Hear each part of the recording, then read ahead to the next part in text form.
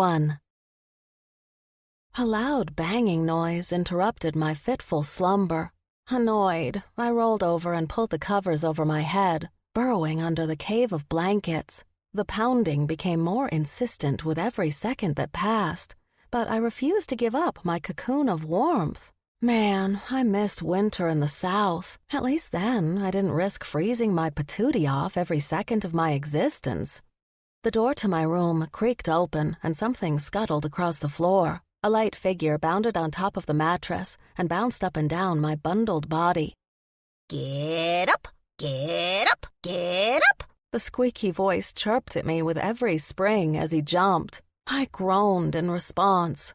Peeling back the quilt covering my head, I saw the silhouette of my roommate outlined by the light shining through the crack in the door. "Just 5 more minutes?" I begged, pulling the blankets back over my head. My tiny roommate scampered up my chest and grabbed the quilt from my fingers. Hey, he said, rapping his little knuckles on my bared forehead. You need to get up. The probation officer is here to check on you. I brushed his touch away and tightened my fingers around the blankets in defense. "I don't wanna," I whined. "It's way too early. I'll bet it's still dark outside." Yeah, the squirrel squeaked, jumping up and down on my torso. His bushy red tail twitched in agitation. "But I don't want them here any longer than they have to be. Know what I mean?" Giving in with a groaning yawn, I threw the covers off and sat up. "What did you steal this time, Nutty?" I asked my squirrel roommate, who scrambled back and squatted in my lap. "Didn't steal. Found some nuts that needed a new home." His beady eyes darted left and right, checking to make sure nobody else could hear him. "And would that new home be inside your tummy?" I pressed a finger into his little potbelly of a stomach. Instead of laughing like the little doughboy did on those television commercials, he flicked his tail in annoyance. "Doesn't matter. Just need the fuzz to go away as quickly as possible. Okay, gotta go clock in at my job. Good luck with whatever new one you get assigned to today. Try not to burn the place down." My roommate bounded off the bed and scampered out the door. It wasn't my first time dealing with the police, magical or mortal, and I doubted it would be the last time. Retrieving my hoodie from the floor where I'd thrown it last night, I put it on and zipped it up over my pajama top. No clock was needed to know that the officer had chosen an earlier hour than necessary to do the probation check on purpose. I hated when those at the top tried too hard to assert their authority. Trudging out of my room in my flannel pajamas, I stuffed my hands in the hoodie pockets, ready to face the consequences of my uncontrolled magic. The probation officer waited just inside the doorway to our small abode, the snow from his boots melting all over our doormat with a cartoon snowman on it that said "Frost Impressions Last."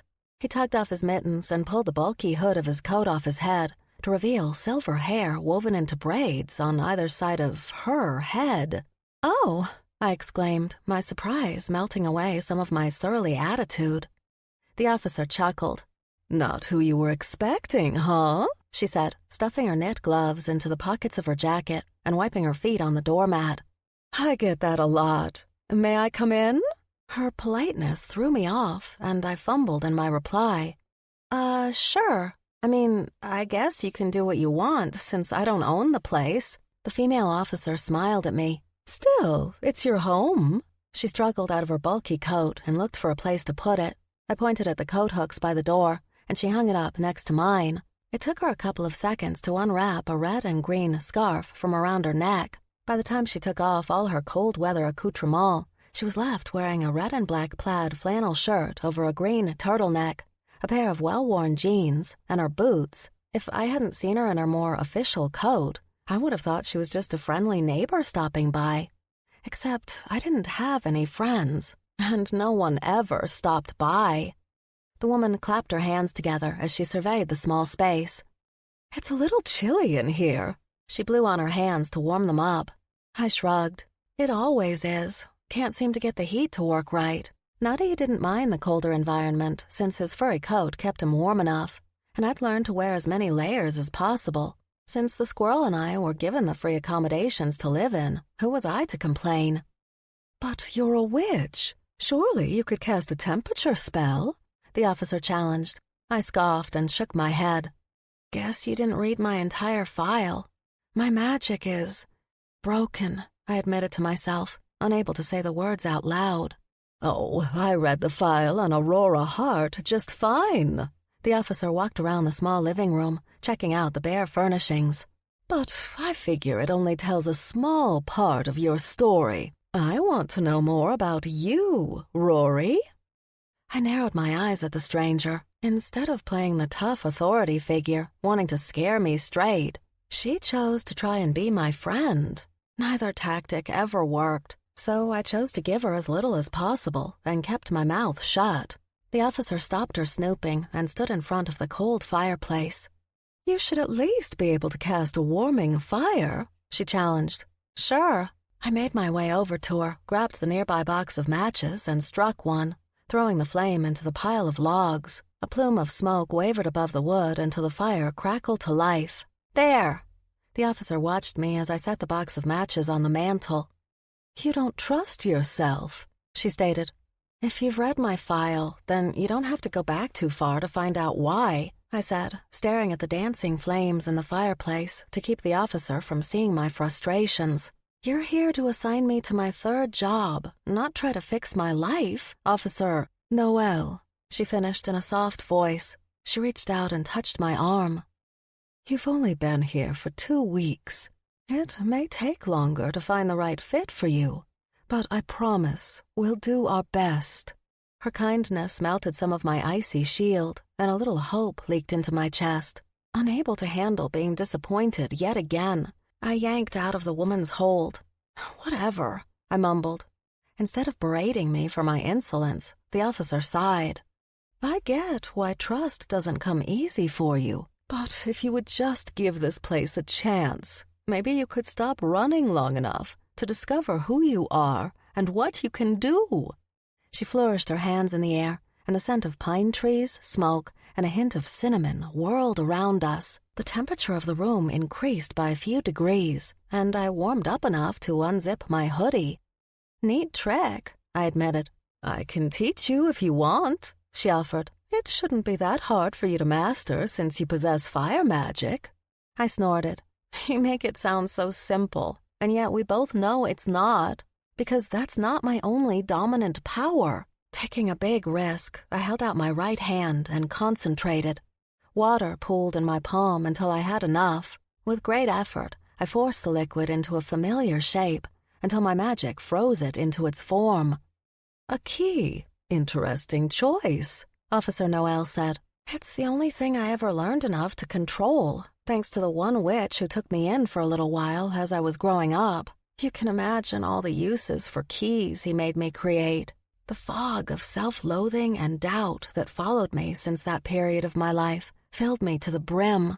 But he dumped me when my fire magic misfired and set off an alarm that got us caught. First and only time I was glad my powers didn't work just right.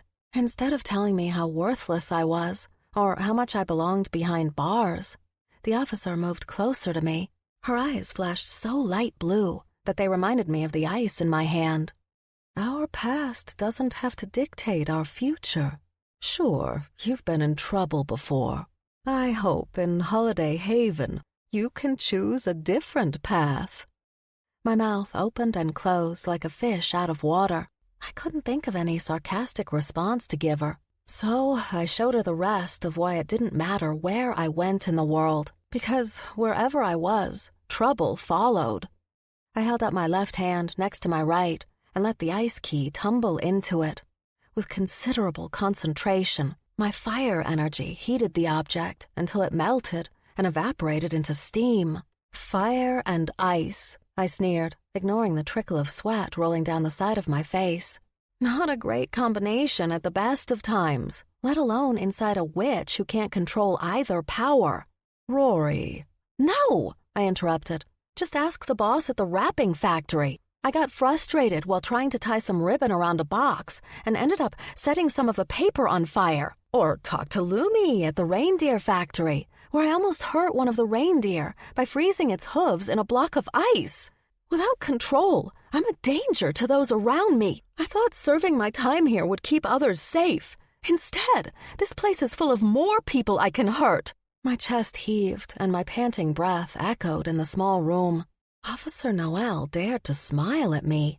You have no idea how special you really are, do you? To have two powerful elemental magics exist inside you? That could only happen in someone who was strong enough to master both. Yeah, I feel really special, I scoffed, staring at my hands.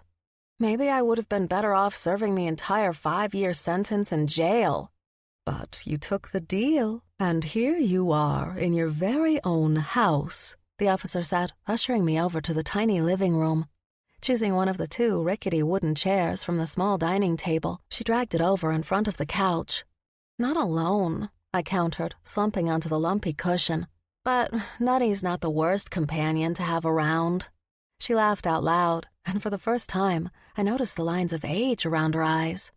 No, he isn't, even if he gets a little too tempted once in a while by his addiction. Glancing behind her at the squirrel's room, she kept chuckling and shaking her head. Nutty's already extended his time here by 2 extra months with his shenanigans. I couldn't help but smile. Never in my life would I have guessed I would end up with a squirrel for a roommate. At the same time, Nutty was about the only good thing in Holiday Haven so far. Do you mind if I fix a hot drink before going back out there? She asked, nodding at the door. A little warm-up might do us both good. Before I could answer, she waved her hand in the space between us, and sparkling snowflakes swirled in the air until 2 steaming mugs manifested on the coffee table. I peeked into my drink, ready to refuse it since I hated cocoa, which seemed to be the only beverage available in the whole town. Who needed so much sweet? I liked my hot drinks just the way my life had been up to this point, bitter, with nothing good added in. A familiar scent hit my nose, and I breathed it in with relish. Is that coffee? Black, like you like it, Officer Noel replied, picking up her mug and sipping on it with a smug smirk. My mouth gaped, but I stared at her in suspicion. Who are you? Someone who wants to see you succeed, she answered, concentrating on her drink and giving me no other clues. I picked up the mug and took a tentative taste. My eyes rolled in the back of my head at the bitter goodness. Oh, sweet Santa, I've missed this. The officer guffawed at my reaction enough to spill a little cocoa. She wiped her wet fingers on her pants. Well, you better drink it all, because you're going to need the strength to handle the next job I'm sending you on. The temporary good mood the coffee gave me waned. Where? Instead of telling me outright, she dug in her pocket and pulled out a folded piece of paper. Be there at 10. She finished the rest of the contents of her mug and smacked her lips in satisfaction, licking off her cocoa mustache. I read the address a couple of times. What business is this? Officer Noel stood up from the rickety chair and considered my question as she made her way to the coat hangers by the door. I think it's better if you find out for yourself.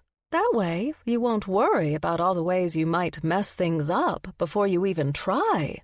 Too late, I mumbled under my breath as she wrapped the bulky scarf around her neck. She grabbed her coat and stuffed her arms in the sleeves. Oh, and Rory, do your absolute best at this job. There aren't an infinite amount of opportunities for you, and I'd like to see you keep one for more than a week. So would I said, jumping to my feet to open the door for her. But I can't help but be worried it will all go badly all over again. The officer hesitated in putting on her mittens. She stuffed them back in her coat pockets and held my hands in hers. Warm tingles spread across my skin, running up and down my arms. With her intense eyes gazing into mine, she spoke low. If you expect the worst, then that's all you'll get. She placed my left hand on top of my right hand, and a strange energy pulsed against my palms. Perhaps changing the way you approach life will open more doors for you, give you new opportunities. Officer Noel released my hands with a wink. With caution, I lifted my left hand away and gasped at what I found. A perfect rose blossom of ice sat in my palm, its crystal petals sparkling. How did you do that? I whispered, cradling the precious creation with great care. The officer chuckled as she pulled her mittens on. The magic was all yours. I just gave it a little nudge. I shook my head in denial, but deep down, I wanted her words to be true more than anything else. How? Officer Noel placed a kind hand on my shoulder. First step is to accept where you are and figure out how to make the best of it. And then you have to fully accept who you are. Do that, and you might have a chance to be surprised at what you can accomplish. She opened the door, and a blast of frigid air burst inside. I shielded my eyes from the whirl of snow that followed. When I recovered and blinked, the kind officer was nowhere in sight. Her disappearance left me with more questions and very little time to pull myself together and get to my new job. Chapter 2. I stood in the middle of the bustling street, clutching the piece of paper with the address that Officer Noel had given me. My awkward position forced a few people to have to walk around me, but my absolute shock kept me from caring too much. The timber of the storefront was painted a dark green, matching the color of the window frame upstairs. Above the door, in bright red and gold letters, was painted, "Yuletide Yummies." Tinny holiday music floated down from some unseen speakers above. Not exactly sure what type of yummies the store sold, I shuffled closer to the nearest display window and shielded my eyes to see inside. Every ounce of space was jam-packed full of holiday scenes built from baked goods. Gingerbread structures rose out of a field of shredded coconut snow, and it took me a second to recognize the loose interpretation of the center of Holiday Haven. Icing dripped off the scalloped rooftops, mimicking icicles. Someone had taken a lot of time to pipe in all of the details to showcase every single store on the main street. Of course, Yuletide Yummies was the star of the entire display, with its tiny windows lit up from the inside. I crouched down for further inspection and saw a minuscule version of the exact display in the window of the gingerbread replica. The door to the store opened, and a sweet scent filtered out onto the sidewalk. "You've got to be kidding me," I muttered to myself. "Who goes to this much trouble?" A tinkling titter assaulted my ears, and a honeyed voice answered my question. "That would be me, Wren Warbler, owner of this store and baker extraordinaire." I stopped gawking at the window and stood up straight to find a grinning woman at least an inch or two taller than me, smiling for all the world like I was her best friend. Her peppered hair was piled up into an elaborate bun on the back of her head. Curled tendrils fell around her face, but they seemed more deliberate than happenstance. A pristine apron hung around her neck and tied at her waist, displayed an embroidered store logo, but not one speck of flour. Odd for a baker. Despite my hesitance about my new place of employment, I forced a smile and introduced myself to my new boss. "Oh, I was just admiring the work that went into the display. I'm Aurora Hart, and I guess I'm your new employee." The warm grin on the owner's face melted. She grabbed me by my arm and dragged me to the corner of the block of storefronts. "Help comes through the back door, not the front. I'll meet you there." She pointed once for emphasis and turned away from me, her frown disappearing as she greeted other potential customers standing in front of her store windows. I chuckled ruefully to myself as I obeyed her edict. Throughout my life, I'd run into all different types of bosses at the numerous jobs I'd started and lost. My relatively short time on probation in Holiday Haven continued that sad tradition. Both the supervisor at the wrapping factory and Lumi at the reindeer sanctuary had been incredible in their attempts to integrate me into their businesses without much drama. It had been my mistakes that had forced me to leave. If this Wren Warbler wanted to scare me straight on my very first day, she'd have to try a lot harder. Somehow, the owner got to the back of her store before I did. She stood in the doorframe, beckoning me to hurry inside by snapping her fingers. Glancing around the small parking lot at the back to make sure nobody else had seen my entry, she closed the door behind us. The earlier warmth she displayed when first we met was long gone. I stood inside a large kitchen at the center of a flurry of activity. Small elves that came up to my waist bustled around, and one of them, carrying a large sack of flour, bounced off the back of my legs. The bag dropped on the floor with a dull thud. Wren yanked on my arm to pull me aside. "You'll need to make sure when you're back here that you stay out of the way," she warned me, glaring at the offending elf with disapproval. He mumbled an apology to both of us, picked up the sack, and scurried away. There were at least 6 others working at different stations around the kitchen. Some sprinkled ingredients into an industrial mixer. Another couple switched between rolling dough out on the marble counter and cutting out different patterns. "That's Flake and Flippy at the mixer, with Buttons being the clumsier one that ran into you." The owner pointed at each one. "Pepper and Ginger are in charge of making more gingerbread cookies. Depending on the design cutout, we can turn those into pretty much anything." I waited for her to introduce me to them, but realized her lack of intentions. I cleared my throat. "I really like the new trend of ugly holiday sweaters," I said, remembering the single treat I'd bought myself after last Christmas when I'd found one stale cookie on sale. Wren blinked at me. "What trend?" "You know, where the cookie is in the shape of a sweater, and icing is used to make it look like all those heinous sweaters with bold designs, like Christmas trees or reindeer," I explained. When she still seemed perplexed, I kept pushing, filling the awkward silence. "People will have parties just so they can wear these sweaters. Not that I've been to one, but I heard about them."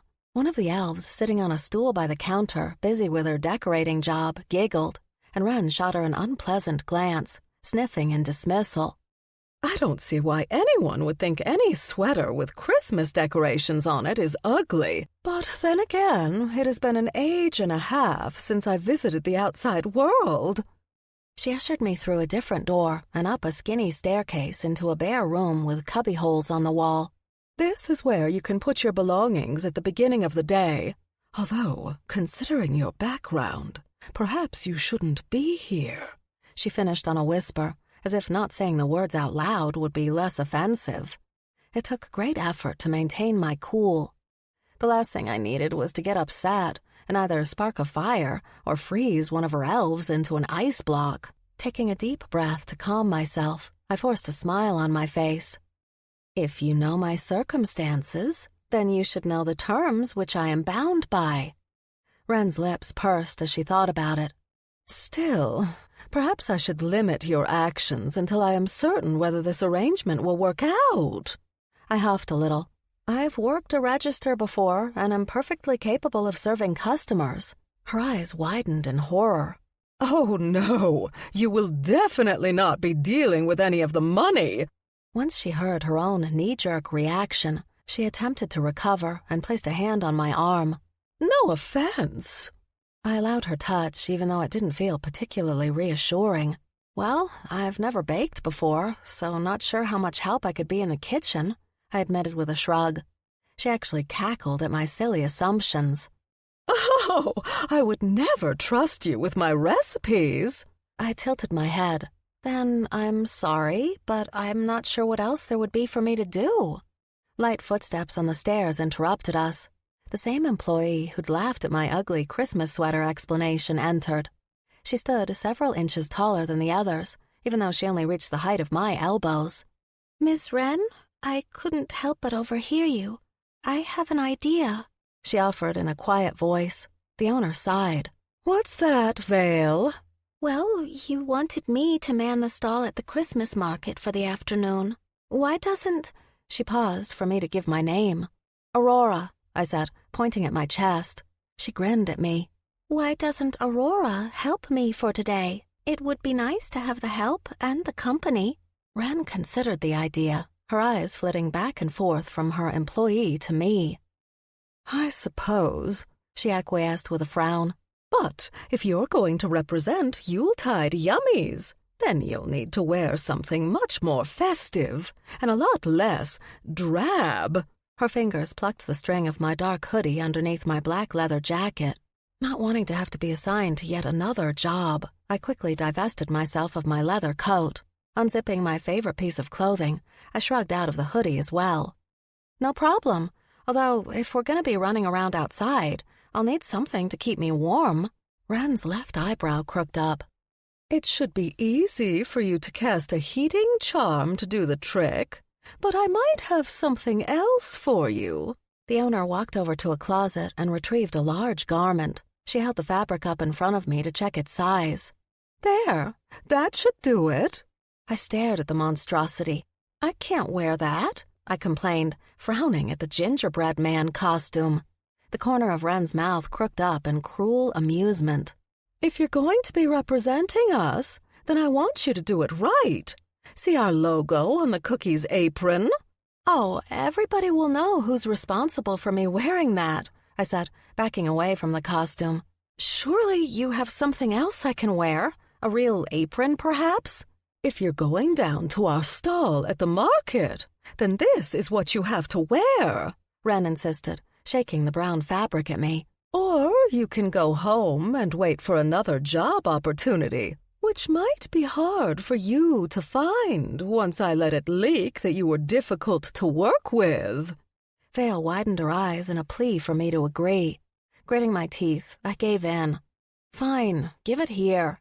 Wren's mood lightened as she got her way. "Excellent. You may change in here, and then help Vale load up the sled to take down to the market. Hand out samples of the Kringle cakes, peppermint brownies, and fruit cake." The taller elf wrinkled her nose. "Oh, not the fruit cake." Wren's mouth curved into a disapproving scowl. "I will be entering it as the store's bakery entry for the seasonal Spirit Awards this year. It would be nice to get some support from the people prior to the voting." To avoid whatever disagreement those two had, I encouraged them to leave so I could change. The costume zipped up over my existing outfit, and I immediately missed my hoodie. Avoiding the mirror by the door at all costs to keep from loathing myself, I stomped down the stairs and endured the snickers and giggles at my expense. "That'll do for now," the owner said, failing to suppress an expression of malicious glee. She handed me a handwritten list. "Here, I've written down some things I'd like you to say when you're handing out the samples." I took the paper from her and read her scribbled handwriting. "Your presence is requested at Yuletide Yummies. You'll be sorry if you miss out on the goodies from Yuletide Yummies. Treat yo elf to Yuletide Yummies." The taller elf covered her mouth with her hand, but her shoulders shook from her giggles. It felt right to stick my tongue out at her, so I did, like the brat that I was. Wren cleared her throat to stop our shenanigans. "Vale, make sure you stay with Aurora the whole time today, especially when she comes back to change. Do not let her out of your sight," she warned, turning to gather her things. My anger got the best of me, and a little flame shot out of my fingers and scorched the floor. I stomped my boot again and again to make sure I didn't catch the entire place on fire. The owner stopped in her tracks. "What was all that commotion?" "Nothing," I insisted, pasting the fakest of fake smiles on my face. Instead of leaving right away, she narrowed her eyes, scrutinizing me. "Vale, I'll be dropping off the order to Carol at the Holiday Haven Inn, so you won't have to do that." "Thank you, Ms. Wren," the smaller girl said, keeping her eyes down. Just as she began to gather her things to leave, Wren paused. "And make sure those charity folks selling their sad little sugar cookies are nowhere near our stall at the market." "But they're selling them for a good cause," Vale defended. "The reindeer sanctuary can use all the help we can give them." I had really liked Lumi and what she did with the retired reindeer. It had broken my heart to have to quit because of my own stupid magic. "Perhaps we could donate some of the proceeds from today's sales," my mouth suggested before my brain caught up. Wren narrowed her eyes at me and took a step closer. "How dare you suggest taking money away from my business?" Vale slid in front of me. "You know, having others witness you donating generously might help sway their favoritism your way." The bakery owner bit her red lipsticked lower lip. "Maybe you're right. Let's make it 1% of whatever we make from the market. I'll make sure everyone knows who the money is from when I present the check to the charity." "Yes, Ms. Wren," her underling replied, moving to stand beside me. The owner grabbed her coat and purse off the coat rack with such haughty force, she almost knocked it down. "I'll be back in time for the Spirit Committee meeting tonight. It would be highly advisable for you to be in attendance. Toodles! She sang out. Vale observed my outfit for the first time, and she surveyed my torture. I would tell you to change back, but the chances that one of her minions would tattle on you is too high. I don't want to get you in trouble on your first day.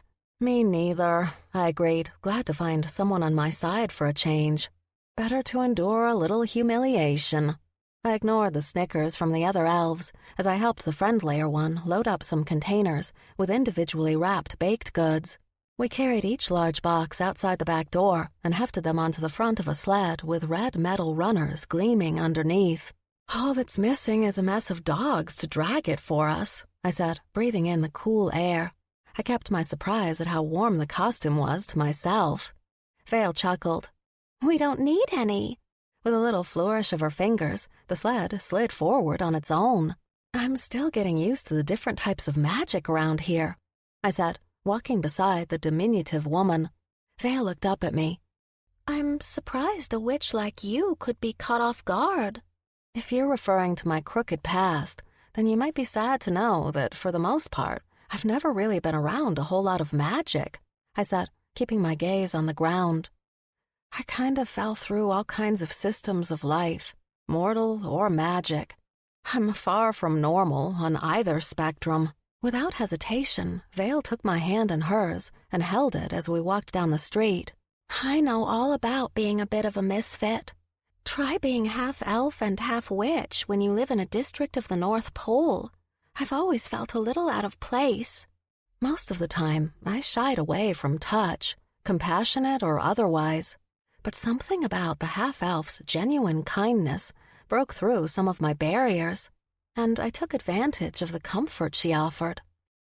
It even helped when others snickered at my costume as we ventured down the street towards the stalls for the outdoor market.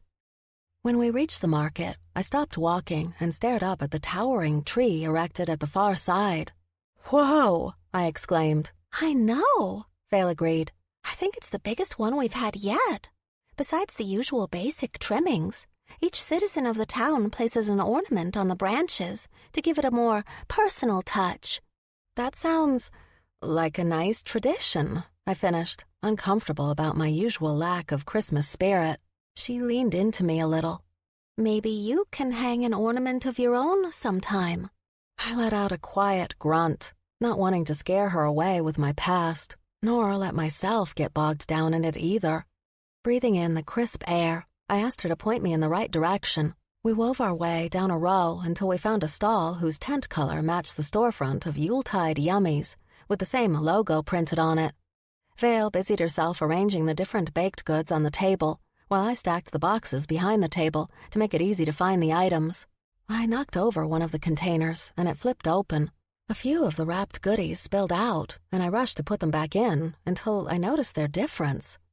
Vale, what are these? I asked, holding up a cellophane bag with a red and white ribbon tied at the top. Oops, pretend you didn't see those, she said, rushing over and snatching the bag out of my hand. Ms. Wren would be upset if she saw these mixed in with her baked goods, but I promised to bring them for a few people. I examined the box of extras. Did you make them or something? Vale blushed. Yes, I'll admit, baking isn't exactly my passion. Chocolate and candy are. She untied the ribbon and offered me what lay inside. Here, try one. Although I didn't prefer sweets, I refused to hurt her feelings. Taking one of the dark brown treats with dark pink stripes, I stuffed it in my mouth. The second I bit through the chocolate, I moaned in delight. Holiday hexes, that's so good, I mumbled, trying not to chew with my mouth open. That might be the best thing I've ever tasted. Vale's cheeks darkened from light pink to bright red like Rudolph's nose. Thanks, she whispered. I'm not kidding, I reassured her. And I'm a tough customer since I typically don't like anything sweet. But this is like the perfect combination of a little bitterness plus the tartness of some sort of fruit. It's a dark chocolate and raspberry truffle, she explained, closing the bag and tying the ribbon around the top again. You might as well keep this bag for yourself. I glanced down at my silly costume and patted it all over. Where would I put it? We both giggled at my predicament. She placed the bag by the sled. You can have more when we're done here. But first, we've got to get you out there so you can have a first good day at work. Vale picked up the loaded tray of samples to hand to me. I accepted the platter, but hesitated. Do I really have to say all those things our boss wrote down? My cohort widened her eyes in shock. What? You think you can't handle it? With a groan, I rolled my eyes. Not you, too. Vale pushed me from behind out the back of the tent. For such a short lady, she had a lot of strength. Come on, you can do it. I believe in you. As soon as I exited our stall, I stood for a moment in the shining sun. Not once in all my life had anybody said those words to me with such sincerity. It took me a second to tamp down the wave of emotions rising inside of me. With a big sniff, I took on the challenge of being someone worthy of her faith. Moseying through the crowd in my ridiculous costume, it didn't escape my notice how a little bit of happiness filled my heart and squeezed out my usually morose mood. It became easier and easier not to wince when repeating the silly puns to advertise Yuletide yummies as the day progressed. I had to return several times to the tent to reload samples of the other 2 baked goods, but never more fruitcake. And each time, Vale made sure to keep my spirits up with encouragement and kind words. At the end of the day, I returned to the store stall, and exhaustion settled over me. I rubbed my jaw. I swear, I don't think I've ever forced myself to smile as much as I have today. Vale counted up the money she'd collected, pulling out a small amount and setting it aside. I hope at least one of those smiles was genuine. Did you have a good day? I gave her question some thought. You know, it wasn't half bad. I set the tray of leftover samples down. Except I couldn't get rid of all the fruitcake, and I really tried. The smaller woman picked up one of the sample squares and popped it in her mouth. There, she said through her full mouth. That's at least one less piece. And believe me, Ms. Wren will definitely count all the leftovers. Without hesitating, I popped one in my mouth. The second I bit into the thick cake, I regretted it. It took me several chews to get to the point where I could talk. She wants to enter this into some contest? Vale swallowed her bite with a grimace. The Seasonal Spirit Awards. They're an annual event, and each of the towns that make up the entire district of the North Pole compete to see who has the most spirit. And she thinks her fruitcake will win? I asked, accepting a gulp of offered cocoa to wash down the last of my bite. All the flavors combined caused me to shiver in disgust. Oh, Wren Warbler takes the SSAs very seriously, Vale exclaimed with wide eyes. She's been the head of Holiday Haven's committee for several years now. Has the town ever won? I asked, helping to load the last of the containers on the sled. Vale sighed. Not once. We've come close, but that's not good enough for Ms. Wren. She's determined for our town to win this year. Once you're around her long enough, you'll see how scary she can get about it. If I were you, I would avoid tonight's SSA meeting.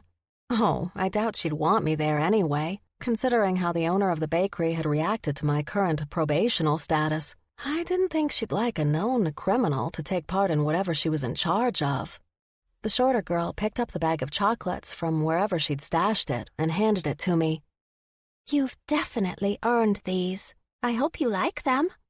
Wanting to get rid of the fruitcake and cocoa taste in my mouth, I unwrapped the crinkly package and picked out one of the truffles. I moaned in absolute pleasure. Not that I'm an expert, but I think these are fantastic. Why are you working at the bakery and not in your own shop? If that's just a sample of your talents, then I'll bet you'd have tons of customers lined up for your chocolates. Renting space costs money, and I've almost got enough saved to qualify for a loan, she said, her brows furrowing. Mama and Papa offered to help, but this is something that's all mine. I wanted to do this on my own. I tipped my head to the side. I get that. I've been saving every penny from working at Yuletide Yummies, but Ms. Wren keeps me so busy that it's hard to find the energy at the end of the day to work on my own stuff, Vale confessed. I've been half wondering if I should ask her to sell some of my stuff on commission rather than trying for my own place. And let her take some of your profits? I scoffed, wondering if the haughty owner would try to take the credit for the delicious candies, too. She shrugged and pushed the sleigh out of the back of the tent. At least it would be something. And maybe she could help me build my reputation. But thanks for the compliment. It's nice to have someone believe in my work. Ditto, I declared, offering her a sincere grin. Vale handed me the stack of money she'd kept off to the side. Come on, Aurora. You can help me donate this for the reindeer sanctuary.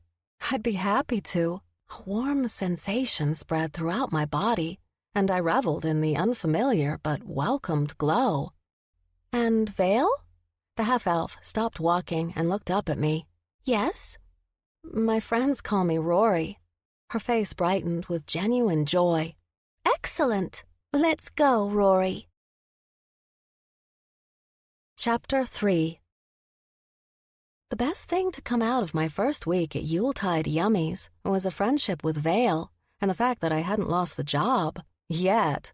Because Christmas was fast approaching, the hustle and bustle of the market kept both of us busy and out of the bakery almost every day. Except today. When I arrived, I found the kitchen devolved into a mass of chaos. I almost got knocked over by Buttons again as he scurried around the kitchen carrying ingredients. Instead of the usual elves manning the mixer, Wren stood over the industrial machine, supervising every ingredient going into it.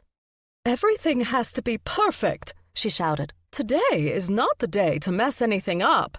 "Why?" I asked, stepping out of the way of Pepper carrying a tray of cookies fresh out of the oven. Wren gawked at me as if I'd grown a second head from my neck. "Santa's sleigh! It's arriving today to help kick off the beginning of the seasonal spirit awards." I snickered at the thought of everyone getting excited about a simple sleigh, until I felt the weight of everyone in the kitchen staring at me with disapproval. "It's a big event that we all look forward to, and it's the reason you're getting a free afternoon off, Missy," the owner scolded. "You would be best to respect our traditions if you want to fit in at all." The door from the front of the store swung open with a bang, and Vale entered the kitchen with a frantic expression. "Clarence over at the pub just called. With the increase of traffic today, he wants to add to his typical order for more mince pies, plum puddings, and shortbread cookies." Wren stopped monitoring the mixer. "Well, he should have thought of that before the last moment." She shook her head before returning to her position of control. "I swear, I would think a vampire who's been around as long as he has would know better." "There's a vampire living in the North Pole?" I asked in total confusion. Vale waved at me. "Several, actually. All types of supernatural beings are welcome to live and work here, but Clarence runs Wet Your Wassail at the end of the next block. It's a typical British pub with all the usual fixings. Plus, he brews some really good beer." "Does he call it Holidale?" I joked. Several of the elves snickered, and Wren cleared her throat to get everyone back on task. "Could we please stay focused? With the big arrival today, we're going to be busier than Santa on Christmas Eve." "Actually, that's the other reason I came back here. I'm getting slammed up front. Can Rory help me?" the half-elf asked. The owner scowled at her employee over the glasses set at the end of her nose. "Who's Rory?" "That's me." I raised my hand and waved it at her. Wren looked me up and down. "If it were any other day, I wouldn't allow it. But since we've got to sell as much as possible before we close down for the big event, then I don't really have a choice. Change out of your door clothes and wear one of the clean aprons." I bounded up the stairs to the room above, happy to shed my leather jacket and black hoodie, as long as I didn't have to wear another silly costume. Rushing back down to join Vale, I skirted the edges of the kitchen and pushed my way through the swinging door to the front. A large group of customers crowded the place, and a line extended from the counter almost out the door. All eyes fell on me, and I ignored the heat rising in my cheeks from all the extra attention. "Rory, thank goodness," Vale exclaimed, handing me a white box. "Fill this with 4 snowballs, a hot chocolate, and half a dozen of the Santa's hats." Panic froze me in place. "I don't know what any of those things are," my friend reassured me with a quick grin. "Here, I'll show you." She pointed at all the different trays of goods. "These cookies dusted with powdered sugar are the snowballs. The hot chocolate isn't a drink. It's a dark chocolate brownie with a little chili to spice it up and a toasted marshmallow topping. And these are cheesecake bites. Using some tongs, I picked one up. Oh, I get it. The strawberry on top with the whipped frosting around the edge makes it look like Santa's hat. It took me several orders to figure out the names of all the baked goodies, but I finally hit my stride, glad to be able to do something that didn't require my humiliation and wouldn't result in my magic going haywire. When we came to a lull in customers, Vale pulled out several empty trays from the display case. I'll go get more and bring them out. Do you think you can handle things on your own? I flexed my hands, hoping my magic wouldn't misfire under pressure. Sure. The bells hanging from the door jingled, and a tall man with brown hair and the greenest eyes I'd ever seen walked in. My breath caught at the sight of him, and his eyes flashed to mine as if he heard me. A different kind of heat rose in my cheeks, and I picked up a nearby towel to wipe down the top of the counter. My entire being hummed in awareness of his slow approach, but I kept my gaze down.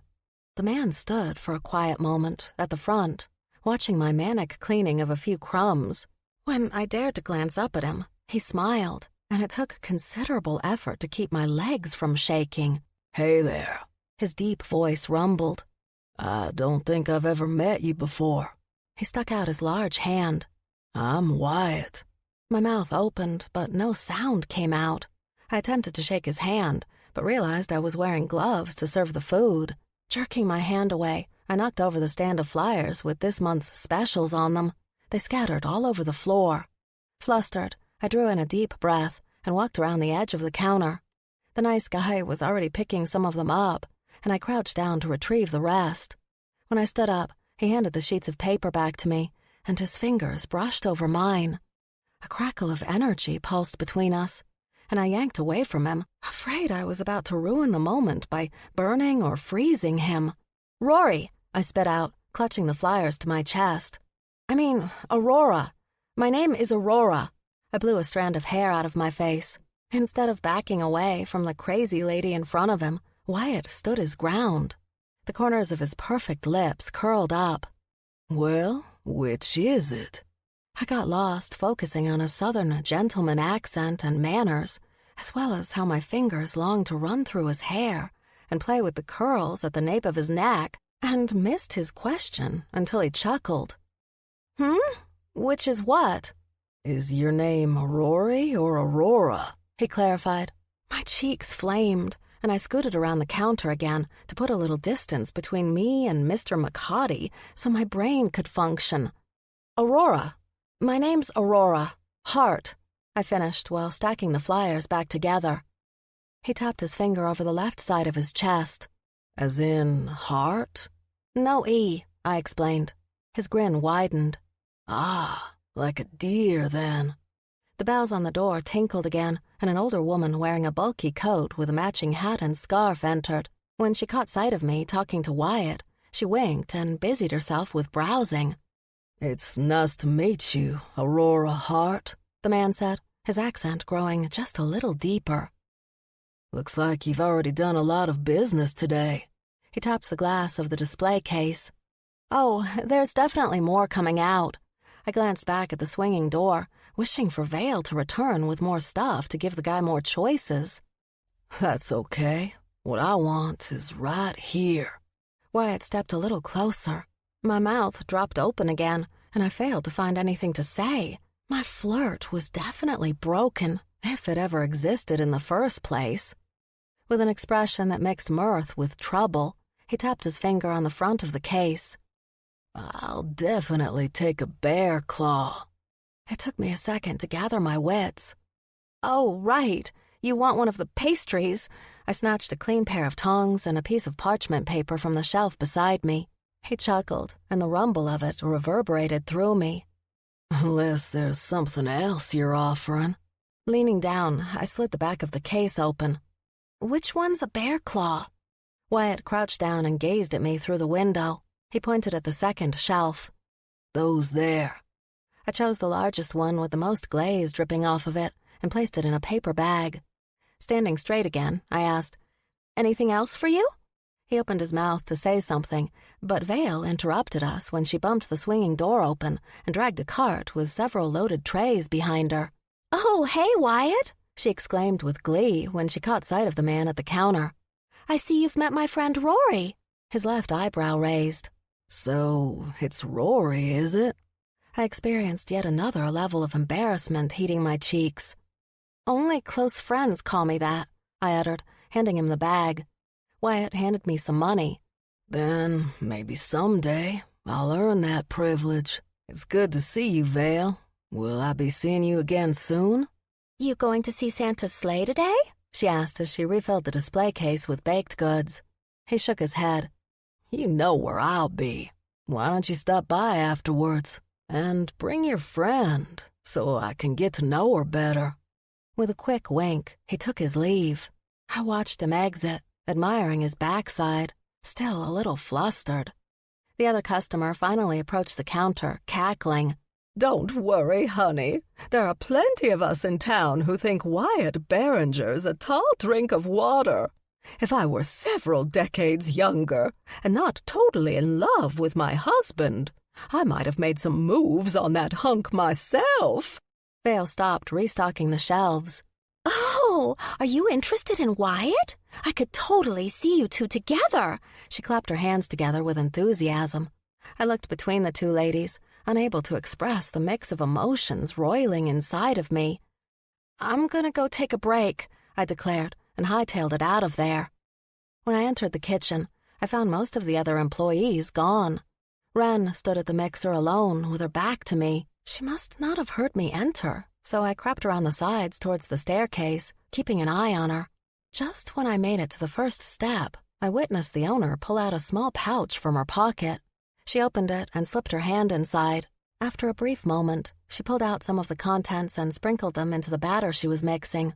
I leaned forward to try to find out what she was adding, but the change in my weight caused the first stair to creak, and she jolted at my presence. "Oh, I didn't hear you come in," Wren said, closing the pouch and stuffing it back into her pocket. I held up my hands, a bad habit from all the times I'd been caught doing something I wasn't supposed to. "I didn't mean to intrude. I was just going to take a break. Where's everybody else?" "We're done with most of the baking today, so I told them they could go ahead and head to the town square for the big event early," she replied. "I'll be closing down the front of the shop in about an hour. We'll sell what we have left out there and call it a day." "Sounds good." Instead of bolting up the stairs, I changed my mind about taking a break and headed back out to join Vale. I couldn't get what I'd just seen out of my head. What in the world was Wren adding to her mixture? After telling my friend we only had an hour left, I tried to find a moment to tell her about what I saw, but the number of customers increased until we sold out of every cookie, cake, and bear claw. Even though Vale and I were left alone after she locked the front door, we still had to clean up everything and get things ready for the next day. We got so busy that I forgot about my question until we both entered the kitchen to finish up. Wren placed cellophane-wrapped goodies she'd been working on in a lined basket. "There. Now I can hand these out to remind the townsfolk of our duty to win the seasonal spirit awards." Vale shot me a sideways glance, and I stifled a smile. "I think it's Holiday Haven's year," my friend chirped. "It better be," the bakery owner barked. "I don't want to win just the baking category. I want the whole thing. I can't wait to see Blanche Caulfield's face when I win it all." "You mean when the town wins?" I corrected. Wren realized her mistake and sniffed in dismissal. "Of course, that's what I meant." She picked up the basket. "Lock up when you leave. Be here all the earlier tomorrow." Townsfolk of all ages lined the street, all the way down to the main square. Vale and I scarfed down some ho-ho hot dogs and split a fa-la-la-lawful from a pop-up vendor at the edge of the market. After we satisfied our empty stomachs, we wound our way through the crowd to find the best view possible of where the sleigh would end up in front of the ginormous Christmas tree. The chaos of excitement and noise put me on edge.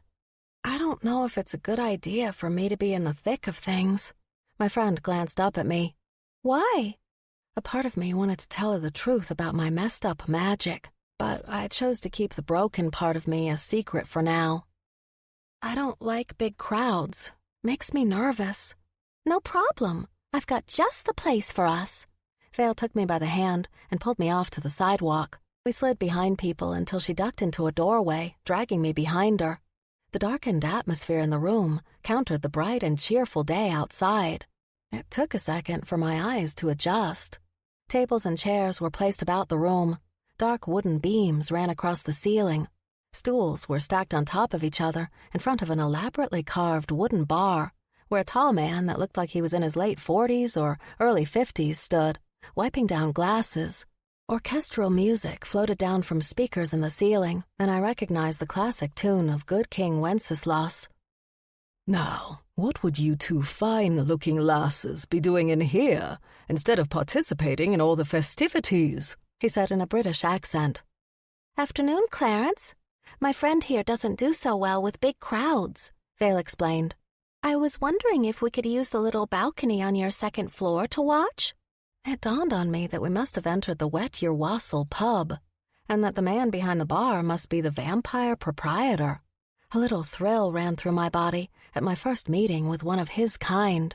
As if sensing my mix of fear and excitement, he grinned, flashing his fangs at me. I'm not one for big gatherings either. If you don't mind me accompanying you, I would be happy to host you. It's upstairs and to your right. Vale led the way, and we climbed out of a window to stand on a narrow metal balcony. From this height, I could see the whole layout of the town square, with all of the people milling about in excited anticipation. Not being in the middle of things calmed my nerves, and I didn't fear any of my usual magic misfirings. Clarence climbed out of the window to join us, bringing with him a tray. I didn't know what your preferred libation might be, so I brought a little of everything. There's cider I have imported from England, a yummy gin and tonic from my own secret stash, and a pint of my home-brewed ale. After Vale took the cider, I chose the pint in order to taste the drink that the elves at Yuletide Yummy seemed to like so much. It took a simple sip to know just how good it was. That's amazing, I declared, lifting the glass in the air to toast its maker. He grinned in appreciation. I think so. Vale nudged me with her elbow. Tell him the name you came up with for it. You tell him, I muttered low to her, trying to ignore her insistent pokes. My friend huffed. But you came up with it. Tell him, she pleaded. Clarence finished a sip of his gin and tonic. Well, now I'm positively intrigued. What name would you bestow on my brew? With it being 2 against 1, I gave in. Fine, but you'll probably think it's silly. I called it Holidale. The vampire threw his head back and chortled heartily. By Jove, that's not half bad. I think that's a fine name that the customers will enjoy. It's all yours, I offered. A loud cheer from further up the street caught our attention, and we leaned out over the railing to see the source. At the very top of the main street, I spotted a large red object being escorted down the middle of the snowy road. Elves in red and green fitted tunics with a giant white SS displayed on the front flanked each side. A giant white and furry being followed close behind. Is that an abominable snowman? I asked in absolute awe. Vale buzzed with eagerness beside me. Santa's sleigh is coming down the street, and all you care about is one security detail Yeti? When I'd agreed to my 1 year of probation in the North Pole, I had no idea what spectacles and variety of supernatural lives I would be exposed to. And if there were this many wonders here to explore, then maybe the year would go by faster than I thought. The noise of the throng rose to such an extreme decibel that I cringed even from my high vantage point. The closer the sleigh came, the more I could detect the details on it. Its wooden frame had a fresh coat of bright red paint. It had gold and green filigree, intricate decorations accenting the sides. The black rails of the sleigh slid across the snow, leaving clean tracks behind it. I thought it required reindeer to move, I shouted at Vale. She squealed and waved as the sleigh neared us. They help guide it in the air and on the landings, but it's fueled by Christmas spirit, which is why it gets taken to all the different towns that make up the whole North Pole district right before the SSAs. It's when we're all at the top of our game. As the revered vehicle got closer, a strange sensation fell over me. Maybe my resentment at my lack of holiday celebrations in the past didn't matter. Perhaps I could find the joy and happiness of the season right here and now. But that didn't make sense because I never liked Christmas. What was happening to me? I shook my head, trying to clear away the fuzzy fog filling it. Clarence placed a cold hand on the back of my neck, and the world focused into clear view again. It's the effects of the sleigh. It'll pass in just a second, he explained. Thanks, I uttered, taking a few gulps of the ale to help steady myself. The security elves parted the crowd in the town square to give way for the sleigh to reach its final destination in front of the huge tree. The Yeti stood right beside the precious object, while the elves created a perimeter to keep anyone from getting too close. There will be a few speeches made by the judges of the awards, and then they'll let people get closer. Want to go down and see it? Vale asked, leaning over the edge of the railing to see as much as she could. I will need to stay here to man my bar, as I hope several of the onlookers will stop in for dinner and drinks tonight, Clarence said, draining the last of his gin and tonic and finishing with a satisfied sigh. Rory? My friend glanced up at me, the silent plea in her eyes hitting me right in the feels. Against my better judgment, I agreed. We helped bring the empty glasses back downstairs and thanked Clarence for his generosity. For such a short girl, Vale proved her fierceness as she plowed through the chaos of onlookers to get us closer to the front. I feared experiencing the strange effects of the sleigh again, but I didn't want to disappoint the half-elf after everything she'd done for me in such a short amount of time. While we stood in a makeshift line to see the sleigh, I heard a familiar voice raised in anger near us. Nudging Vale, I pointed out Wren arguing with another woman.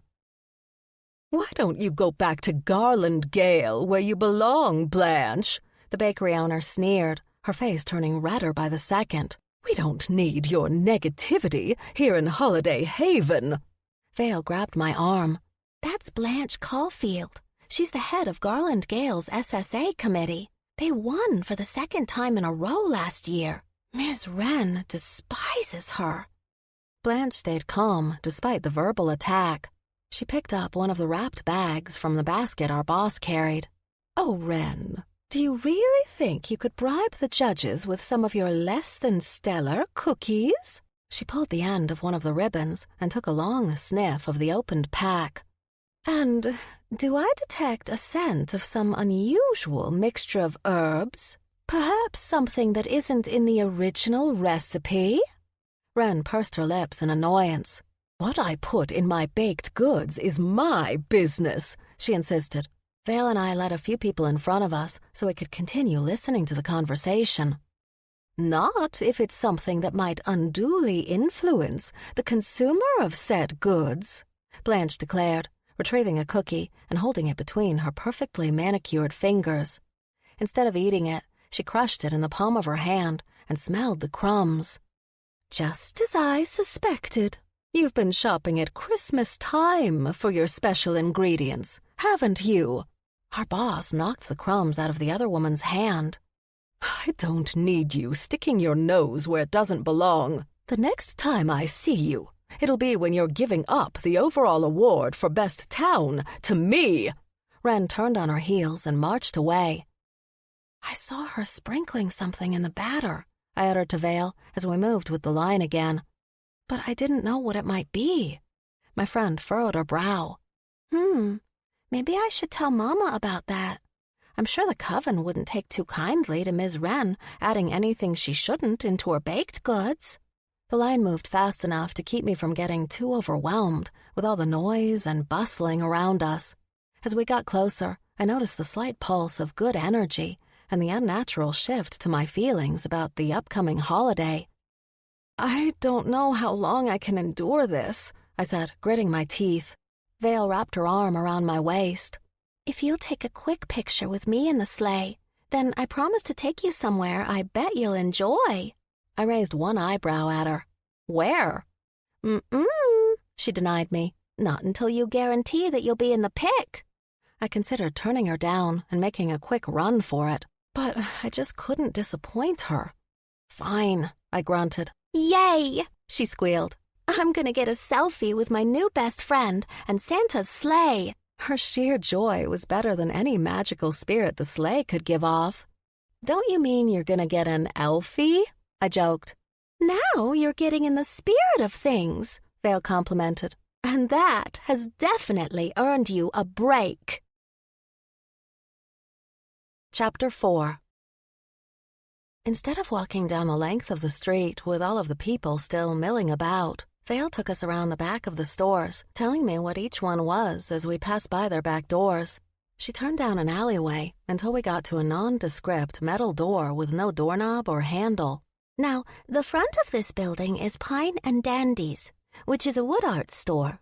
But the owner, Amos, went through some things a few years ago and hasn't been as regular about keeping the store open, she explained. So those of us who want to go here have learned to use the side entrance. I didn't understand why my friend thought I'd enjoy shopping for things made out of wood, but I stayed quiet so as not to ruin her fun. There are 2 ways to get in. One is to figure out the secret password. Once spoken, the door will open. Let's try this one. She cleared her throat and spoke a little louder. Hocus pocus. With anticipation, I waited for the door to unlatch or swing open. Nothing happened. I guess that one's expired. How do you figure out the correct password?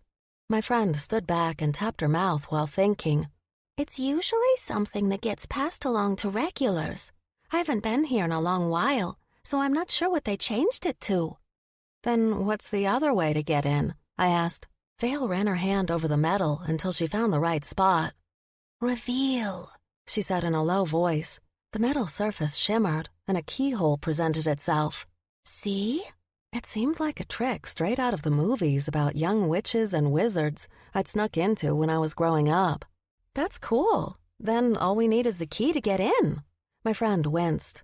Yeah, the problem is since I wasn't planning on coming here, I didn't bring it with me. I guess we'll have to wait for another time.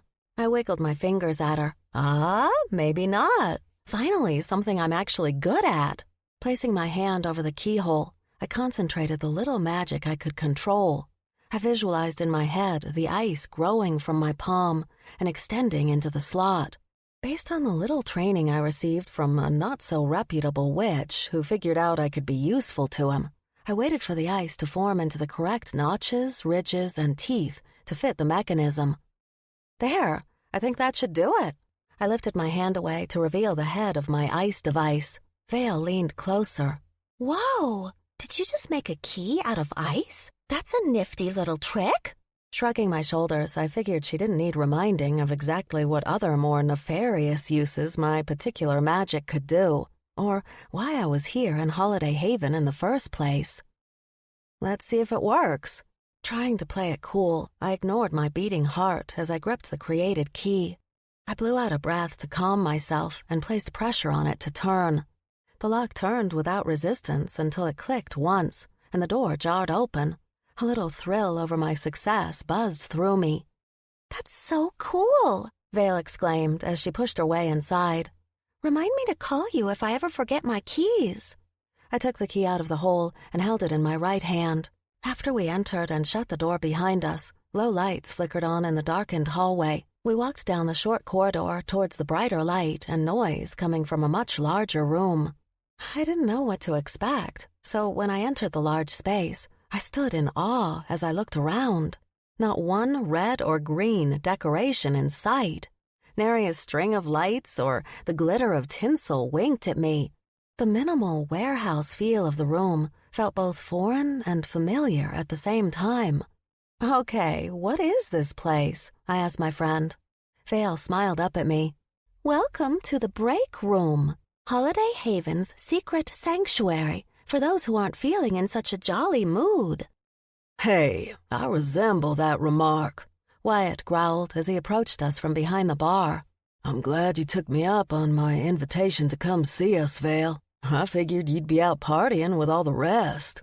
He turned his attention to me. And I'm glad you brought your friend with you. Hey, Rory? I narrowed my eyes at him. I told you, only my friends call me that. and I don't have that many in the first place. Well then, welcome, Aurora, He corrected himself with a sly twinkle in his gaze. That's a beautiful name anyway. It kind of fits. I grimaced. Do all the girls fall at your feet when you use corny lines like that? The hot guy grinned. I never say what isn't true. And I meant that your name fits with you living here in the area of the North Pole, where we have the Aurora Borealis. He pointed at the ceiling. I looked up at the industrial-like ceiling with pipes running across it and metal lamps hanging down. I don't get it. The Northern Lights, Vale explained. You know, the cool colored lights that appear in the night sky? A little embarrassed, I shook my head. I don't think I've ever seen them. Now, that's something we're going to have to rectify soon, Wyatt exclaimed. You can't live here and not experience their wonder. Plus, all of the area is fueled by the energy of the auroras. They're a clean source of power. My short friend punched the big guy in the arm. You just like to burn it all up in your converted snowmobile. Wyatt ruffled her hair. What can I say? I like the wind ruffling through my hair at high speed. He tilted his head at me. Any chance you'd like to go for a ride with me sometime? The word yes wanted to leap out of my mouth, but I swallowed it down. Maybe, I said, offering a sliver of hope. I'll consider it if you ever earn the right to call me Rory. He grabbed my hand and held it in his. I like a challenge. His brow wrinkled. What's in your palm? Oh, I'd forgotten the key. It's how we got in. With a flourish, I revealed the remnants of my magic. He tried to take the key from me, but I snatched it away from him and switched it into my other hand. Risking a little fire magic into my palm, the instrument of ice melted into a small puddle and then evaporated into a puff of steam. With a smug smile, I waved the empty hand at him. Impressive. Wyatt nodded, his green eyes flashing with admiration. There was a time in my life where I would have found that talent very useful. But not now? I pressed. He held up both hands. I'm on the straight and narrow now and have a good thing going here. I'm not doing anything to jeopardize it. Something about his tone told me there was much more to his story. But since he didn't give me anything else to go by, I held back the slew of questions that flew into my head. However, I suspected that he and I had a lot more in common. Well, I'm glad you're both here to take a break, Wyatt said, directing us back to the bar. He stepped behind it while Vale and I perched on 2 wooden stools. What can I get you to drink? And let me preface this by saying if you're looking for something sweet like cocoa, you'll want to go to the Candy Cane Cafe instead. I wrinkled my nose. I don't like cocoa or anything like that. I'm dying for some coffee, bitter and hot, but no one here makes any. Just coffee? I can handle that. Wyatt winked at me and yelled out, Hey, Nutty, can you pour this lady a cup I brewed from my personal stash? My roommate scampered over the surface of the bar and stood on his hind legs. Hey, you sure you want some of his coffee? His tail twitched, and he cocked his head to the side. Pretty sure it's so strong that it'll keep you awake until New Year's. Although maybe that might stop you from snoring.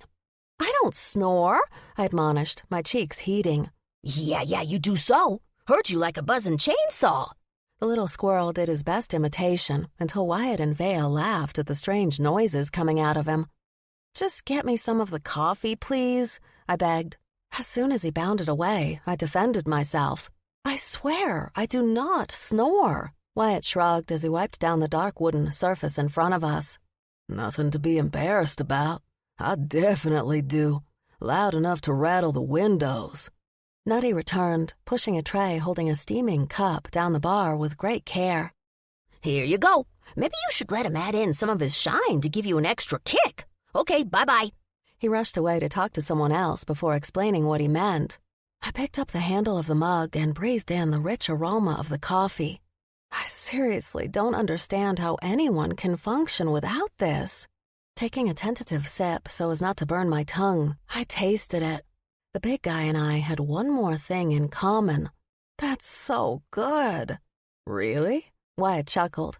I didn't think there was anyone else in the world who would like their Java strong like mine. Then you've been hanging out with all the wrong people, I declared, enjoying the bitterness of another sip. I'll let you call me Rory all you want if you'll fix me a cup like this each and every day." The man beamed with joy. "That is a deal I will definitely take you up on." He pulled something out from underneath the bar top on his side and set it on the surface. "Let me know if you want something a little extra." I stared at the clear liquid sloshing in the mason jar. "What is it?"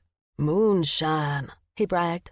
"My grandpappy's recipe. I've got a still on my property where I make it just like he used to in the Great Smoky Mountains. It's a little piece of my former home that I brought with me." "I thought I recognized a little South in you when you spoke," I said, smiling at him. "Tennessee or North Carolina?" "You know the area?" he asked, his eyes widening with wonder. "My clan is from North Carolina. Sometimes I really miss it there. Whereabouts are you from?" My excitement over the good coffee must have gone straight to my head, and I had allowed the conversation to be drawn back to me and my past. "Oh, here and there. I'm not truly a Southerner, more of a wanderer, but I liked what I saw when I visited this one place. I forget what it's called, but it's got a famous road to nowhere that happened when a town got flooded." "Ah, Bryson City," Wyatt filled in for me. "That's where we'd go to pick up supplies. Huh, fancy someone who knows my neck of the woods living all the way up here." I felt the heat of someone staring at me, and I turned to face my friend. Vale had been watching our exchange in gleeful silence. "Don't mind me. Pretend I'm not even here." "Aren't you going to order your own drink?" I asked, wanting her to stop making it weird. "I'm not really into the harder stuff."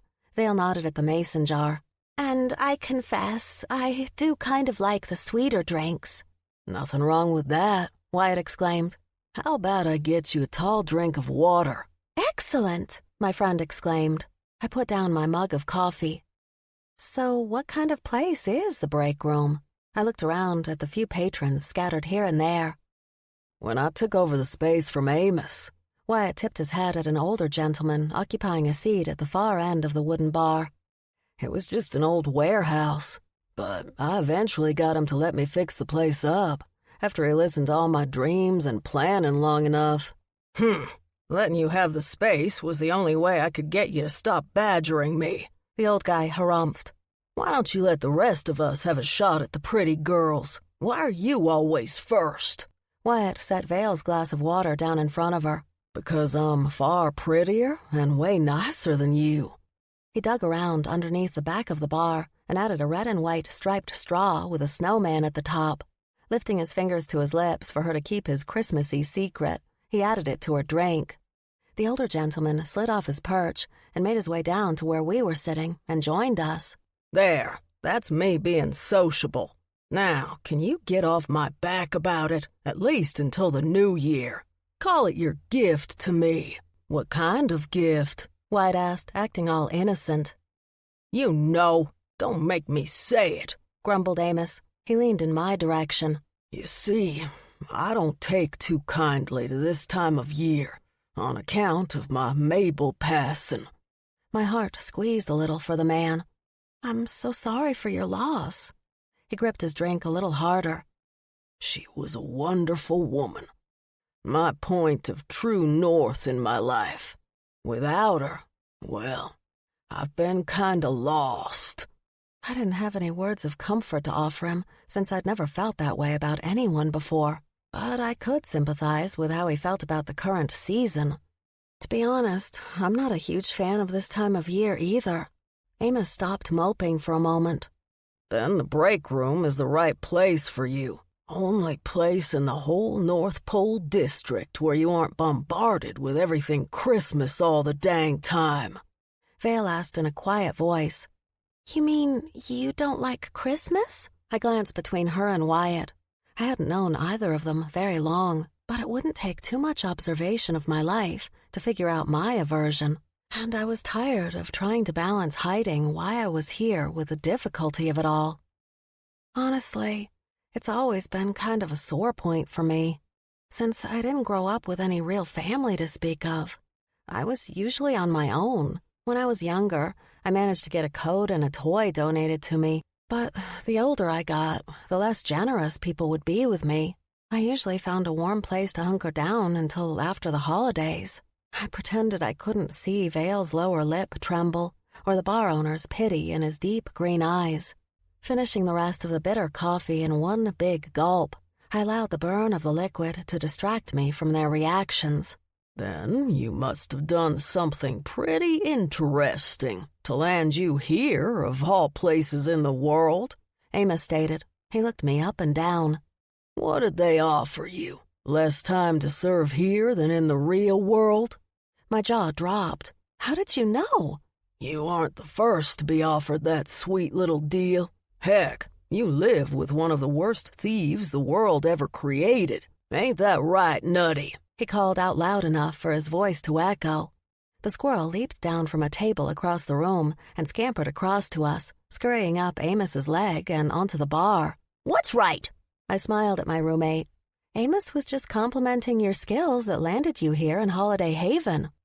Nutty scratched his ear with his hind paw, almost tipping over. Can't help it. I see a nut, and I've got to have it. Even though I happen to know you've had extra time added to your probation period, I accused. The squirrel shrugged his tiny shoulders. I like it here. What's more time? Vale leaned forward so she could see him past me. Or you could try not stealing and still live here once your time is up. Could, admitted Nutty. But if people keep leaving their nuts out and I see them, what am I supposed to do? Leave them alone, or use your Kringle credits that they gave us on our arrival to purchase some, I insisted.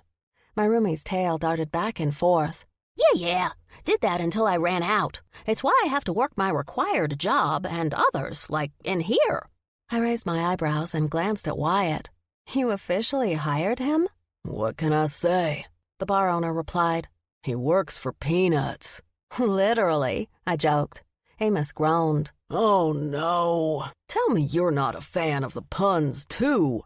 Vale giggled. Rory's actually come up with some good ones. Look, we took a picture with Santa's sleigh together, and she called it an elfie. The half-elf passed her phone around. You know, for someone who doesn't take to the season all that much, you sure do look happy, the older guy accused. I took my friend's spell phone from him and studied the picture. He wasn't wrong. I think it had more to do with the company than anything else. Or maybe that heart beating in that chest of yours isn't as cold as you pretend it is. Amos countered with a quick wink. Before you know it, you'll be deciding to stay here after your term's up, too. Vale took her phone back from me. I kinda hope so, she whispered low to me. You know what? It's getting a little too morose around here, the tipsy man declared. Since it's a little my fault. More like a lot'll, Wyatt interrupted. Amos ignored him. Then I'm gonna buy everyone here a round. We could all use a little cheer. Wyatt clapped his hands together. What'll it be? Shots? I pointed at the mason jar. If that stuff is at all as potent as I suspect it to be, I'm guessing it would be a very, very bad idea. Sounds like a plan, then. Amos cackled. One for each of us. I looked at Vale to see what she had to say. She bit her lip in hesitation. Other than the cider at the pub, I don't really imbibe much. You don't have to if you don't want to, I insisted, not wanting to be a bad influence on her. Or if you're feeling adventurous, Wyatt added, I could make you an apple pie shot with my moonshine. My friend stopped worrying for a second. So it might taste sweet? Just like a slice of apple pie, the handsome bartender promised. Oh, heck, make us all one. Amos clapped me on the back. Well, little lady, let this be your official welcome to the Humbugs. My head throbbed as if someone had a hammer and was slamming it directly onto my brain. Even opening my eyes felt like too much effort. I groaned and wiped the line of drool hanging off the edge of my cracked lips with the back of my hand. It took me a second to realize that some of my pain came from my tiny roommate pounding his feet up and down on my noggin. His little upside-down head filled my limited vision as he leaned over my forehead to get my attention. Get up, he insisted. Why are you so chipper? I rasped, trying to swallow but failing since my mouth and throat were as dry as a desert. And how did we both get home? The squirrel scrambled down my tangled hair and stood on my chest. Doesn't matter. Right now, you gotta open your eyes and see. We've got problems. I tried to follow his instructions, but only managed to prop up one eyelid. What's the big deal? With quick movements, he dragged the newspaper from the foot of my bed.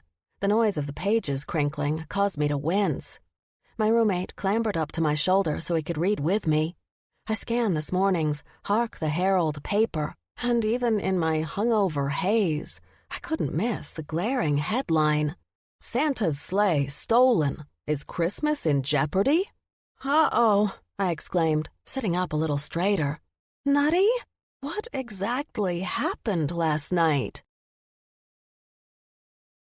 Chapter 5. I winced against the sunlight beating down on my still pounding head while dressed in a Christmas tree costume, standing near the actual town tree and holding the tray full of today's samples. Even though my entire body screamed at me to go home and wallow underneath the bed covers until I recovered, I had gathered all my strength and wits about me to make it to work. My squirrel roommate was right. We needed to act normal and go about business as usual to keep any suspicions of our involvement in the theft off of us. However, working within close proximity to the crime scene did nothing to calm my nerves.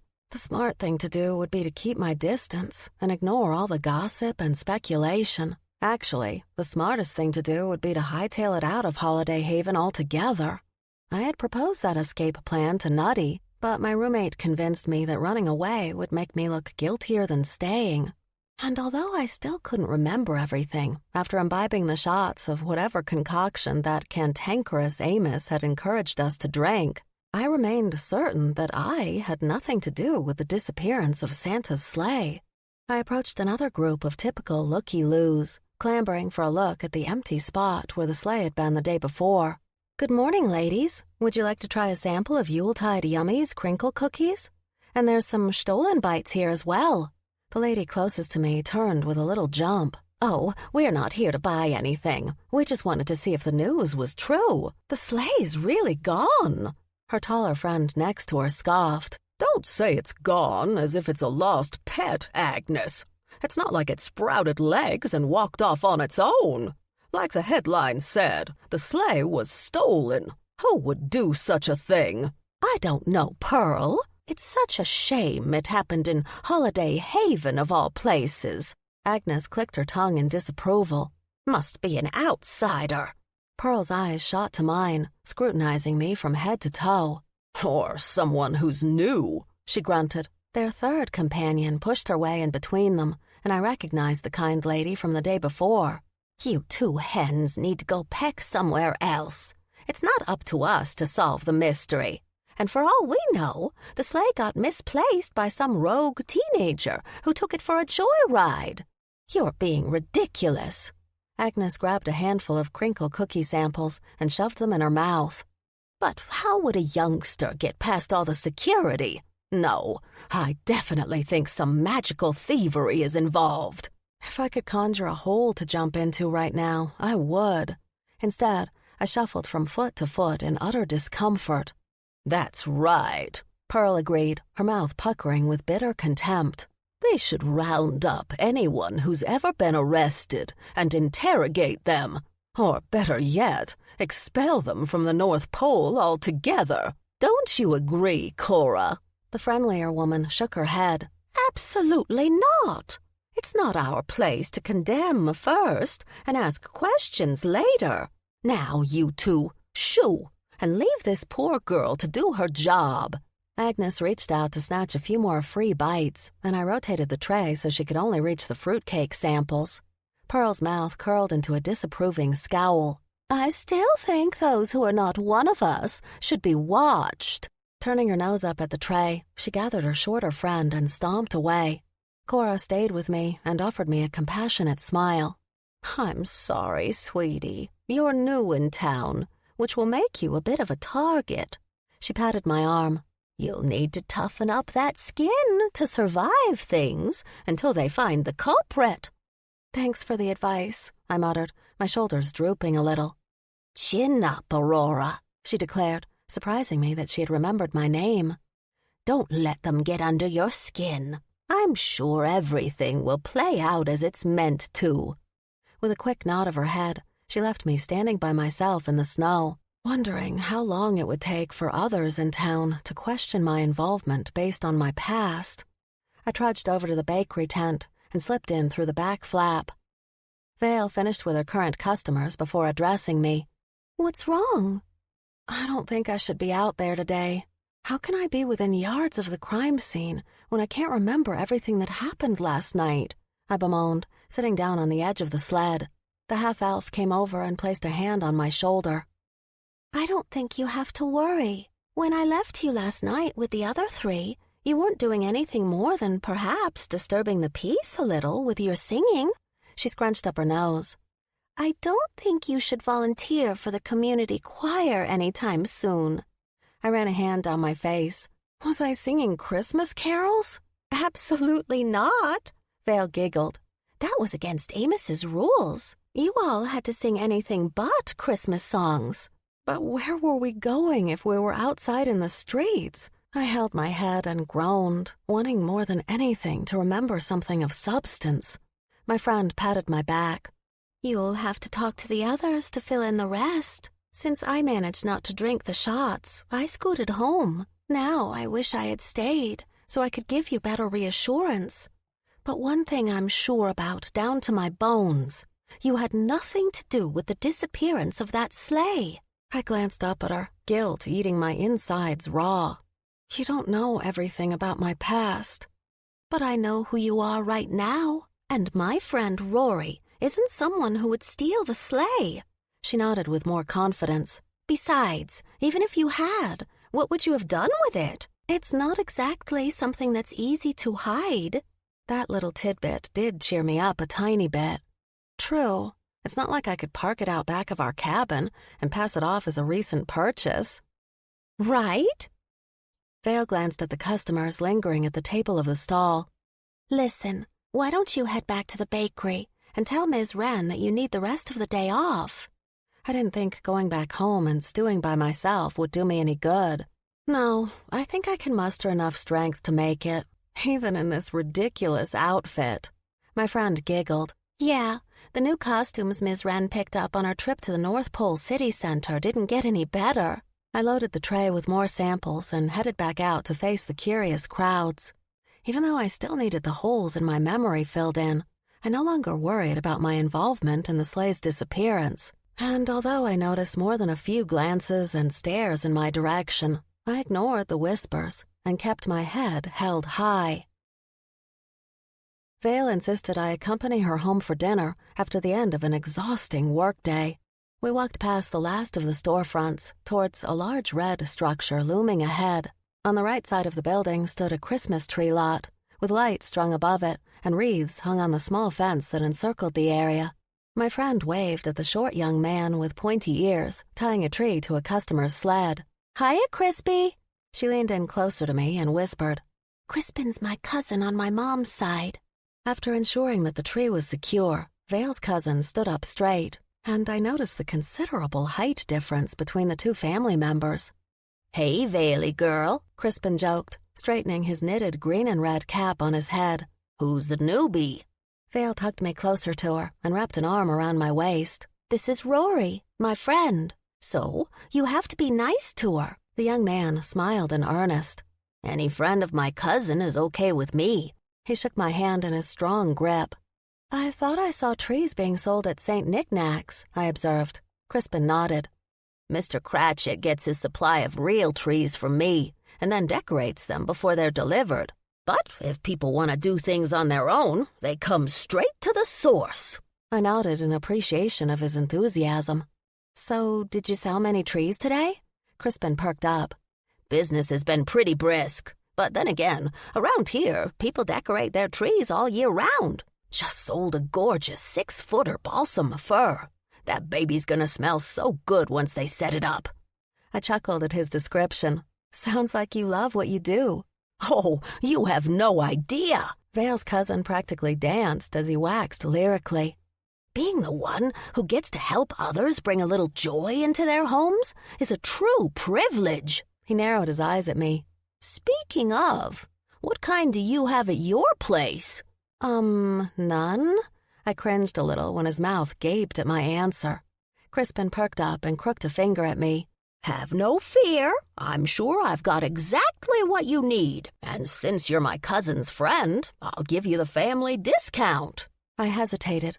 Well, you see, I've got this roommate, and it's really not fair for me to go and get a tree without him having a say.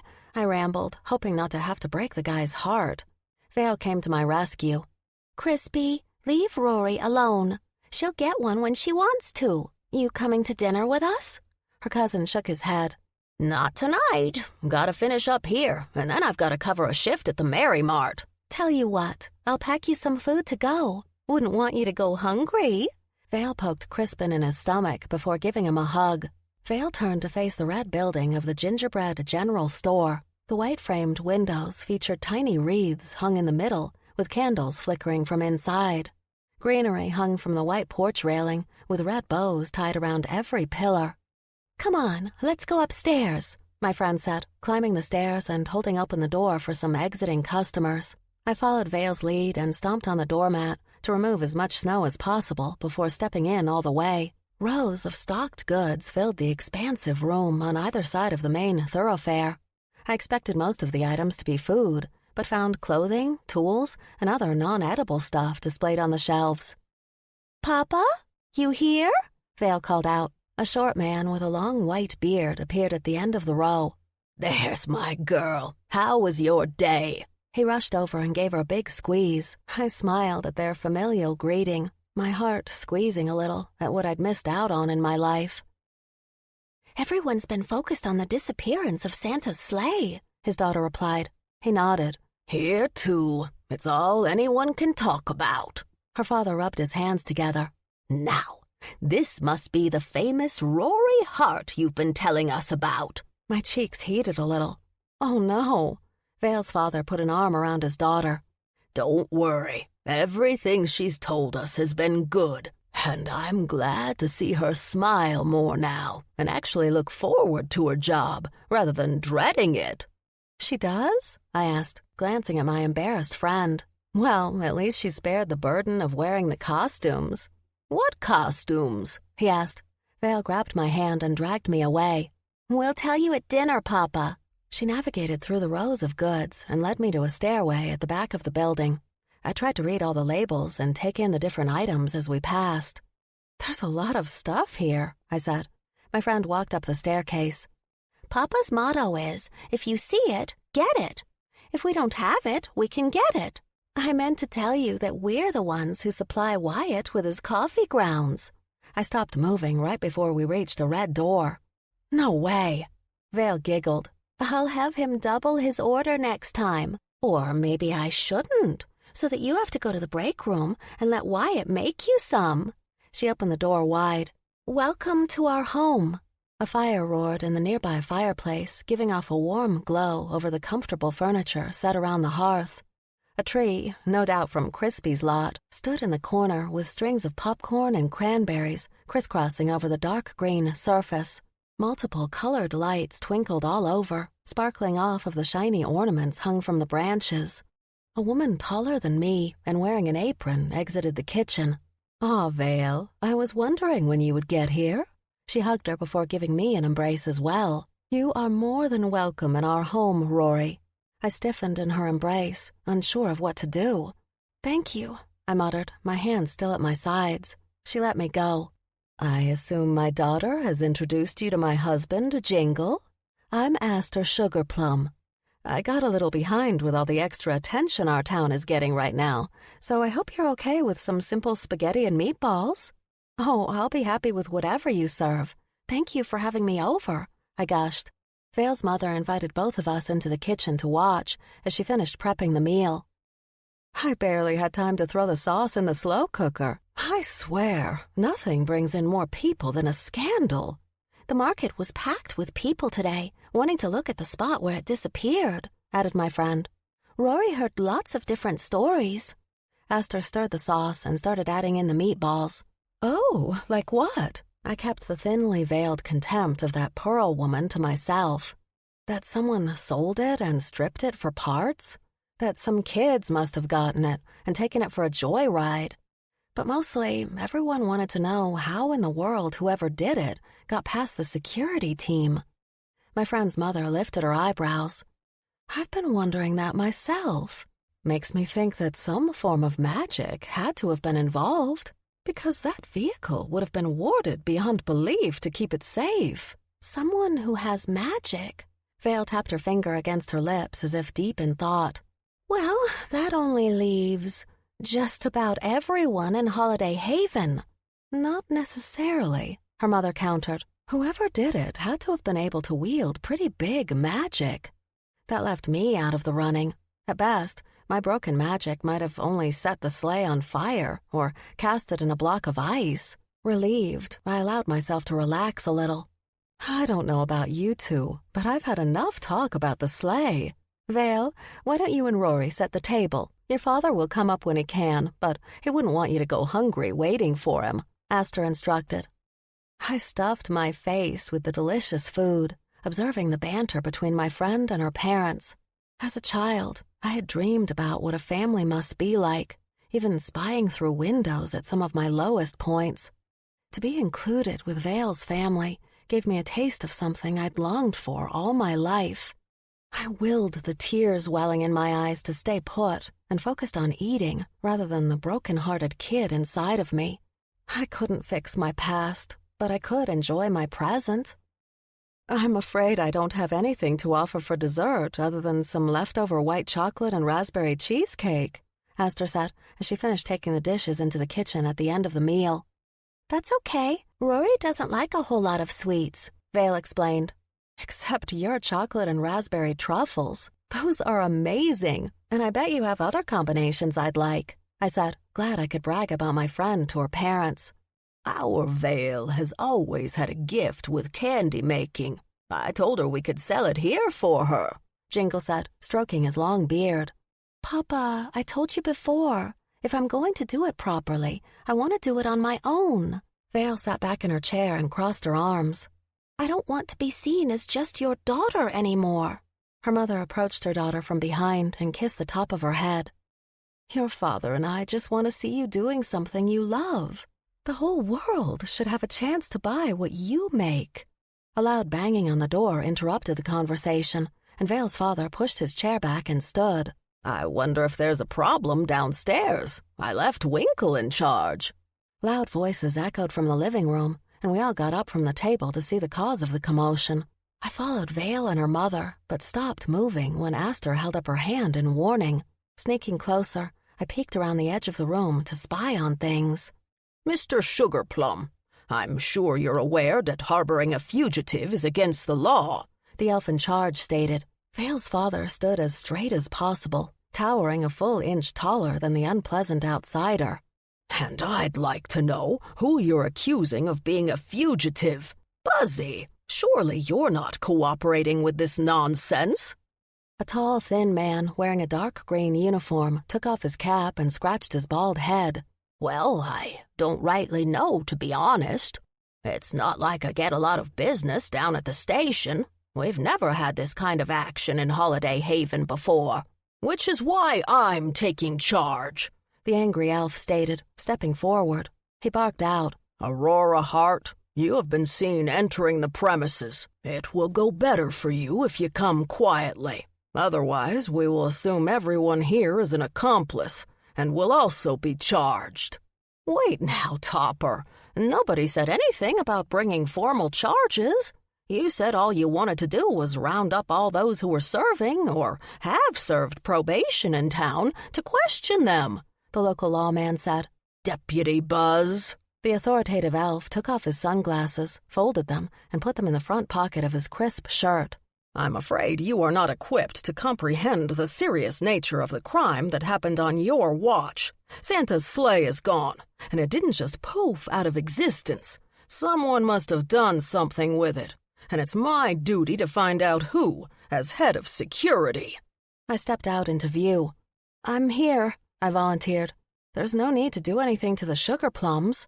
Topper grinned, high on his victory. Please step forward, Ms. Hart. Mama, do something, Vale hissed, tugging on her mother's sleeve. Oh, I intend to. Nothing about how you have conducted yourself here, nor what you are doing, will be tolerated, Aster said in a firm tone that sent shivers down my spine. With my head hung down in abject shame, I presented myself to the authorities. I held my wrists up for them to bind. If you're coming peacefully, then I see no reason to handcuff you, miss, Deputy Buzz said, offering me a weak smile. She's a known criminal, Topper countered. I wouldn't trust her not to try something. Vale's father stepped forward to intervene. That's enough talk like that. Unless you have definitive proof of wrongdoings, I suggest you treat her with respect, especially when you're standing in my home and store. I turned to face my friend and our family.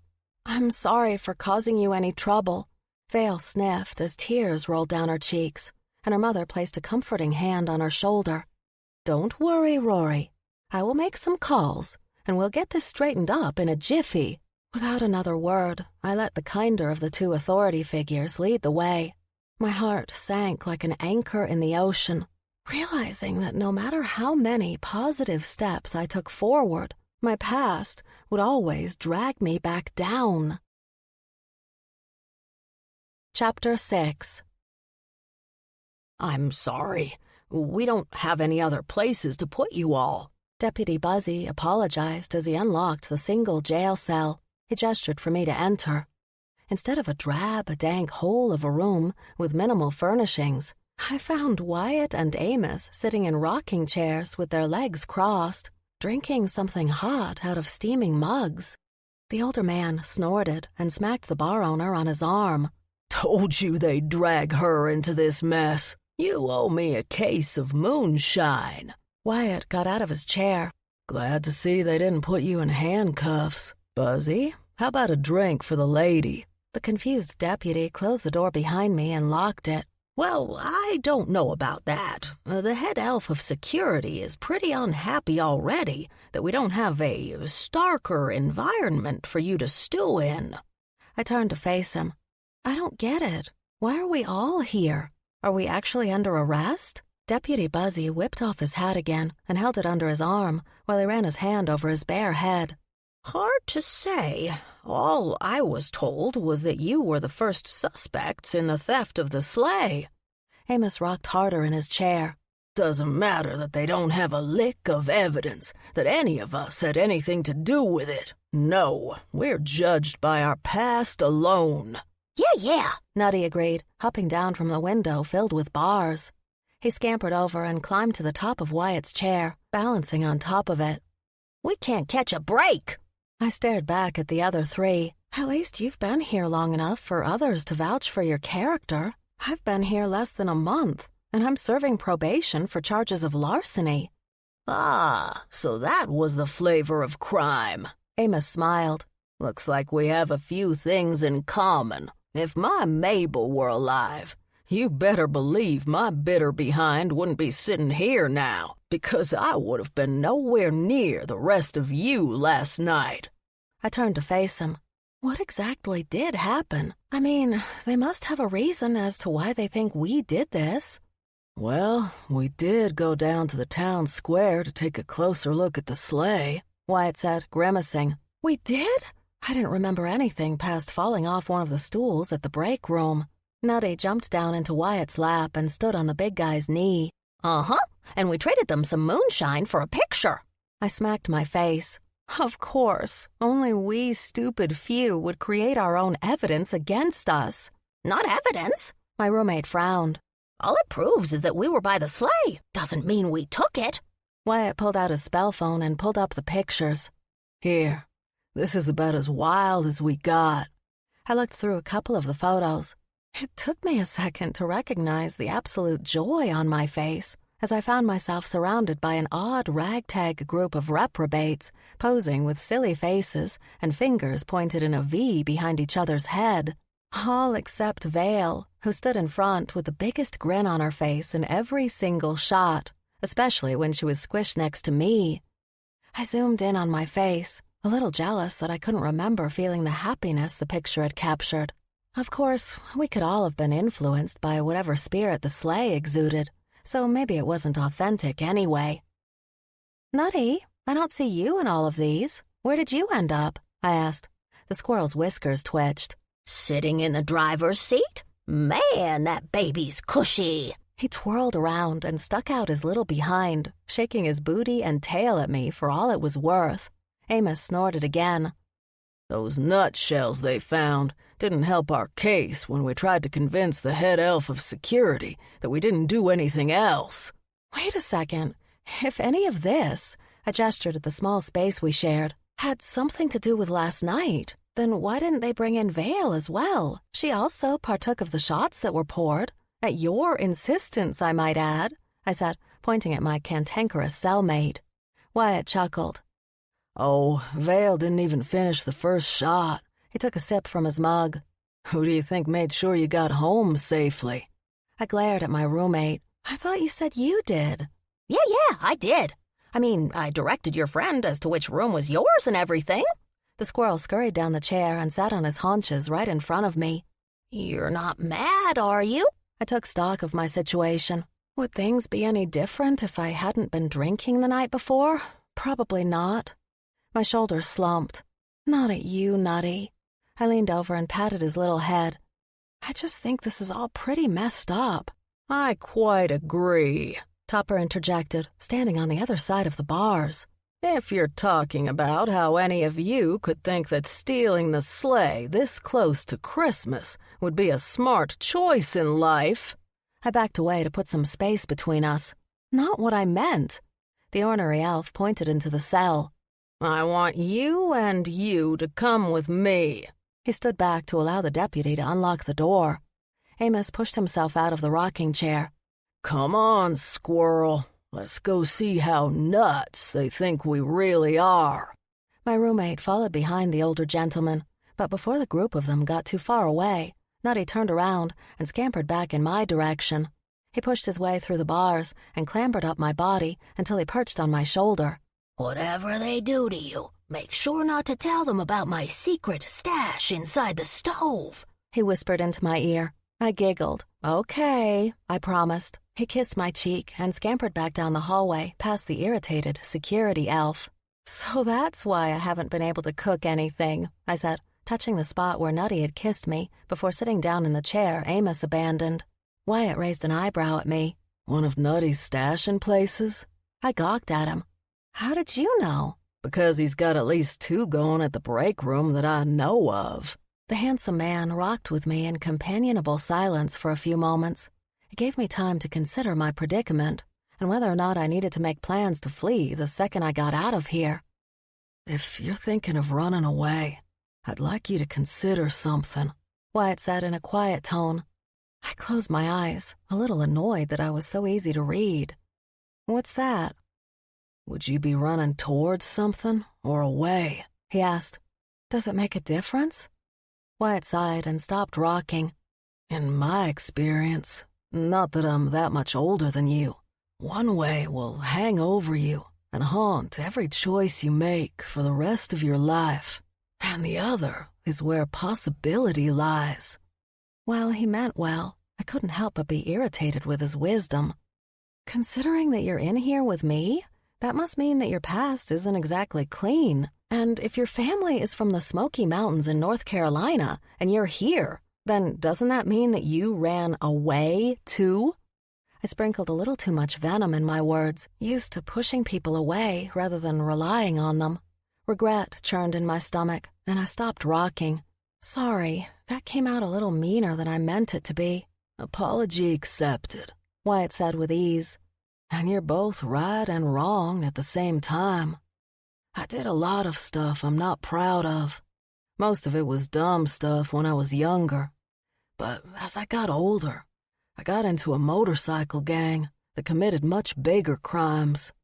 Things went too far with the leader, who was taking us all down a very nasty path in life. So, I worked with both the World Organization of Wardens and the International Magical Police to shut the whole operation down. My eyes widened in surprise. Whoa! Whoa indeed, he said. I was their inside man for quite some time, living a double life. And part of my deal was that my family got into the protection program.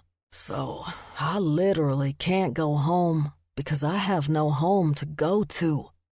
I bit my lip to keep it from quivering. I'm really sorry. Wyatt sighed and leaned his head against the rocking chair.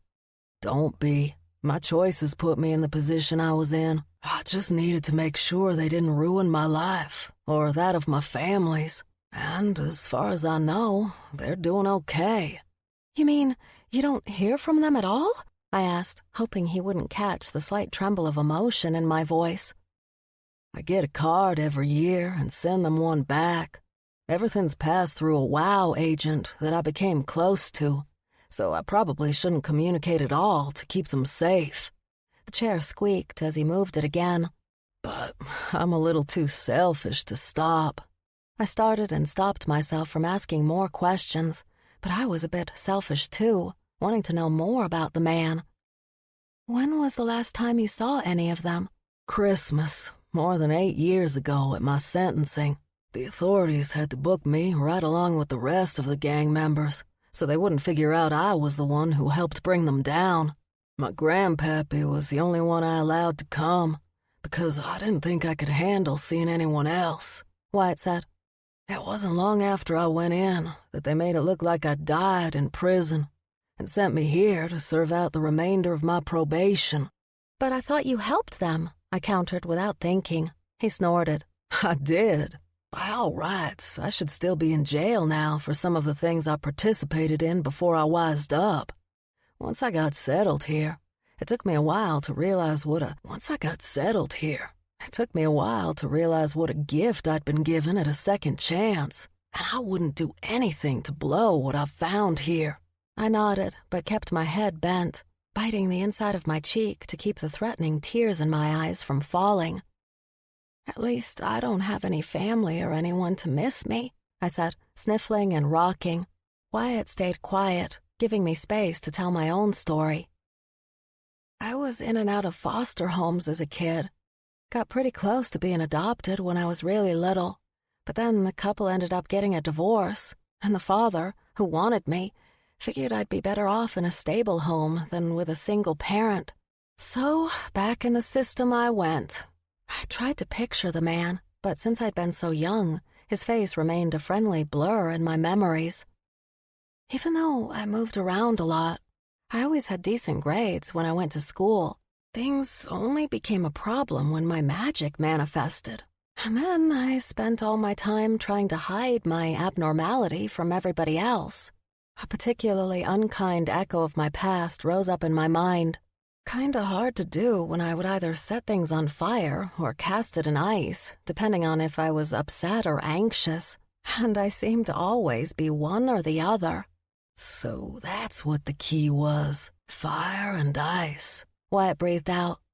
You know, you may think that makes you strange, but I think it makes you pretty cool. Well, the key trick is the only one I ever truly mastered, and that's because I fell in with the wrong sort. Someone who, let's just say, whenever I failed, he created ways to force me to get it right. I still bore some of the scars left over from that unsavory period. Still, that particular skill did help me survive for a long time, although I did my best to take from those who wouldn't miss anything. Wyatt chuckled, and the warm sound melted a little of my nerves. You mean you tried to act like a modern-day Robin Hood? Take from the rich to give to the poor? If by poor you meant me, then yes, I smiled. I really would try to take only what I needed to get by for the moment, never anything of high value. My cheeks burned from the shame of my past. I never told anyone the real truth to my life. But then again, I never stuck around anywhere long enough to allow anyone to get close enough to find out. And yet, in such a short time, I'd found a half-elf, half-witch who had somehow claimed me as her best friend, a roommate who kissed my cheek, and an impossibly cute guy who listened without judgment. The sound of the other rocking chair scraping against the floor startled me, and I looked up. Wyatt scooted his seat closer until our knees touched. Taking my hand in his, he waited until I met his gaze. Like I said, you can either run away and be burdened by your past, or you can choose something to run towards. I chose a life here, and every blessed day I work to run towards it. His thumb brushed my skin. Whatever choices you make from here on out, try to go forward and not back. A touching sentiment, Mr. Behringer. Officer Noel stood on the other side of the bars. And one that I quite agree with. I sighed and pushed myself out of the chair. So, I guess my probation deal is off? Not in the slightest. In fact, you're both free to leave at your leisure, she said. I waited for her to unlock the door. When she didn't, I narrowed my eyes at her. What's the catch? What makes you think there's a catch? She asked. I pointed at the lock. You're not letting us out. That's because I'm not the one who has the key. A sly grin spread on the officer's lips. Fine, if that's all it takes. Motivated to leave the cell, I didn't even require a whole lot of concentration or effort to create an ice key. Once it formed, I turned it, and the door swung open. Excellent, Officer Noel declared. And you just proved my point. Which was? I pushed. She patted me on the back. That you didn't steal the sleigh. I looked between her and Wyatt. I don't get it. The laugh that tittered out of her was accompanied by the faint echo of jingle bells. You had the ability to leave at any point you wanted to, but you didn't. I'd say that's more than proof of your good character. I wanted to believe her, to grab onto this blind faith that she offered, but it felt like a trap. So, because I was a good criminal who didn't make a run for it, that means I didn't steal the sleigh? Well, that and a couple of other factors. The officer leaned against the bars. Like Vale Sugarplum, giving a sworn statement that she was with all of you, and that you left the area with the sleigh still in its spot. Her parents can also corroborate what time she escorted you home and put you to bed, based on her phone call to them to let them know where she was. The ball of fear in my stomach released, and I blew out a relieved sigh. Also, I'm pretty sure if you'd attempted any magic, you'd have more than likely burned the thing to the ground than have made it disappear, she joked. She had a point. What about Amos and Nutty? Are they in trouble? Officer Noel snorted.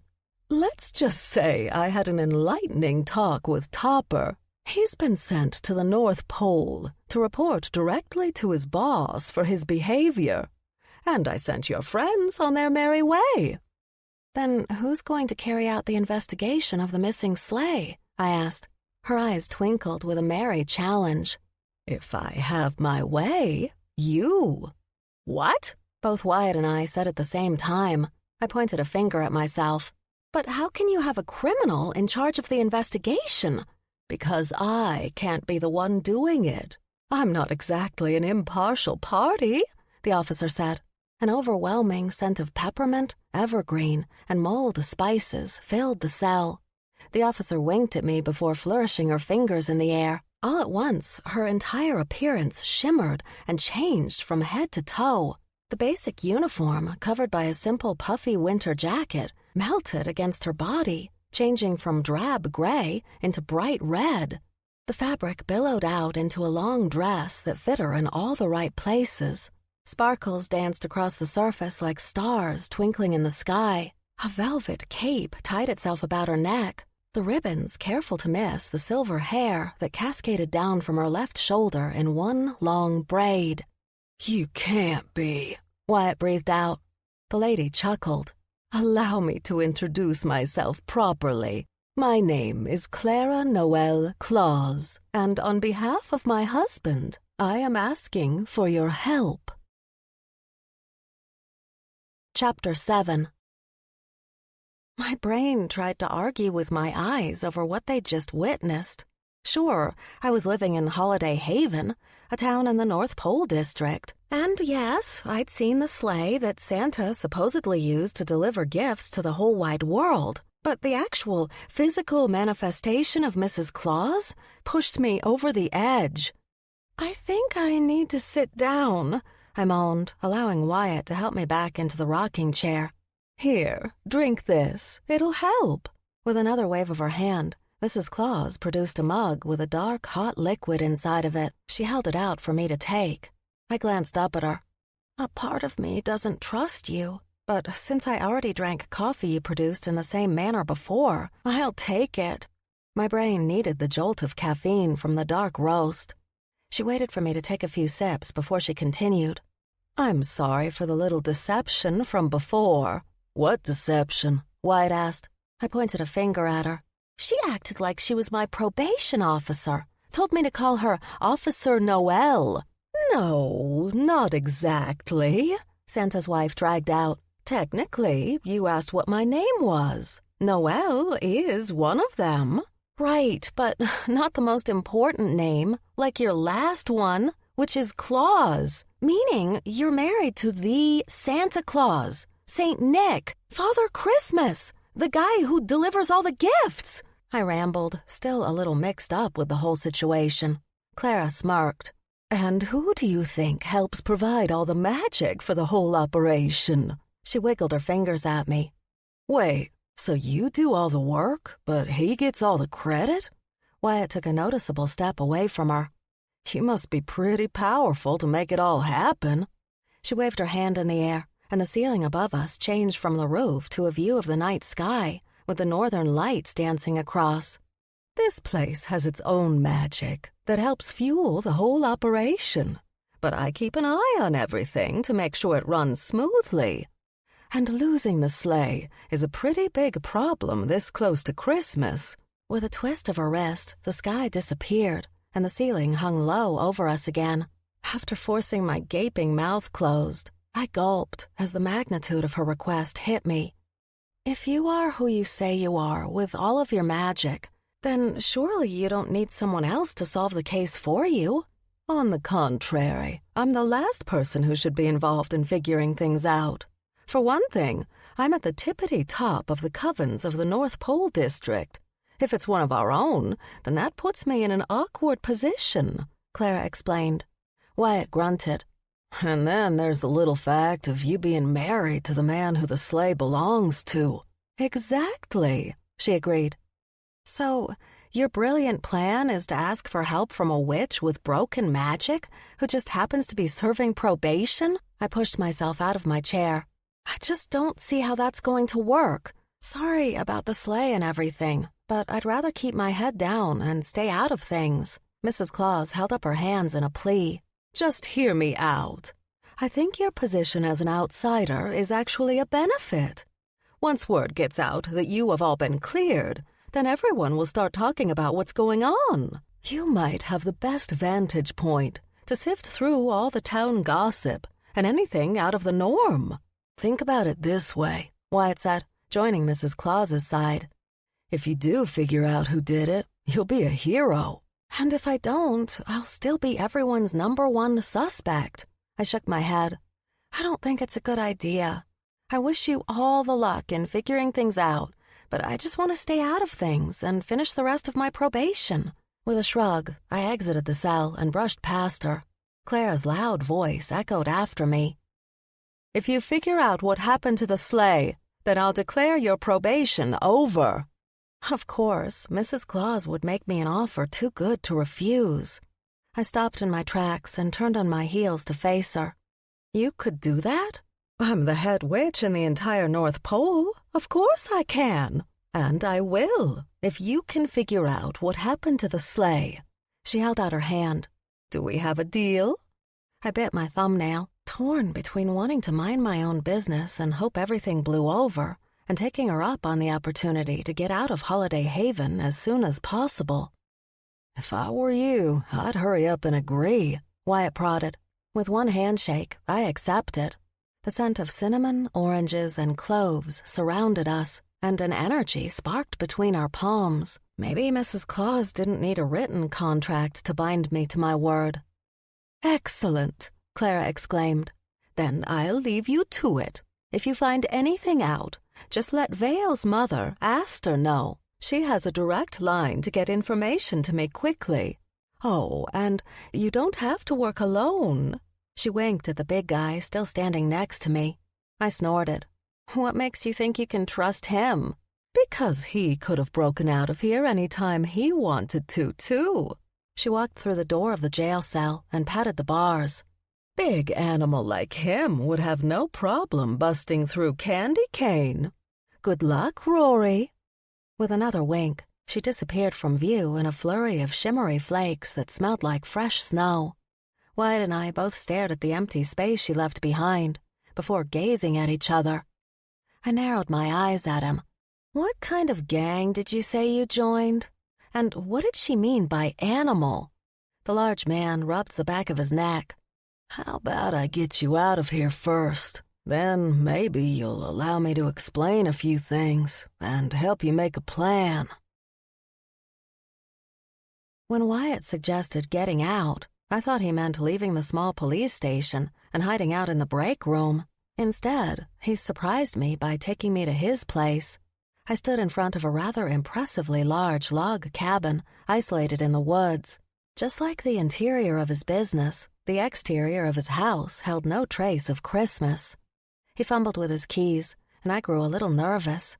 "Listen, I know we've spent more time together than most strangers do in the first 24 hours after they've met, but I don't think I'm ready to—" "Relax," he interrupted me, gripping the key fob in his hand. "I'm not going to ask you inside." With a press of a button, the garage door slid open. "I think you could use a real break from everything, and I have an idea of a way to let you lose yourself, if only for a few moments. Wait right here, if you want." He disappeared inside and left me alone with only my thoughts as company. The longer I stood by myself, getting colder by the moment, the more I started to freak out over the deal that I'd made with Mrs. Freaking Claus. If I succeeded, I earned my life back, but my head came up with 1,001 different ways I would fail. Glancing around me, I searched for the easiest escape route. Something electric hummed to life inside the garage, and I jumped a little at the sudden noise. A bright light aimed in my direction as Wyatt drove a great big snowmobile with 2 skis underneath the front out of his garage and slowly approached me. He lifted the helmet off his head, and I longed to brush my fingers through his mussed hair. "You want to let the wind blow your troubles away for a little while?" he asked with the goofiest grin on his face. "Not too fast," I said, clutching my arms about my waist. "Knowing my luck, I'd fall off the back, and you'd be long gone before you ever noticed." "Oh, I'd notice," Wyatt declared. He dismounted and handed me my own helmet. "But you better wear this just in case you do." I scrunched my nose at him in fake anger and placed the helmet over my head. It covered my entire face, and for a second I felt a little claustrophobic. He placed his own helmet back on. "Can you hear me?" Wyatt's voice crackled through some speakers inside. I jolted in surprise and giggled at my reaction. "Yeah, you're coming in loud and clear." "Good. Now I can tell you about the things we pass," he said, patting the seat behind him. With a huge lack of grace, I managed to straddle the machine and settle in behind him. "What do I hold on to?" "Here are the hand grips," he pointed out. "You want to pay attention to what I do. If I lean, you lean with me. Keep seated behind me at all times, and don't extend your arms or legs out. Wouldn't want them taken off by a branch." "This sounds really dangerous," I complained, debating whether or not to trust the big guy. He held his right hand over his heart. "I promise to take good care of you, and at any point in time you want to stop, you just let me know. But I have a feeling you'll be begging me to go faster long before you ask me to stop." "We'll see," I said, making sure to grab the hand grips firmly. "You'd better go before I lose my nerve." With a low chuckle that filled my helmet, Wyatt got back on the front of the snowmobile. "Okay, here we go." The vehicle lurched forward, and I gripped my hands even tighter, squeezing my eyes shut. The wind rushed past me, and a little shriek of fear squeaked out of me. "Open your eyes, Rory," Wyatt commanded. "How do you know they're closed?" I responded, trying my best to find my bravery. "Because if you were looking, you wouldn't be making a sound like a scared little mouse. Just trust me," he pleaded. I allowed one eye to see, but as soon as I took in the view, both of them remained wide open. Fresh snow covered every inch of the land we flew over, but in my short time in Holiday Haven, I'd never noticed how beautiful everything really was. We drove through untouched drifts, the tracks of the snowmobile skis the only evidence of any life. Instead of telling me what everything was, Wyatt allowed me to enjoy the ride all on my own. He slalomed through a grove of pine trees until my laughter filled his ears. We climbed up a large hill until we reached a cliff that overlooked the entire town. He cut the engine and hopped off. With strong hands, he helped me dismount and then pulled off my helmet. The frigid air chilled my face, but the adrenaline coursing through my veins kept me from being too cold. "You were right," I exclaimed, my breath coming out in puffs of steam. Wyatt put a hand to his ear. "I'm sorry, I didn't quite catch that. Could you repeat it?" I smacked his arm in play. "I said, you're really annoying." "Because I'm right." He wiggled his eyebrows at me. "I knew you would like the ride." I really did, I admitted to him and myself. I guess I should have known a biker like you would have one of these. Wyatt puffed out his chest. "Once a bad boy, always a bad boy." He looked up at the sky. "We'll head back before it gets fully dark. But first, there's one thing I really want to show you. Oh, and once you see it, don't run." I wrinkled my nose. "Whatever it is you have to show me, I doubt anything will make me run at this point." "We'll see," he said, placing his helmet on top of his seat and shrugging out of his jacket.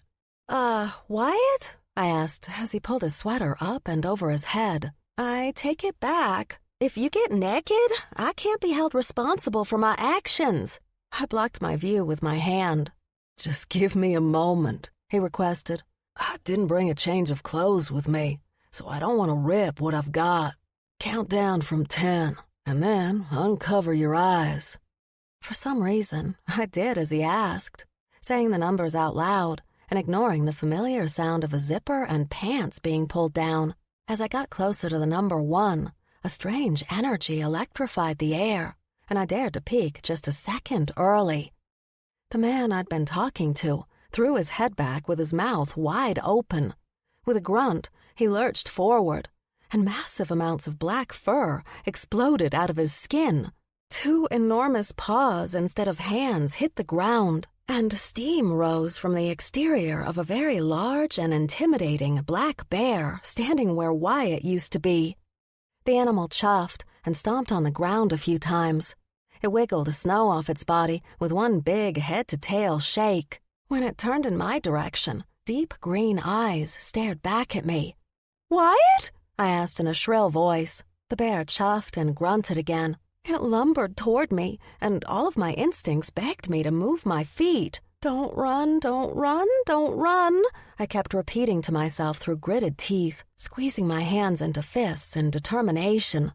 "Even if there's a great big black bear that could eat me in one bite coming over, Wyatt said don't run." The animal approached and stood right in front of me. It turned to its side, giving me a full view of its entire body.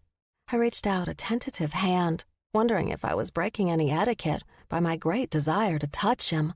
As if sensing my hesitation, the bear shuffled closer to me until its dense fur rested underneath my palm. Taking a deep breath, I gathered up all my bravery and allowed myself to pet the giant beast. I stroked the thick, coarse hair as if the bear in front of me was a tame dog. And yet, I could swear I heard a rumble reverberate in his chest. "Silly boy," I said, gaining more confidence. "Bears don't purr." The animal turned its head so it could look at me. I stared into its green eyes and found comfort in the depths of them. He moved his head until he nudged against my touch and rested under my fingers. With a soft chuckle, I gave his ginormous noggin a good scratch, earning grunts of satisfaction. With deliberate care, the bear padded away from me, putting some distance between us. The same energy I'd felt before crackled through the air, and I covered my eyes to give him a little privacy.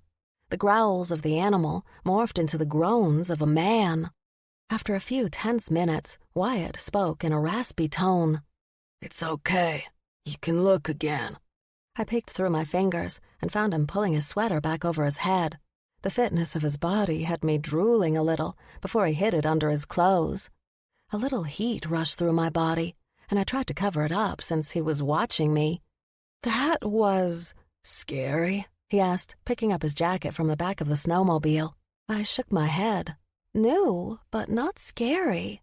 I should have guessed you were a shifter when you told me you helped take down that gang. Why else would wardens and the IMP get involved?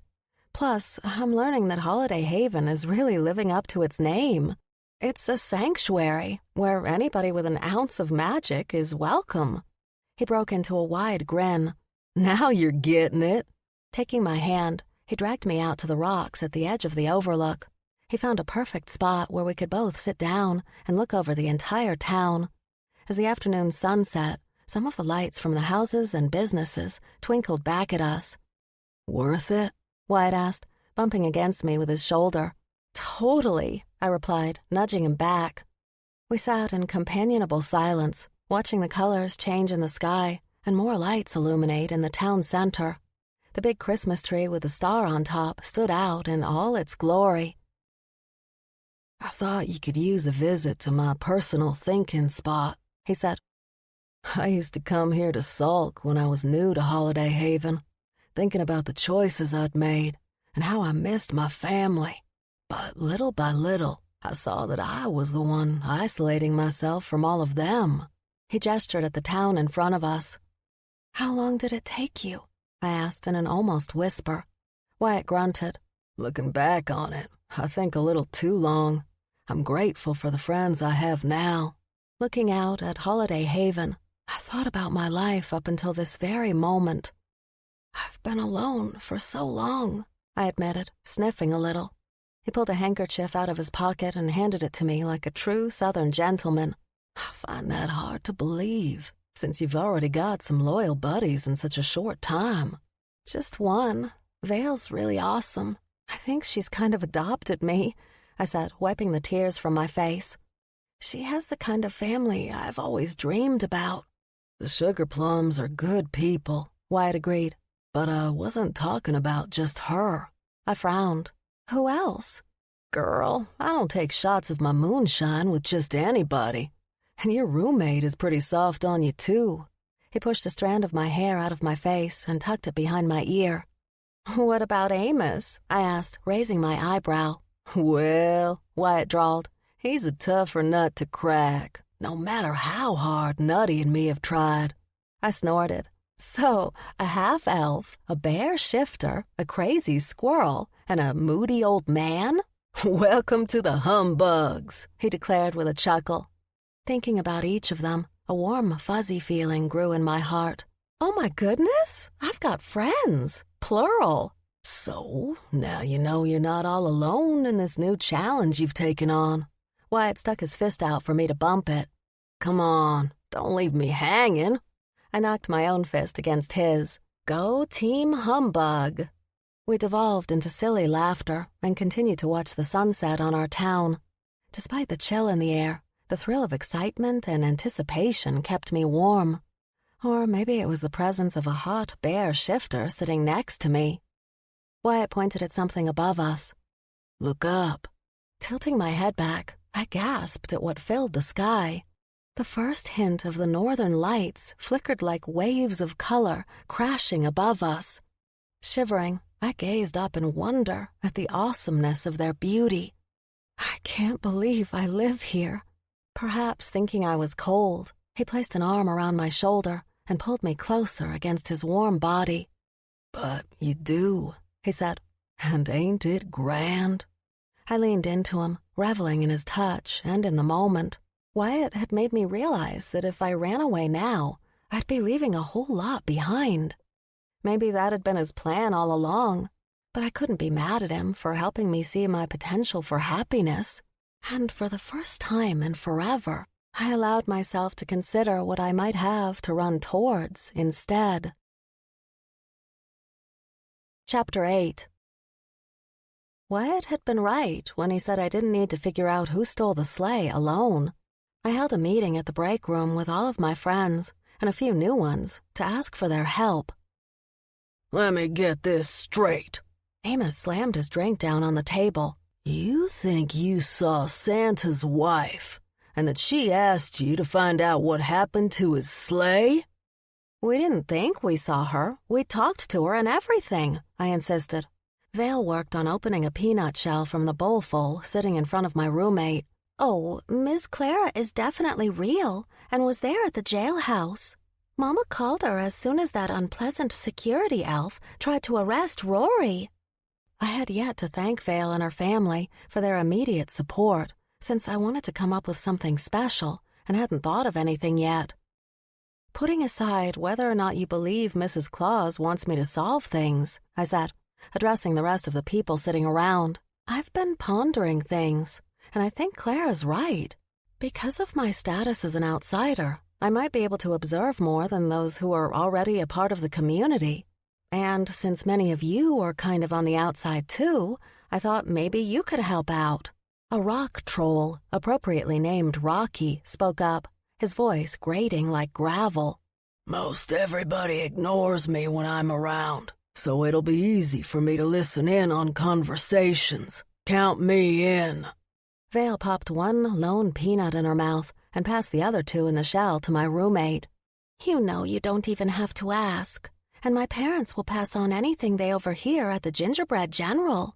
Nutty stopped stuffing his face long enough to utter his usual, Yeah, I'm in.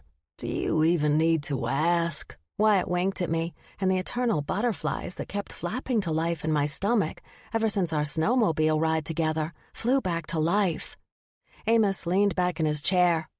Well, I typically would keep my nose out of things, but since our debauched night out that landed us in jail... But not charged with anything, I quickly clarified. Right. Since that time, the old man continued, I have decided that it's way more fun getting into trouble than staying home alone. And besides, it might be a hoot playing the role of a spy. He stood up and tipped his finger at the top of his head like he was wearing a hat. Call me Pine. Amos Pine. Wyatt snapped a towel at him. You know, it might be helpful if you opened up your store on a more regular basis. That way, you can listen in on the customers. Amos stuck his tongue out at his friend.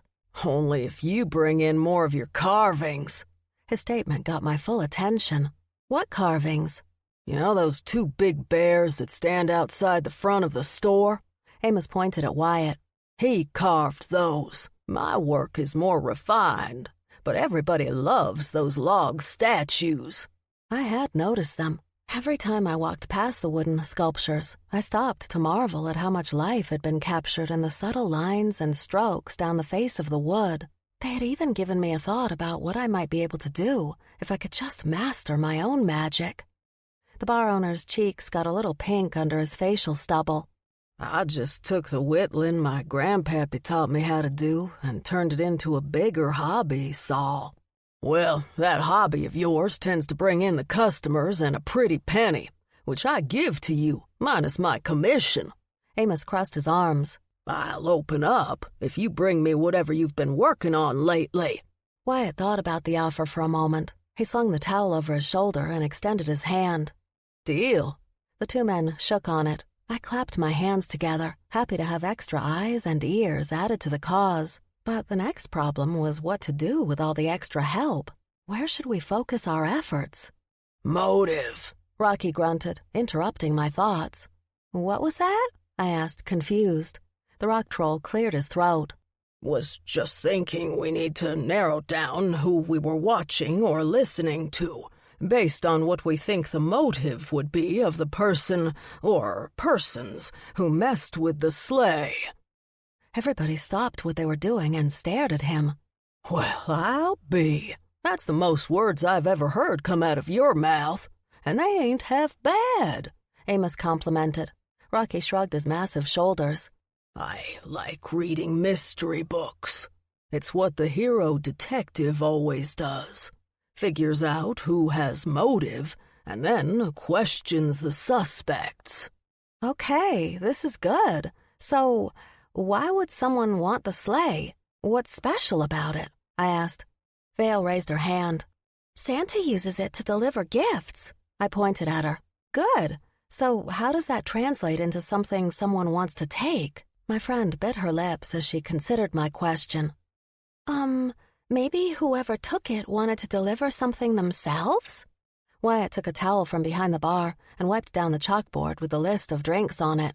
Picking up a broken piece of chalk, he wrote down the word delivery on it. The sleigh can fly, so maybe the culprit wanted to use it to fly themselves somewhere, Amos said. Add that to the list. But doesn't the sleigh require the reindeer to navigate and land? I asked, thinking about my short-lived time with Lumi at the reindeer sanctuary for the retired flyers. Didn't think about that. Cross my suggestion off the list, Amos demanded. The chalk squealed as Wyatt drew a line through the word, and we all cringed. I remembered the overwhelming feeling when I stood on the balcony at Clarence's pub. I'll bet it's got some significant magic involved in it. Maybe someone wanted to have access to the power it contains. Wyatt's eyebrow raised. Now, that's an intriguing notion. And could somebody go check the door? Why? I asked. Someone's been knocking for the past minute or so. The bear of a man pointed a finger at his ear. Shifter hearing. If they don't have a key or can't figure out their own way in, then maybe they don't belong here, Amos groused. Vale slid off her chair. You guys should consider changing the whole speakeasy vibe. Maybe then this place would be full up of others. And who knows what you might hear then? She padded out of sight towards the hallway that led to the door. If just anybody could come in, then wouldn't that change everything? I like that this is the one place where I can get a rest from all the holiday stuff, Rocky complained. I patted his arm, forcing myself not to pull back at the odd texture of his thick skin. If more people came in, it doesn't mean things would have to change. I just think others might appreciate a break as well. That's gotta be his choice, Amos said, jutting his thumb at Wyatt. But personally, I think it would ruin the whole humbug vibe. Vale came running back, waving a piece of stationery in her hand. It was a couple of ladies from the Seasonal Spirit Awards Committee. They've asked for everyone here to be sure to attend the final organizational meeting tonight. Why in the world would they want us there? Amos asked. Nutty hurtled himself over to Vale and snatched the card from her. His tail twitched as he read it. Don't know, but all our names are on it, and a few others. Let me read it, Wyatt insisted. After a moment of perusing the names, he snorted. This has the name of everyone in town who frequents this place. The plot thickens. I'm not showing up just because my name appears on a list of those who don't care about Christmas, Amos declared, settling into the back of his chair as if he intended to never leave. And I definitely don't care about those stupid awards. The awards, I muttered under my breath, remembering all the times Wren forced me to listen to how important it was for Holiday Haven to win. Guys, I think I have an idea. I made my way behind the bar and scooted in front of Wyatt, trying not to let my breath quicken as his body brushed against mine for a brief second. Retrieving the piece of chalk, I scribbled a word on the board in capital letters and underlined it. Spirit? What does that mean? Vale asked. I smiled at my friend. Remember when we were on the balcony at the pub with the vampire? Clarence let you watch the processional from his balcony? He's never let me up there, Amos pouted. Maybe if you were one of two good-looking girls, you might have had a chance, Wyatt teased. Rocky shushed the both of them and asked me to continue. I felt an overwhelming sense of liking Christmas as the sleigh passed by us. Like I couldn't wait for it to come, I explained. Vale scrunched her nose. But isn't that how everybody feels most days? Wyatt and I answered her at the same time. No. I tapped the chalk against the board. I think that's the sleigh's greatest value, the Christmas spirit it gives out. And that's why all of us have to attend the meeting tonight. The others except Vale grumbled and complained. I waited for their protest to die down before continuing. Listen, if whoever did this wanted to access the magic of Christmas spirit, then he or she will most likely be there. Oh, I get it, Vale squealed. Maybe the culprit is someone who wanted to affect the seasonal spirit awards. Whoever stole it might be trying to use the spirit that the sleigh gives out. We'll need to see if anyone gives out a particularly heavy vibe at the meeting, I instructed. Amos tapped his empty glass at Wyatt while he moaned loud and long. If I'm gonna be forced to open my store and go to this silly meeting, then I'm gonna need some fuel. How about some of my coffee instead? Wyatt offered. We need you at your sharpest. Excitement rushed through my veins. Okay then, sounds like we've got a plan. Tonight we'll go to the SSA meeting and then convene here afterwards to analyze our findings. Go Team Humbug! The others murmured a weak response, but I ignored their lack of enthusiasm. For the first time in my life, I felt like I had a clear purpose. Like the puzzle pieces that never seemed to fit, finally linked together. I didn't know what the picture of my life would end up looking like, but at least I had something to work with. How about a drink to celebrate? Wyatt offered from right next to me. An idea occurred to me, and I asked him to wait a second.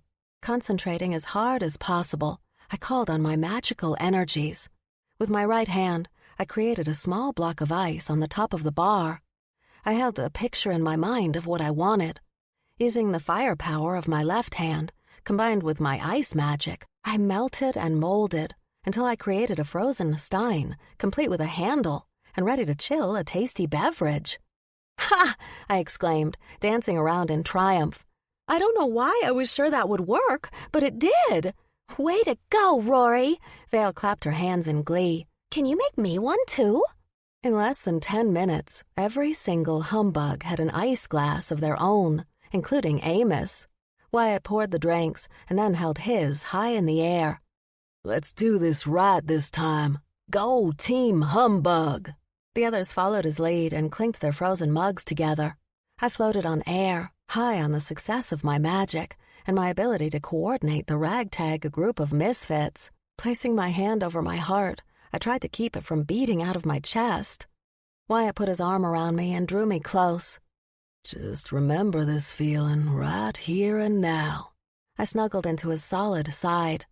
To cheer me up on a bad day? He leaned his head towards mine and whispered in my ear. Nope. So that maybe, when you fulfill your deal with Mrs. Claus, you'll consider staying put. Chills ran all over me, and all I could manage was a weak nod. Thinking about my future would only dampen my current buzz.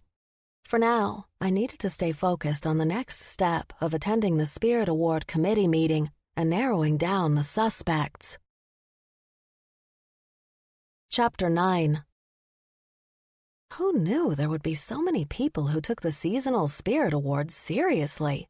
I expected to find about 30 or so participants at the meeting. Instead, almost the entire town was in attendance, making my plan of the rest of the humbugs infiltrating and observing a little less effective. I encouraged my small team to spread out and see if they could spot anyone who was more enthusiastic than others. Vale and I stuck together, while Nutty bounded off and disappeared into the crowd. Amos agreed to mingle, but refused to be personable while doing so. His grimace and general demeanor caused many people to steer clear from him. Wyatt chuffed at the frustrating man. My grandpappy would say he's about as useful as a steering wheel on a mule. Despite my frustration, I chortled a little. At least he showed up sober. We hope, the big bear of a guy added.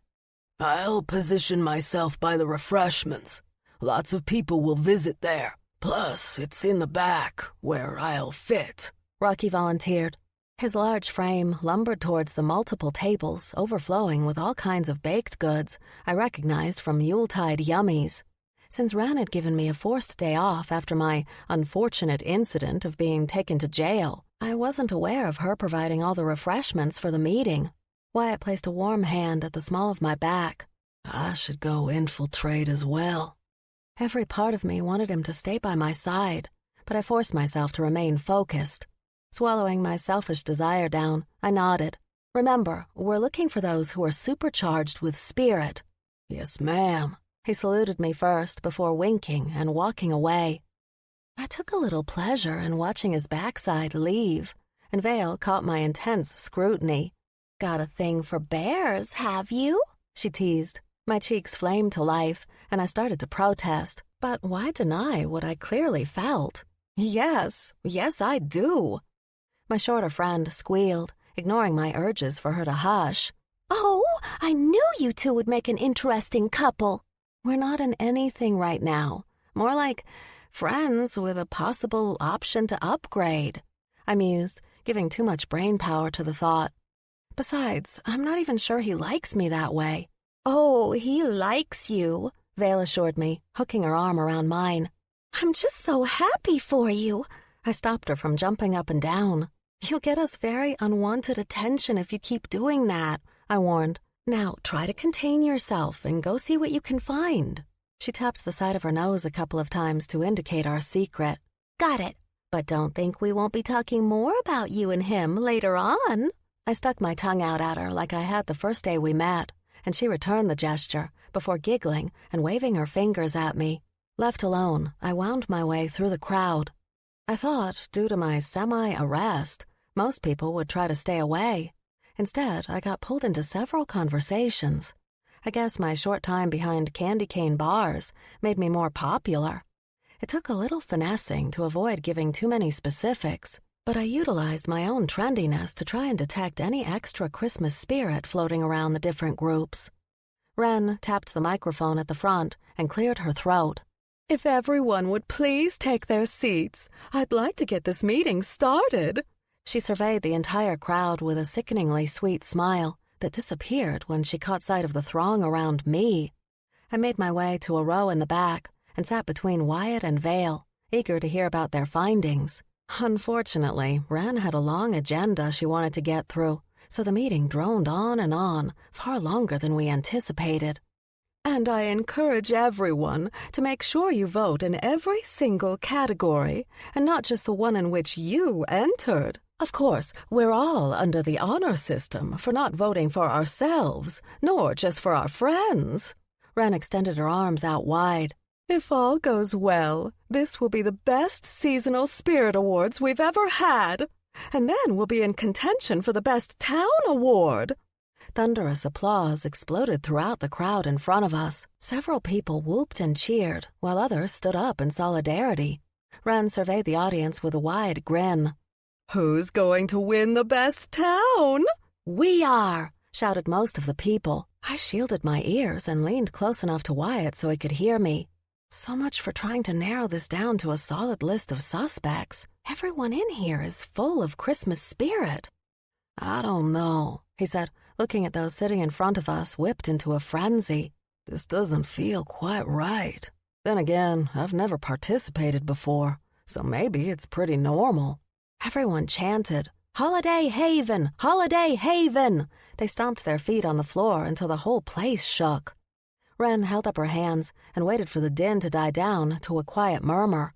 I want to thank each and every one of you for helping us be the absolute best town in the North Pole. And when I bring that trophy home to dear old Holiday Haven, I hope you will remember all the sacrifice and work that it took.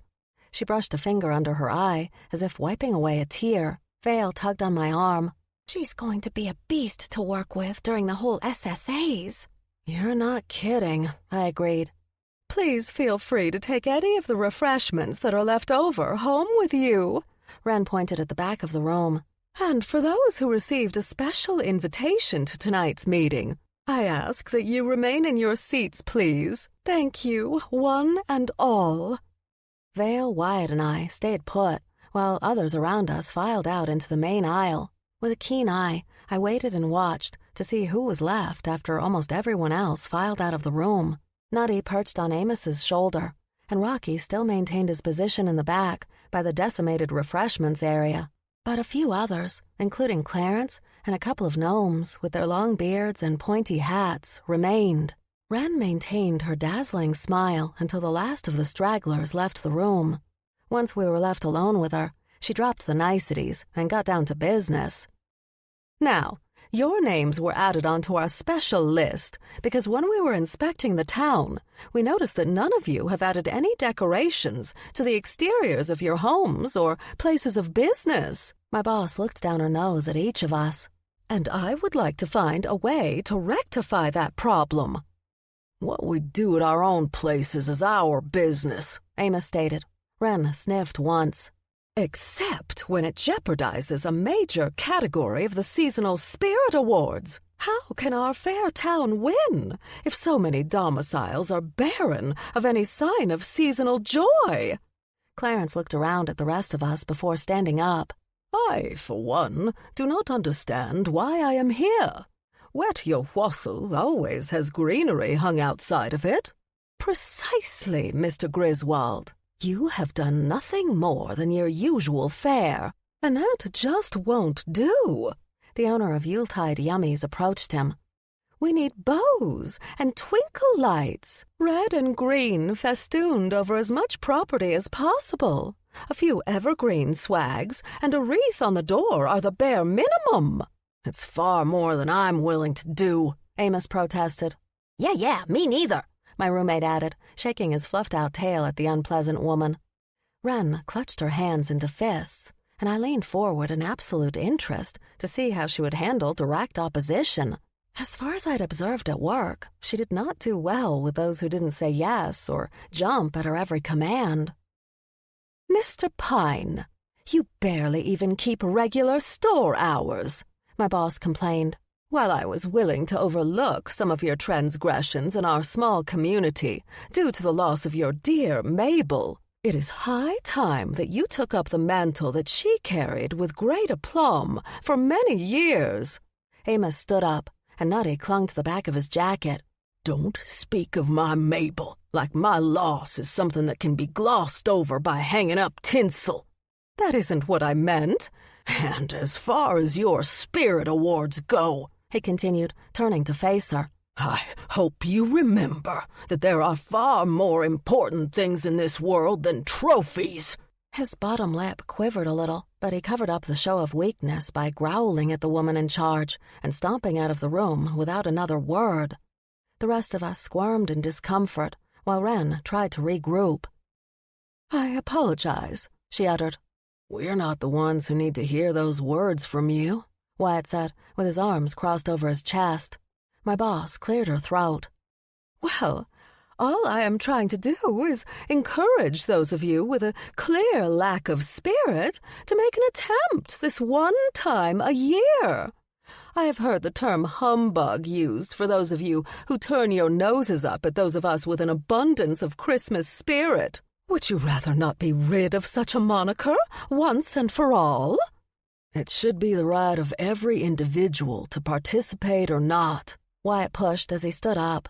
You've made your request, and now we get to decide whether or not to comply. He held out his hand to me. I let him help me up out of the chair, and Vale joined me. The others took their cues from us and also rose to leave. Vale and Aurora, I expect much more from the two of you as my employees, Wren barked out in desperation.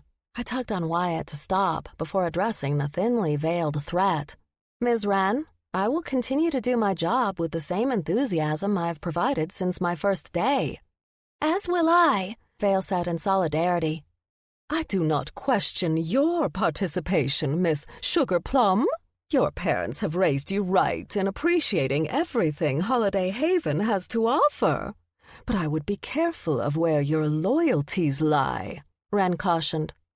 It would be a shame if your family's reputation were to be tarnished by those you choose to hang out with. Or perhaps you could use your influence to encourage those you claim as friends to do the right thing. Just think about it.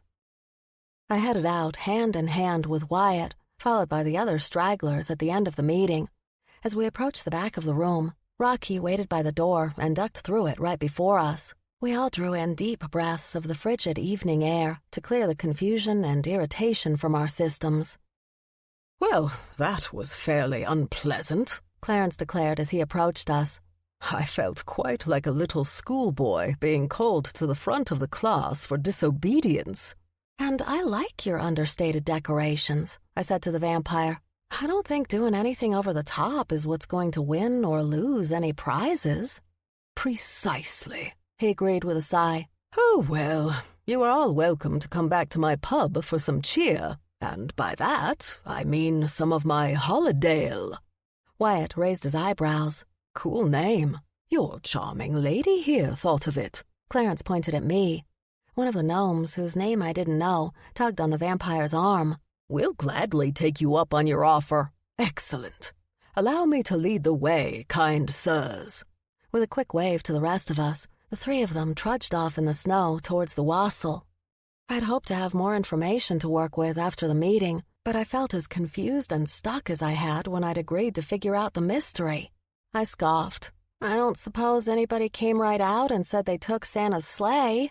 No, Vale answered, echoing the other shaken heads in reply. Mama was there longer than we were, so I'll be sure to ask her what she observed.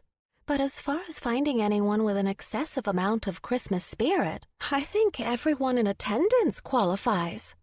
Wyatt shifted his weight, but kept a hold of my hand. I've never seen so much enthusiasm for the awards before. Rocky, you've been mighty quiet all this time. What did you observe? The rock troll shook his head as if waking up from a daydream. I was just thinking about what I could hang from the outside of my cave. Maybe some lights hanging down like icicles would look appropriately festive. I stared at the troll with an open mouth. That's not what I thought you'd say. He shook his head a little. I'm not sure why I did. At first, I tried to listen in on the small talk as everyone partook of the refreshments. But after a while, I stopped paying attention to the details and just listened to the organizer speak. She was pretty dynamic. Wyatt let go of my hand. Before you came here tonight, would you have given any thought to decorating your home? Rocky scratched a thick finger against his stony skull. No, he rumbled. I wasn't that interested. Until tonight. Vale snapped her fingers. It's a spell, she said. Someone in there cast some sort of charm over everyone. Maybe that's why they got all riled up. Yeah, but if it was a spell, why aren't the rest of us affected? I asked. I mean, I have no compunction to put even a single ribbon outside of my house. I don't know, she replied with a frown. I'll have to ask Mama what she thinks. I hope she has a good idea, because at this point, I'm feeling a little lost. I kicked my foot through a small snowdrift, sending flakes into the air. Rocky rubbed the back of his thick neck. I guess I wasn't that much help tonight. Sorry about that. He trudged away with thudding steps. Vale glanced at Wyatt and me. I think I'll head back to the gingerbread general to see if Papa heard anything after the meeting, and then talk to my mother. Good night. She made no attempt to hide her wink at me, and I wanted the heat of embarrassment to melt me into the ground where I stood. I guess reconvening at the break room isn't going to happen. Not that there's much to debrief about. I kept my gaze down on the ground, afraid for Wyatt to see my internal frustrations so close to the surface.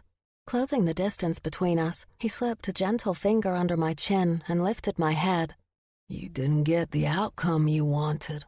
But that doesn't mean tonight was a bust. It just means there's more to figure out than you thought.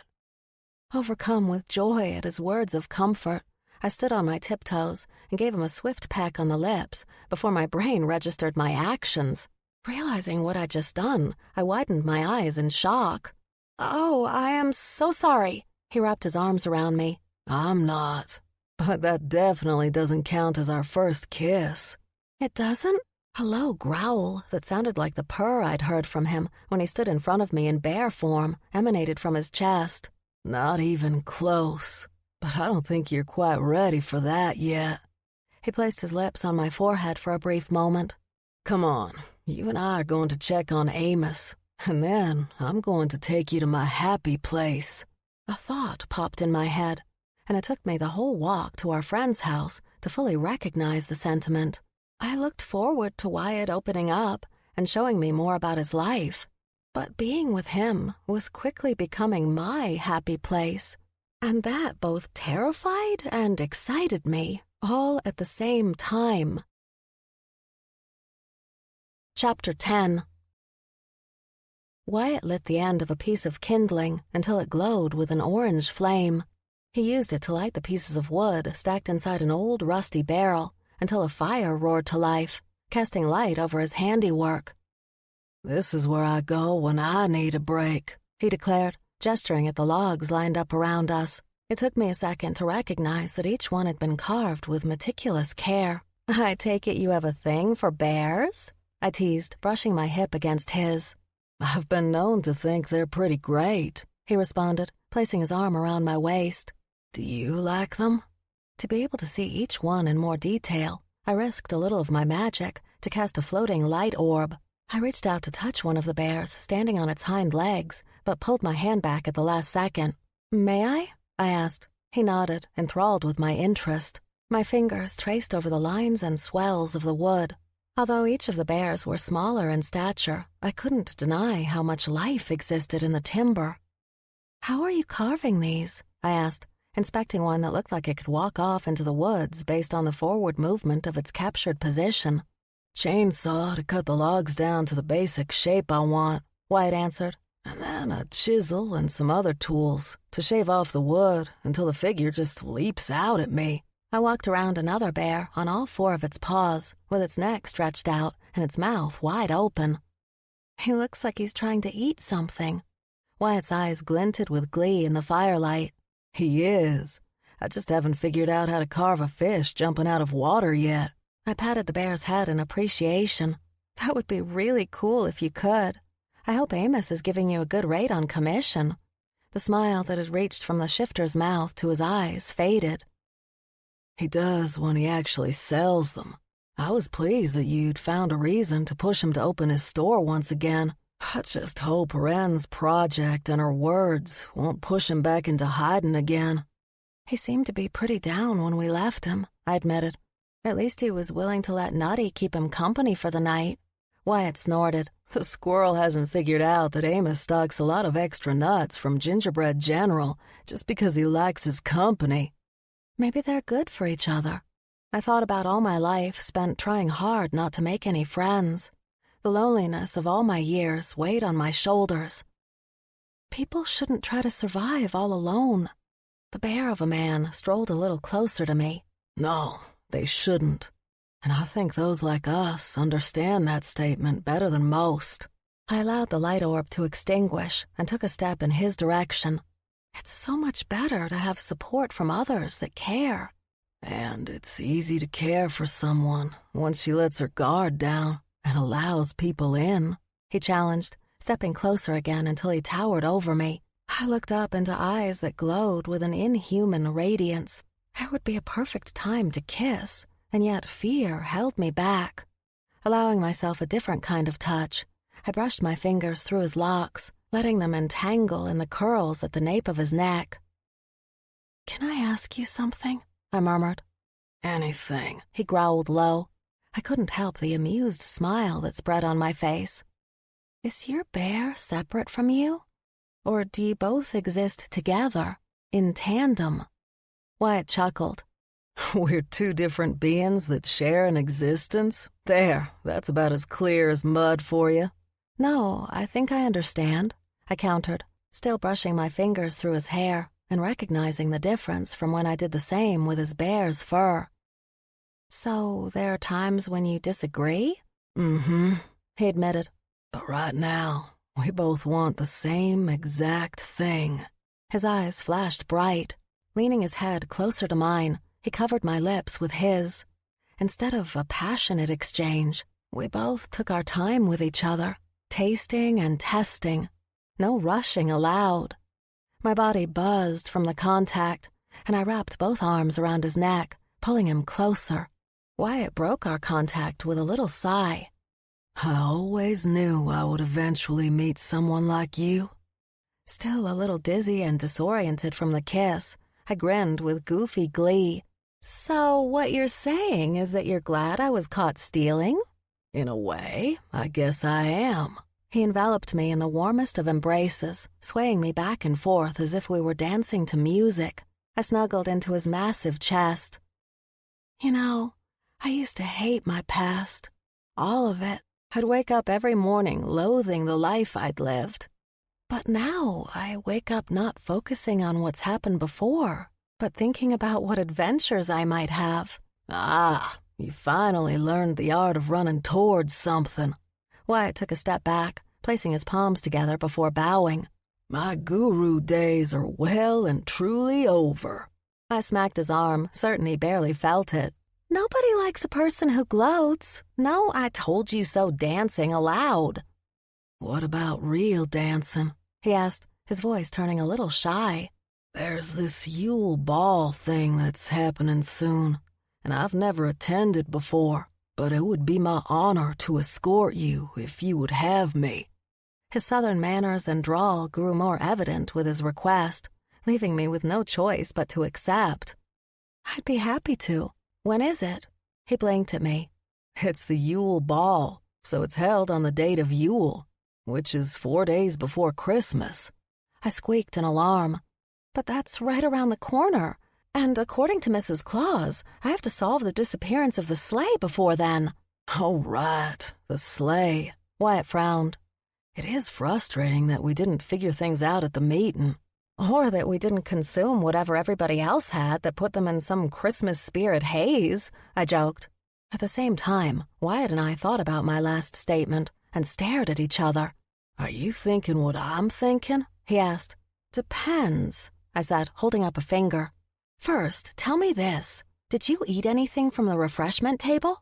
He shook his head. Nope, and I take it you didn't either. No, and neither did Vale. But Rocky was standing right there. Chances are pretty high that he couldn't resist eating something. I thought about the overwhelming amount of choices the table provided. So, maybe someone laced the refreshments with a spell, Wyatt proposed. A ball of stress clenched inside my stomach. Not just anyone. You have a theory who it might be? He asked. I nodded, hating my idea, but everything inside of me said that I was on the right path.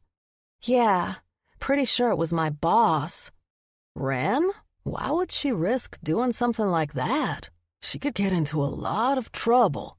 The shifter threw another piece of wood into the barrel, and sparks of embers flew into the darkened sky. Only if she got caught. And based on what I've witnessed in my short time working for Yuletide Yummies, I'll bet she's willing to risk anything to win the seasonal spirit awards. I gazed up at my companion. You saw how she was tonight. Wyatt mulled over my proposal from beside the fire. It's not going to go over well if you accuse her without any clear evidence. My confidence deflated a little. That's a good point. Hearing my despondency, he touched my arm. I didn't mean to imply that you weren't right, just that due to your precarious status as her employee. Which I'm working for her due to my serving a probation sentence, I added. Means you can't just come right out and say she did it. Not unless you get irrefutable evidence, Wyatt finished. Which is going to take a little planning to figure out how to find it. I snorted. Maybe she's got a big garage by her house, and the Christmas lights she has strung up spell out, "Sleigh's in here." The bear shifter's laughter boomed and echoed into the night. That would be convenient, but I doubt it would be that easy. I know, I sighed. I guess I'll have to try to find some time to take a closer look when I'm at Yuletide Yummies. I'll bet Vale will help you. I shook my head. Under no circumstances do I want her to get involved until I'm more certain. It's one thing for me to make an accusation that proves false. What's the worst they could do to me, other than kick me out of Holiday Haven and force me to serve a full prison sentence for my crimes, which is definitely something to think about. And nothing I would allow to happen. Wyatt's brows furrowed.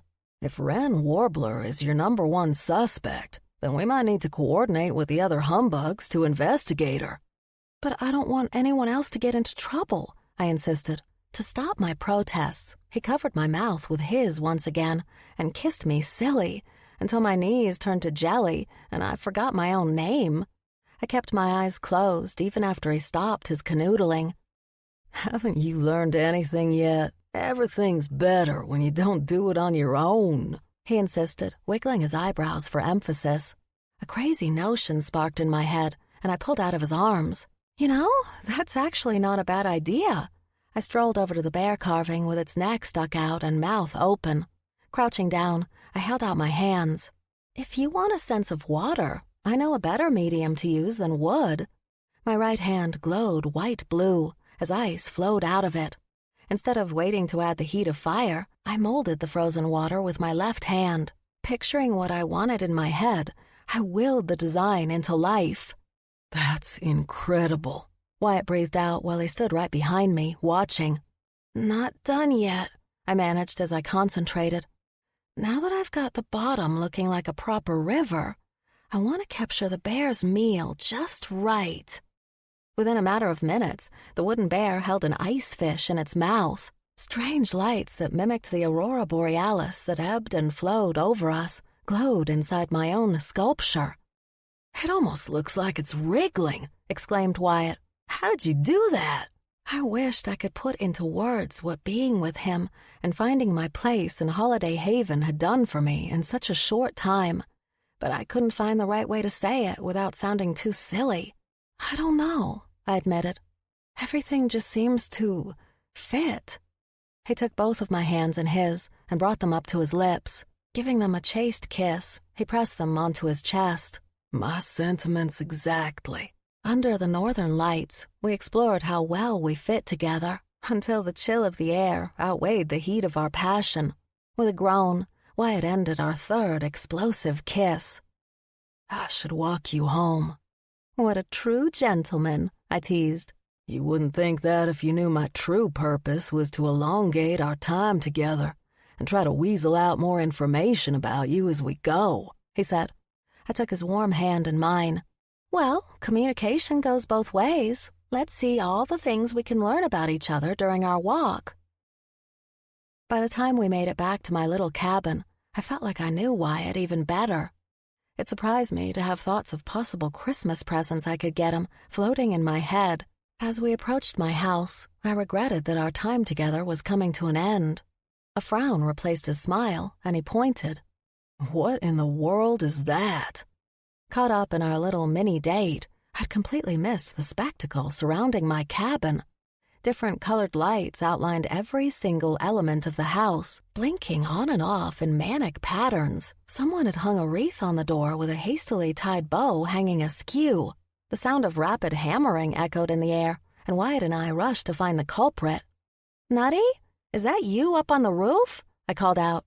The hammering stopped, and his tiny squirrel head peeked over the edge. Gotta put up more decorations. Wyatt flashed me a look of concern before pleading with our friend.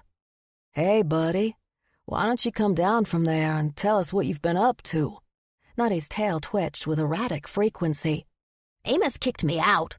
Came home, and there was a box of stuff sitting in front of our door. I gestured my hand at the massive decorations. All of this was in the box? He nodded up and down several times. Yeah, and a container of cookies. I inspected the box and found the empty container with only crumbs dotting the snow around it. How many cookies did you eat? My roommate dug around the leftover decorations and pulled out a ball of tinsel, clutching it in his tiny paw. Don't know. Lost count after 8. He thrust half the tinsel at me.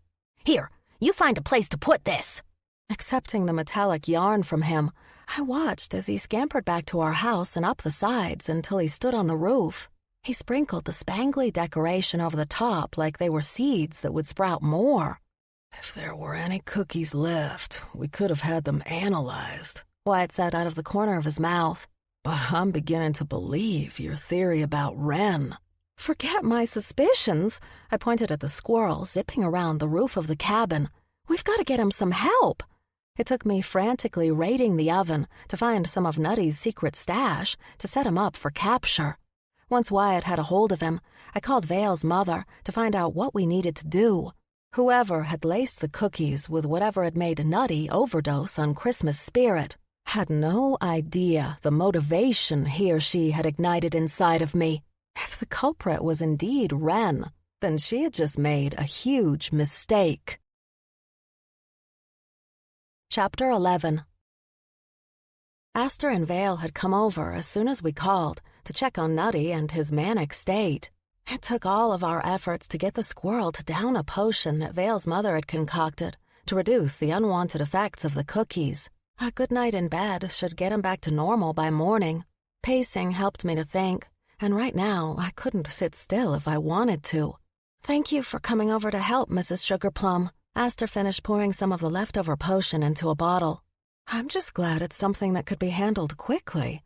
She corked the vial.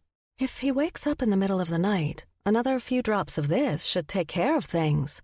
"Is there any way to trace whatever did this to Nutty?" I asked, pacing the floor outside my roommate's room. Aster shook her head. "If we had more than a few crumbs left, perhaps. If there were any nuts involved in the cookies, there's not a snowball's chance there's anything left," I said, shaking my head. Amos exited Nutty's room and closed the door with gentle care. "He's out like a light, all curled up into a tight little ball in the middle of his pillow." A little relief seeped through my stress, and I relaxed my shoulders a smidge. Good. Poor little guy. "What did I miss?" Amos asked. I gestured at Vale's mother. I was just bemoaning the sad fact that since Nutty ate all the cookies, we don't have anything left to test. "Sure you do," the old guy countered. "If you think there's something wrong with the cookies, I got a batch delivered with the same kind of box to my place." "You did?" White asked. "Yep. And I'll bet if you looked on your front porch, you'd find a similar package waiting for you." Amos plopped down on the arm of the couch, his wrinkled face stuck in a frown. "In fact, I'd lay a pretty big wager on all of the humbugs receiving one." Vale raised her hand to be heard. "Has anyone checked to see how Rocky's doing?" Wyatt waved his spell phone in the air. "I called him to let him know about Nutty, but I didn't know to ask him about finding any box or anything when he got back to his cave." Aster listened to all of us, shaking her head. "This is way more than any of us should be handling on our own. Maybe we should involve the law." Amos snorted. "What? You think Buzzy would have the first clue what to do?" "I don't really want to bother Claire with this, since she has so much on her plate as is." Vale's mother sighed in resignation. "But whoever did this has caused more harm than good." "Oh, I'm pretty sure I know who did it," I fumed. Vale bit her lip and glanced between her mother and me. "Rory thinks Ms. Wren is behind all this." Aster's eyes widened. "That's a pretty serious accusation. Why do you think that?" I relayed the story of catching my boss sprinkling something from a velvet bag into a batch of dough at Yuletide Yummies, and then the encounter Vale and I witnessed while waiting in line to see the sleigh. Plus, the only motive for stealing the most powerful vehicle in the whole of the North Pole is for someone wanting to gain access to the incredibly powerful Christmas spirit it possesses. I paused in my tirade, waiting for my friend's mother to process my theory. Amos grunted in agreement from his spot on the arm of the couch, listening to every detail. "Wren Warbler can hardly be upheld as the only resident in town with a lot of holiday spirit," Aster countered. She paused, a quizzical expression spreading on her face. "Although, the ending of the awards meeting was a little odd. Come to think of it, I'm not sure why I got so caught up in all of the excitement." Vale glanced up at her mother. "Did you happen to eat anything from the refreshments table?" Aster gave the question some thought. "I didn't intend to, as I was accosted by a few customers wanting to place some last-minute rush orders at the store. But then, yes, I did. I remember not being hungry, but when I was talking with Mrs. Berryman, we were right by the tables." "What did you eat, Mrs. Sugarplum?" I pushed. She glanced at me. "Some of the fruit cake, which, now that I think about it, is very strange, since I don't even like fruit cake. And yet, I remember thinking it tasted absolutely divine." "Oh, my stars!" Vale's mother covered her mouth. "Exactly." I trudged the path back and forth as I connected all the dots. "If I'm right, then Wren has somehow figured out how to use the sleigh's magic to affect everyone else's sense of Christmas spirit. And while she might think it doesn't do any harm, we clearly know differently." I pointed at my roommate's bedroom door. Aster furrowed her brow. "This is way beyond any of us." She took out her own phone and dialed a number. After the receiver of the call picked up, She spoke in a clear voice. "Code Rudolph's nose, Clara. Yes, everyone is basically fine. Okay, we'll be here." When she hung up, she turned to face all of us. "Better get ready." "For what?" I asked.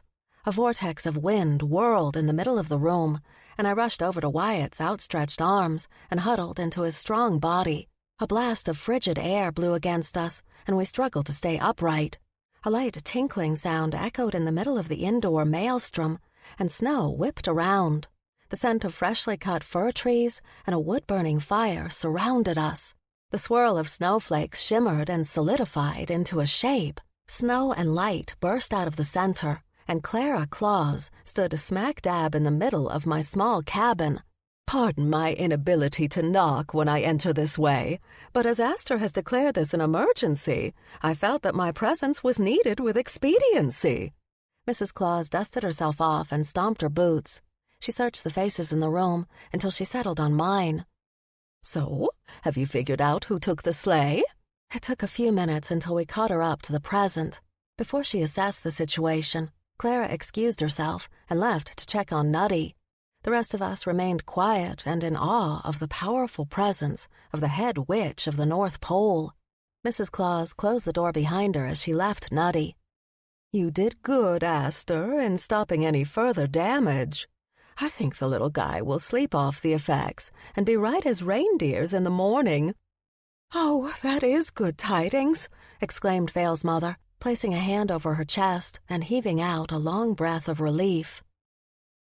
"But I'm afraid we have a more serious problem on our hands that needs to be addressed as soon as possible." Clara addressed the rest of the room. "It looks like the person who is using the sleigh to subvert the goodwill and spirit that it exudes is risking the very essence that powers the precious object." Her words confused me. "In other words—" "We need to get that sleigh back now, or my husband will have no way to travel the world in time for Christmas," Mrs. Claus declared, placing her hands on her hips. We all stood in tense silence, letting the gravity of the situation soak in. Amos snorted. "Well, that sounds ominous." "Indeed," agreed Clara. She turned to address me directly. "So, what are your plans?" I pointed at myself. "Me?" "Yes, you, Aurora Hart." She nodded at me. "I think you've picked a suspect." I wrung my hands together. "I have. Wren Warbler." Instead of protesting my accusation, Mrs. Claus waited with patience for me to continue. "I'm sure, down to my very bones, the wren had something to do with the sleigh's disappearance. Why else would her baked goods cause such strong effects?" I asked. Clara considered my logic. "Your theory about her motive is sound, but without proof, I'm afraid we can't move forward on it. Have you got any evidence?" Amos raised his hand like a schoolboy waiting to be called on. When the venerable woman smiled at him, he cleared his throat. "I can bring over the cookies that were left with the box of decorations at my house." "I could test them to confirm that they've been supercharged with Christmas spirit," Aster volunteered. Mrs. Claus shook her head. "That won't be enough to implicate Wren herself. Anybody could have baked the cookies." "What about me seeing her sprinkle extra ingredients into her batter?" I asked. A frustrated growl rose in Wyatt's throat. "That would be your word against hers." If I weren't supposed to take another day off due to my unfortunate incident of being detained at the town jail, I could bring in more baked goods to be tested, I said, annoyed for the first time at being denied the chance to work. Trembling, but still being brave, Vale stepped forward. "I could do that." "I don't want you to risk your job," I exclaimed, looking to her mother to back me up. "If my daughter wants to do her part to help you, then that is up to her," Aster replied, surprising all of us except Mrs. Claus.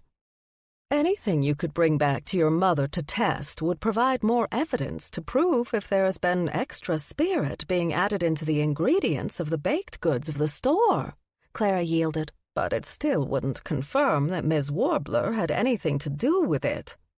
"We're talking about a sleigh here, people," Amos said a little too loudly. Cringing, he lowered his voice a little so as not to disturb Nutty. Shouldn't someone be able to search in garages or barns or anywhere one might stash a large vehicle? The security team that you ran into already tried that, Mrs. Claus explained. They tried to locate the tracking device on the sleigh. They couldn't find anything? I asked. Clara snorted. Hence why some of you got the kind of treatment you did. Topper was more than frustrated because the tracking signal never activated in the first place. He figured one of you reformed or current probationary subjects did something to disable it. I hate to admit it, Wyatt said, rubbing the back of his neck. but I would suspect us first, too. I wouldn't have the first clue how to disable anything. My only talent has been in unbolting locks. If I had been able to disable alarms, the chances of having gotten caught would have decreased significantly. I don't think any one of us have the skills to bypass a tracker. Amos made a clicking noise with his tongue. That's not entirely true. Bypassing alarms used to be my specialty, but it's been an age and a half since I was in the business. Plus, he pointed at Mrs. Claus, I'll bet all my teeth that any wards or alarms on the sleigh were mighty sophisticated, so that only those who spellcast the protections could remove them. Clara grinned at him. Precisely, Mr. Pine, which is why this whole thing has flummoxed me. Because while I understand why Wren Warbler would be at the top of your list, I just don't see how she could pull it off without being found out. Unable to stay still any longer, I paced the floor, trying to work through the problem. Assuming Wren is using the sleigh in some manner to spike her baking, then we have to catch her in the actual act. I don't think it'll be easy to do that at Yuletide Yummies, Vale said. Besides us getting really busy right now, Wren will be devoting most of her attention to the seasonal spirit awards and leaving the basic baking up to the others. My pulse increased as a solution to our problem presented itself like a wrapped gift waiting under the tree. That's it. That's what? Amos asked.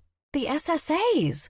I waited for all of them to have the same revelation I did. When nobody else got excited, I gave a better explanation. Wren will be completely wrapped up in the awards and wanting to make sure everything is perfect. Clara circled her hand in front of her, trying to coax more information out of me. Which means? That she'll be doing everything she possibly can to make sure things go the way she wants them to. I glanced around at each person.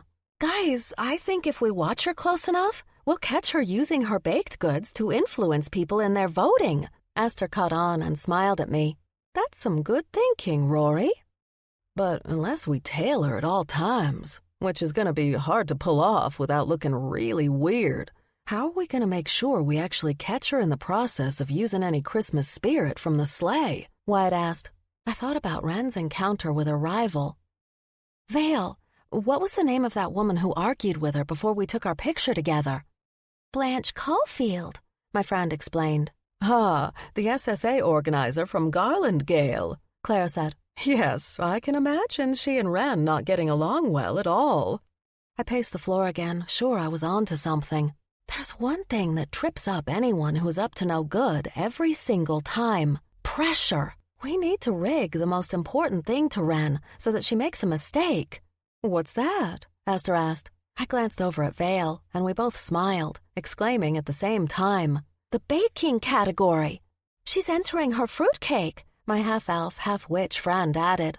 Clara smirked. That's a bold choice. If it's anything like the sample I had at the meeting, then there will definitely be a significant effect on the general voters and the awards judges, Aster said. I wish we knew who they were going to be. I glanced at Clara.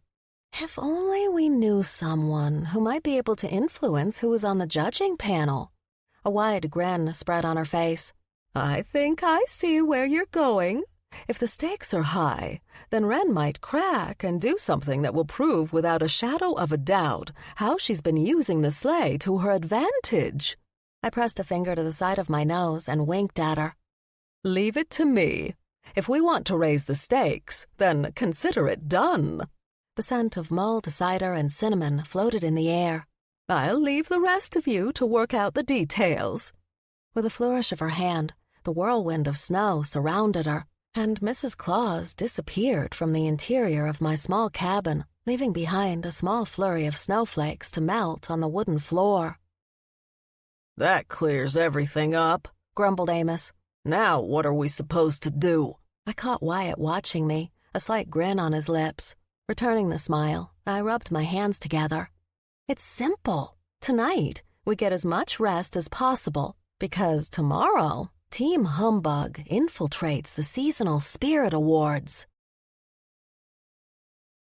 Chapter 12. I took a deep breath before entering the building hosting the SSAs. So much depended on what happened next, and my heart thumped hard enough in my chest, I swore others around us could hear it. "Everything's going to be fine," Wyatt whispered low in my ear. Swallowing the slight lump in my throat, I nodded in half-hearted agreement. I hope so. He placed his hand at the small of my back. "Everyone is in place, ready to help. The plan you came up with is solid. Now it's time for you to trust in yourself and in us." "Trust," I repeated. "I think I can do that." Taking a deep breath and letting it out, I rolled my shoulders back and kept my head held high. Wyatt escorted me inside and through the throng of the different areas designed for each category of the awards. Despite my idea that it would be a simple affair, I had not been prepared for the massive size of the overall event. And I thought the enthusiasm at the last meeting was bad, I muttered as we navigated through the crowded area. A fairy wearing a spiffy red outfit with a badge dangling from her neck hovered over to us. Welcome to Holiday Haven's Seasonal Spirit Awards. Here's a ballot for both of you. Please mark clearly every entry you prefer in each category. When you're finished, you can hand it to one of our volunteers or place it in one of the designated boxes. Remember, your votes are important since the winners will move on to the overall regional awards. Thanks for your support." I accepted the hefty paper and glanced through the different categories. Oh my word, there's so much more involved in this than I thought. "The awards were meant to help build up the holiday spirit right before Christmas. It's unfortunate that the competitive nature of someone like Wren almost ruins it all," Wyatt said as he pointed in the direction we should head. We walked by different displays in various categories. Vale had been right. If I'd researched the awards, I would have found something I could have participated in. I couldn't help but be amused at some of the categories of the first room we entered, including handmade holiday dioramas, original art in several different mediums featuring holiday themes, and some sculptures. I wonder where the food categories are, I mused out loud. "Well, there was one thing I wanted to show you before we start our mission." Wyatt guided me over to a specific display. "I hope you won't get mad at me." I stared at the placard in front of a familiar carving, reading the words out loud. Holiday Wishes Come True by Wyatt Barringer and Aurora Hart. "I added the holiday part so that it would fit the whole theme of the awards," he admitted. The carved bear reached out to snatch the jumping fish from the running river. Under the spotlights, I could see the absolute beauty of our talents combined. Unable to find words adequate to express the well of emotions bubbling up inside of me, I stayed quiet. But I slipped my hand into his and squeezed it, hoping he'd get everything I couldn't say. A group of older women entered the room and chattered as they spread out to look at all of the entries. One of them sidled up close enough to bump into me. When I glanced at her, I found Cora smirking up at me. "Glad to see you two together," she said, offering me a friendly wink. "And that you've managed to follow my advice." I raised my chin a little higher in the air. "It was an excellent suggestion," I complimented.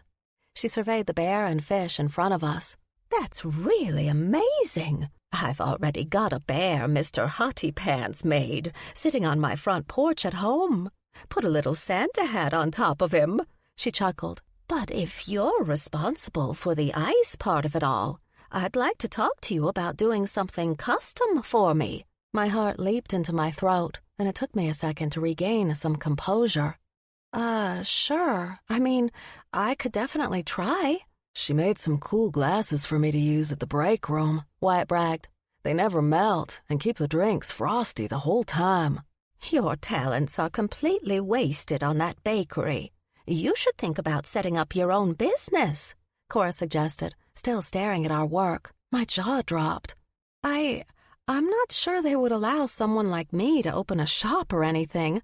Oh, that's a load of reindeer poop, she declared with a snort. If you could create ice sculptures that never melt, you'd have people knocking down your door, me being the first in line. Her confidence in me did strange things. Instead of wanting to hide my broken magic, I was proud to claim my powers. Letting go of Wyatt, I chose to give the kind woman a gift for her belief in me. Calling on both sides of my energies, I pictured what I wanted in my head and willed my magic to sculpt the object between both of my palms. Cradling it in my right hand, I lifted my left to reveal a blooming rose, much like the one Clara had helped me create the first time I met her. Pink and red lights glowed from the inside of the ice. I held out my gift to her. Thanks. Okay, now you have to promise you'll let me book you first, she exclaimed, petting the petals of her flower. Also, I think maybe the two of you should open your own place. You could call it The Bear and the Babe, Cora teased. We'll see, I answered her, placing a hand on my flaming cheek. I hope you have fun with the awards. She waved her ballot in the air. You better believe I'm voting for you in this category. I'll get the rest of my cronies in on it, too. And make sure you check out my entry. I've decided to try to give that wren warbler a run for her money with my brown sugar pound cake. Will do, I promised over my shoulder as Wyatt and I left the room. Once outside, he tugged on my arm and pulled me in for a crushing hug. I snuggled into his chest, processing everything that had just happened. He rocked me back and forth. I am so proud of you. I backed away to be able to look up at him. None of that would have happened if you hadn't entered in your work. Our work, he corrected, gripping me a little closer and tighter. I patted his back. Can't breathe, I joked. He let me go, flashing me a sexy, smug smile. Sorry. Bear hugs are the only kind I give out. With his surprise done, we focused on our very important mission. When we entered the large space with all of the food categories, we kept an eye out for our accomplices. We passed Rocky leaning against the wall on the perimeter. I stopped in front of the large display featuring gingerbread houses of all sorts. It was hard to fathom the time it took to build up all the walls and roofs made out of gingerbread, let alone decorate with the frosting and other clever uses of candy. My Mabel used to love decorating gingerbread houses, Amos said as he sidled up to us. She even won the category one year with her version of Holiday Haven's town square. I helped her figure out how to piece together the gingerbread to make the big tree. I patted him on the back.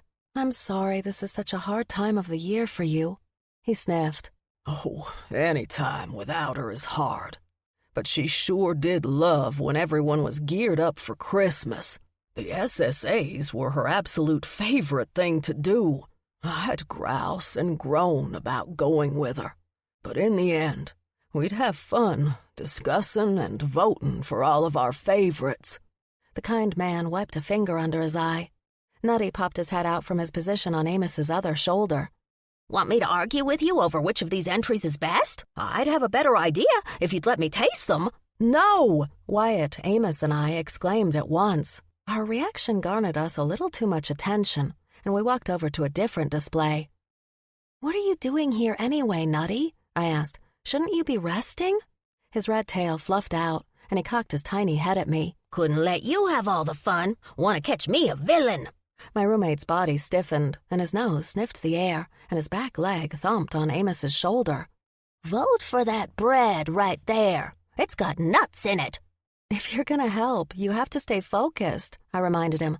He saluted me with his little paw. I'm on it. Wyatt tilted his head in the direction of the door across the room from us. There she is, he murmured. We turned to find Wren entering and greeting everyone as if she were the queen bee.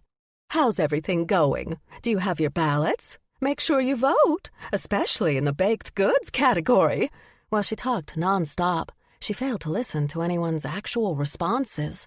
It took considerable restraint not to walk right up and confront her about the cookies, But that would make me no better than Topper, trying to arrest me with absolutely no evidence of wrongdoing. Instead, I nodded at my friends to make sure we spread out and began our vigilant observation of the woman. Wyatt and I circled the room, accepting samples for the foods entered in taste categories. The closer we drew to the table where Wren stood, handing out bites of her fruitcake, the more I felt a compulsion of goodwill and joy.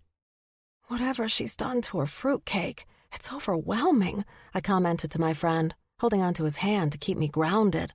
He tipped his head closer to mine and whispered, "I feel it too. That could be a problem if we're trying to stay focused." Wren caught my eye and gushed at me. "Oh, Aurora, it's nice to see you participating in the awards. You as well, Mr. Behringer. I'm glad you've both gotten caught up in the spirit of the season." I swallowed hard, trying to push back against the influence of whatever spell she cast. "It's been enlightening to see all of the entries," I admitted. "Well, I hope you will consider voting for my submission." She flourished a silver platter with squares of her fruitcake laid out like they were crown jewels. "Even though you must have tried this for yourself while working for me, I think you'll find it particularly tasty today." I forced my arm to stay by my side instead of reaching out to accept her invitation. "Actually, I don't like sweet things. I've never had any of your baked goods, as delicious as they look." "That's disappointing, and perhaps makes you a liability for working at my shop." Wren lifted her eyebrow at me with concern. "Actually, I would think that would make me the ideal employee, one that you know would never eat your wares," I countered, taking a very important step away from her. Even that slight distance helped me fight off the intense feelings being forced on me. I glanced at Wyatt, concerned with his ability to resist. His fingers reached out and hovered over the tray as if he couldn't help himself. He frowned for a second, struggling to pull his hand away. "Did you use a traditional recipe?" Wren flashed a wide grin at him.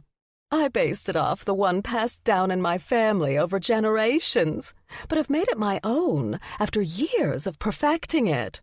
Try some," she insisted. A little bead of sweat broke out on his brow. "So, what kind of fruits did you put in it?" "There are all kinds.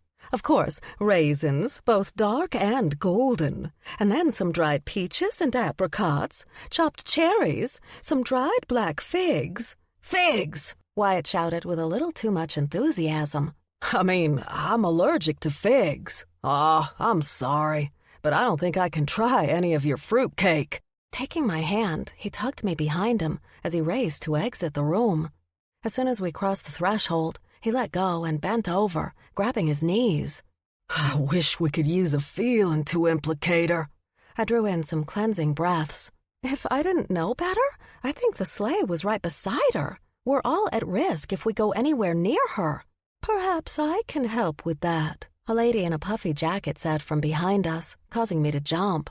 "Hey, Clara," I said, taking in her more pedestrian appearance. "Nice disguise." She glanced down at her normal streetwear. "I had to find a way to get to you without a whole lot of attention, and it looks like I'm here in the nick of time." "Don't you mean Saint Nick of Time?" I joked. She snickered. "I'll have to remember to tell my husband that later. But for right now, eat these." She opened her hand and revealed 2 red and white striped peppermints. Wyatt popped one in his mouth before I could even remind her how I didn't like sweets. He sucked on the candy for a moment before letting out a long sigh. "Oh, that's better." "What's in it?" I asked, eyeing the sweetie. "Let's just say I used those cookies that Amos brought to Astor to help concoct my own temporary cure." Her bright eyes pleaded with me. "Just trust me. I've already handed some out to your cohorts." With hesitant fingers, I accepted the peppermint and placed it on my tongue. The crisp sweetness at first turned my stomach a little. However, the longer I let it sit in my mouth, the more the effects of my talk with Wren faded. "It's like the anti-spirit pill," I said, sucking on the candy with more relish. "So, can you just go in there and arrest her now?"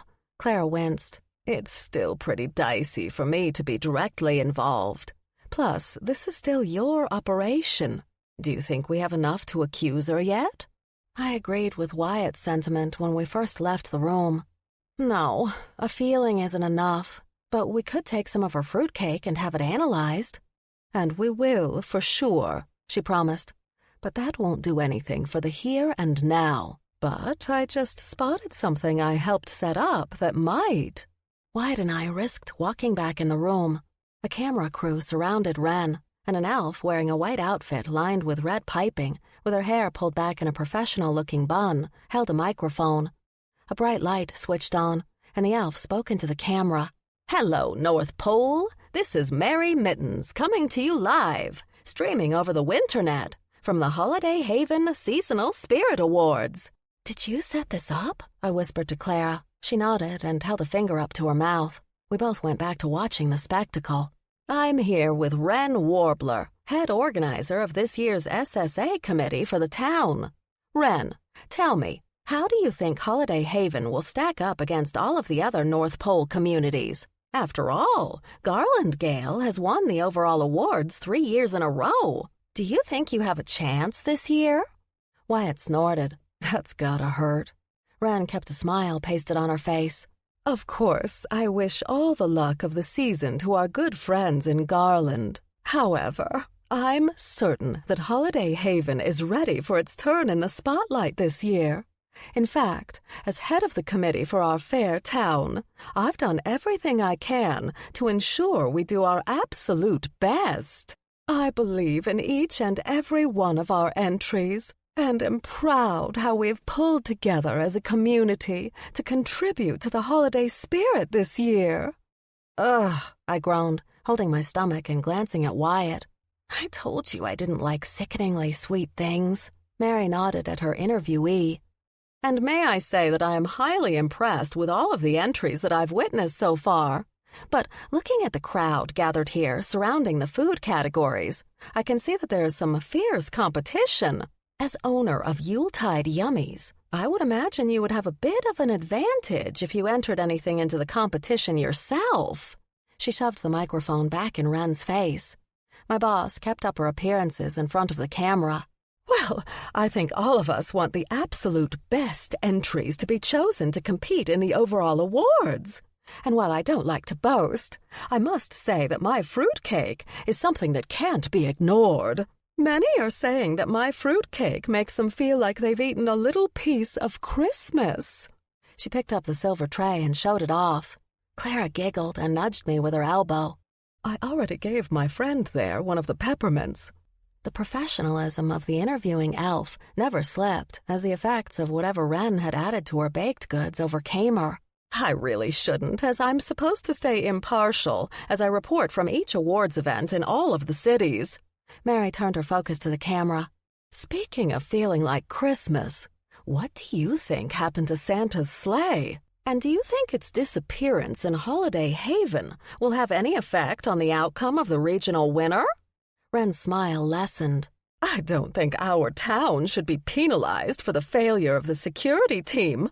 And I believe that any and all justice for the sleigh's disappearance should be left to the authorities. Thank you. She offered a curt nod at the camera and walked away.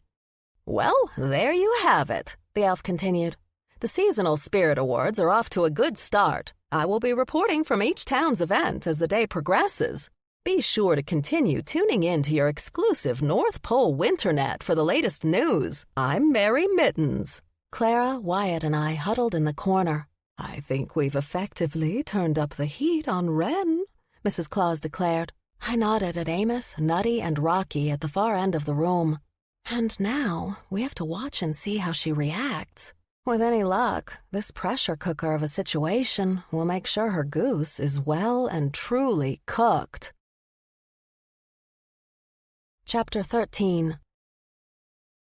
I should have known that Mrs. Claus's influences ran wide and deep. According to her, she'd set up others to keep cajoling Wren about Garlandgale's prior wins to stoke her competitive nature to a boiling point. With all of us on high alert, there was no way anything she did could escape our notice. Wyatt and I circled the room with all of the food entries for the 100th time when Wren strode in like a mad woman with purpose. Due to whatever she'd added to her fruitcake, people were gathering around her table more and more. She pushed through the crowd, growing more incensed by the minute. Get out of my way, my boss grumbled. We'll never see what she's going to do in this crowd of the people, I hissed at Wyatt. We only had one member of Team Humbug who could catch a glimpse from a completely different perspective. I rushed around the room until I found Amos with my roommate still riding on his shoulder. Nutty, we need you to try to see what Wren is doing by her station right now. I pointed in the direction of the crowd. The tufts of hair poking out of his pointy red ears perked up. Yeah, no problem. The squirrel scurried down Amos's leg and scampered here and there, avoiding being stomped on several times. With everyone else being attracted to Wren's table, no one noticed the path my roommate took. With great haste, he scuttled through the gingerbread display. However he managed it, he made it to the other side without damaging any of the entries. He scrambled up the layers of a gingerbread Christmas tree and hung off of it like a tiny version of King Kong, clinging to the decorated cookie star at the tippity top as he gazed over at whatever Wren was doing. It's not going to hold his weight, Wyatt worried. I crossed both sets of fingers. It's got to. He's our best chance at confirming our suspicions. Rocky pointed. The star is going to break off and he'll fall, he said in his raspy, deep voice. The noise in the area grew from a general murmur to a loud din of excitement. It almost became too deafening to hear. Wyatt winced more than once due to the sensitivity of his shifter hearing. The tree's starting to lean, he warned, pointing at Nutty's precarious predicament. My roommate kept a tight hold while he strained to lean his body far enough out to get the best view over the back of Wren's table. Just as the gingerbread Christmas tree appeared to topple, the squirrel leaped off with his arms spread out, much like an action hero from the movies. He landed on the floor and somersaulted a couple of times before disappearing underneath the feet of all the onlookers. Do you see him? I called out to my cohorts. I hope he's not hurt. Nutty's small figure reappeared as he scuttled out of the back of the crowd and darted over to us. He circled up my leg, and I held out my hand to provide him a perch. Out of breath, my roommate sat in my palm, his little chest heaving with his enormous efforts. He clutched half of the cookie star ornament from the gingerbread tree like a prize. What did you see? I asked. He glanced around at all of us, waiting for his answer. She sprinkled salt all over her baked goodies. I wrinkled my brow. That doesn't make sense. Are you sure she was sprinkling salt? Yeah. You see, she took a small item out of her pocket, looked around, and tipped the item upside down. Then she shook it like this. Nutty mimed the actions of someone shaking salt over their food, using his whole body as he got more insistent and almost falling off of my hand. That clears up absolutely nothing, Amos groused. Now what? I don't know, I admitted, a hole of despair filling my stomach. Nutty's tail twitched. Don't be sad. Maybe you could use a dash of that funny-looking salt, too. It seemed to make those standing closest pretty happy. My whole body went rigid on alert. What did it look like? Like tiny snowflakes falling in the middle of sunshine. Shiny and sparkly. He wiggled his paws in the air, mimicking snow. And I might have to steal her shaker. It was real nice. All bright red with painted green and gold accents. I gasped at the same time Amos and Wyatt glared at each other. Rocky sucked in a deep breath as he caught on. Nutty's little head whipped around as he glanced at each one of us. Did I say something wrong? My tiny roommate asked. No, something very, very right, I reassured him, scratching him right between the ears. His back paw thumped on my palm as he leaned into my touch. Rocky, see if you can go find our generous friend in the puffy jacket. Tell her we need her help. Amos leaned in closer. What's the plan, boss? First, we need to see if Clara has any ideas about getting the crowd away from Wren. And then we have to figure out how to find that shaker that isn't a shaker on her person, I explained. The only problem is, I can't figure out how. Amos scoffed and waved his hand in front of his face. Oh, that's easy. Why? Asked Wyatt. Because I was one of the best dippers in my time. Our cantankerous friend linked his fingers together and extended his arms out in front of him as if he were stretching to get ready. He shook out his hands and cracked his neck from side to side. All I need is for someone to distract her, and I guarantee I can get that shaker from her without her feeling a thing. Are you sure that's a good idea? Wyatt pressed. Listen, Sonny, I may be old and rusty, but I've still got a few tricks up my sleeves. I didn't earn the nickname Famous Amos for my good looks." He jutted his thumb at his chest. "It was because I was known in a very wide circle as being able to pickpocket anything without getting caught." "Until you got caught," I teased. "Precisely." He winked at me.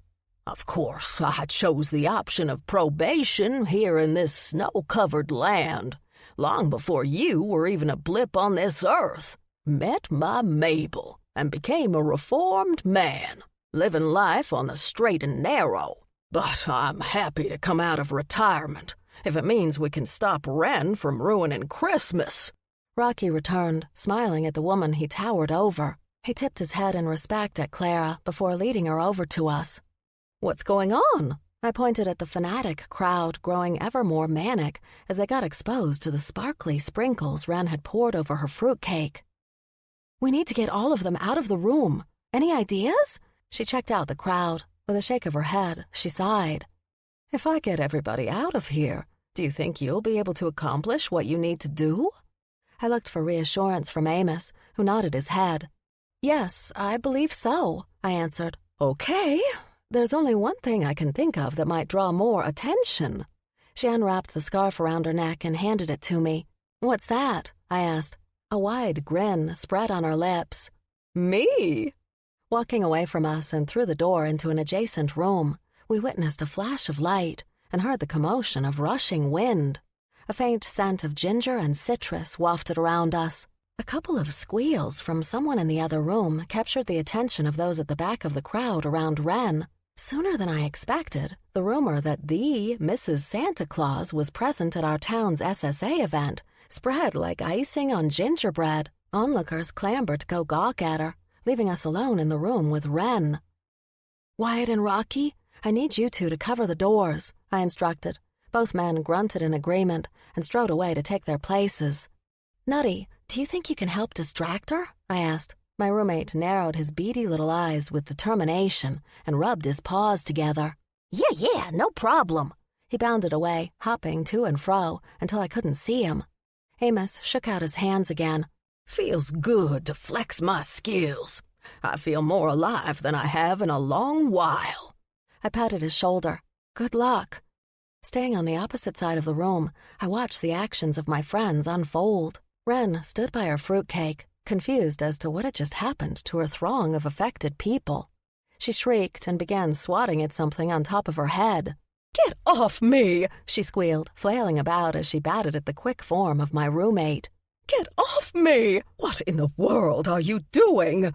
Amos took his chance and walked in her direction. He jostled her a little as he acted like he lost his balance. "Oh, my goodness, I do apologize." "You clumsy oaf!" Wren bellowed. "What is going on here? Where has everybody gone?" I left my spot of observation and approached. "They've left to see a huge spectacle. Haven't you heard? Mrs. Claus has made an appearance at our very own Spirit Awards."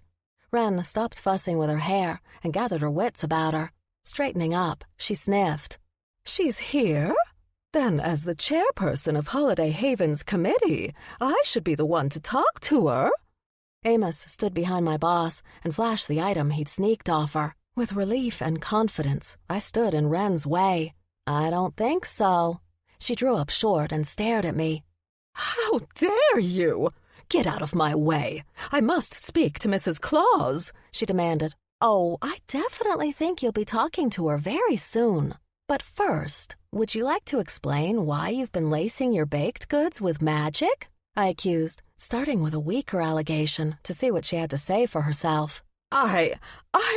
she stammered, reaching up to brush a strand of hair Nutty had knocked out of her bun and push it behind her ear. Wren threatened me. "I don't know what you are talking about, Aurora, but you can be sure that come tomorrow, you will not have a job waiting for you at Yuletide Yummies." "Ha!" Amos exclaimed. "That's rich." "That's life and its consequences, Mr. Pine," Wren retorted. "Speaking of consequences," I said, "you don't need to fire me. Because I quit the second I came home to find my roommate sick because he ate all the cookies contained in a strange box with Christmas decorations someone left on our front doorstep. I don't suppose you would know who did that, would you, Ms. Warbler? She blinked at me, and a little color flamed to her cheeks. I don't know. And why should I believe anything a criminal says? You're probably lying. See, he looks perfectly fine to me. She pointed at Nutty, who scrambled to stand in between my legs. Did you think about the harm that could come from dosing the baked goods you allowed others to consume? I asked, taking a step closer. Or were you thinking that you could use Santa's sleigh to help yourself win your category?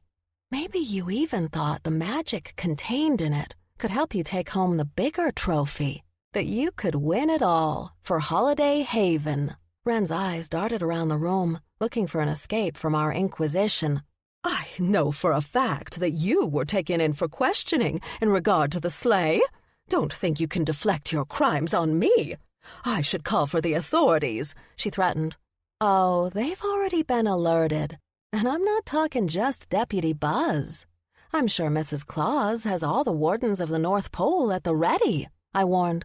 If you want them to show you any leniency, then I would confess if I were you. My now former boss sneered at me.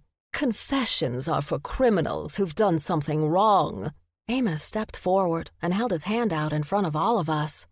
You mean like someone who figured out a way to steal a very important object? He unfurled his fingers to reveal Wren's guilt. All of my suspicions were confirmed, and a giddy rush of excitement buzzed through me. There, in the middle of my friend's palm, sat a miniaturized version of Santa's sleigh. Chapter 14.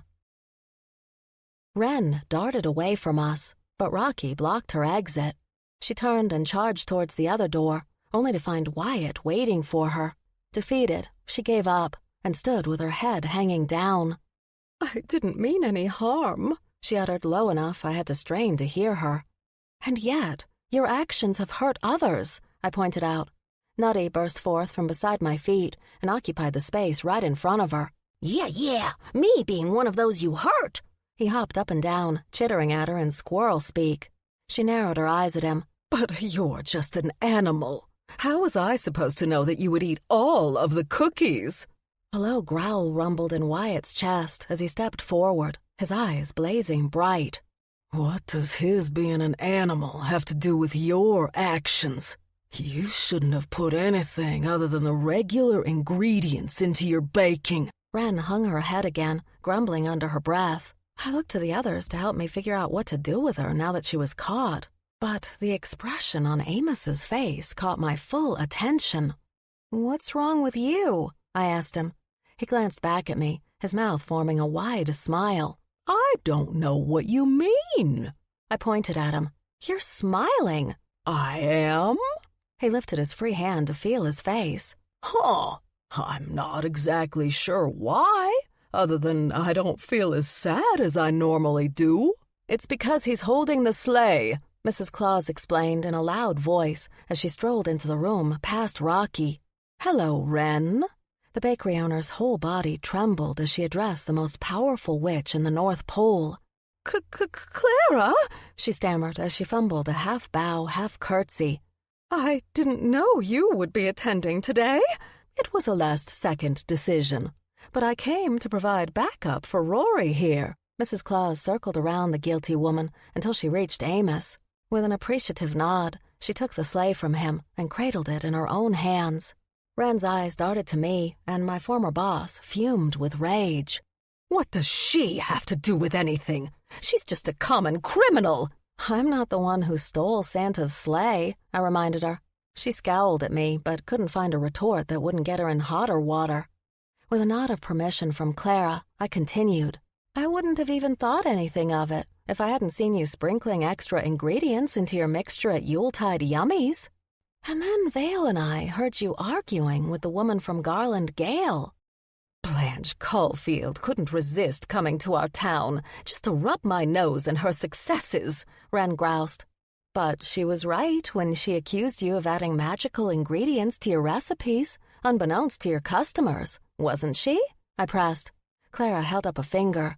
Be careful how you answer. We've already taken samples from your store.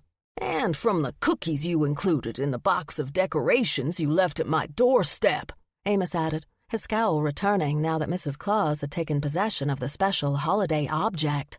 Wren took a step backwards, as if putting some distance between her and us would protect her. Lies!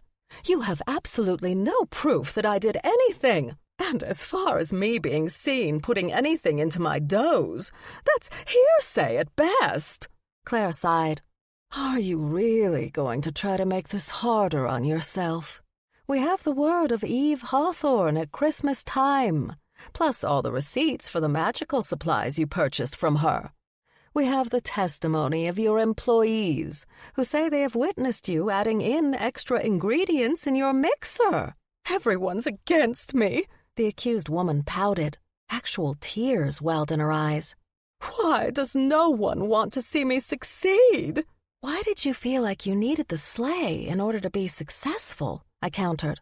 By everything I saw when I first came into Yuletide Yummies, you owned a thriving business. You would not have been chosen as head of the Seasonal Spirit Awards Committee if others didn't see you as someone who could lead them to do the best they could. Growing up, I would have given anything to have even a fraction of the belief others had in you and what you had here.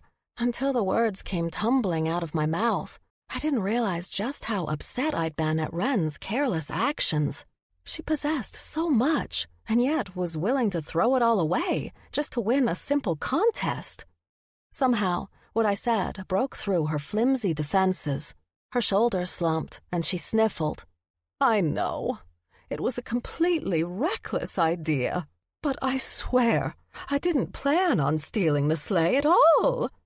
Then how did it happen? I pushed in a quieter tone, wanting her to keep talking. After Blanche accosted me right in front of everyone else in the town square, I just couldn't take the humiliation if we lost the awards this year, especially to her. A large tear ran down her cheek, and she dashed it away with the back of her hand. Yes, I've added in a few harmless herbs, spices, and other simple ingredients in my baking over the years. Nothing that would harm anyone. Maybe just give the consumer a boost in things like happiness or in their overall mood. And if they felt good after eating something from your store, then they'd be more likely to come back for more, again and again, right? Wyatt said. Wren shrugged. I honestly didn't see the harm in it.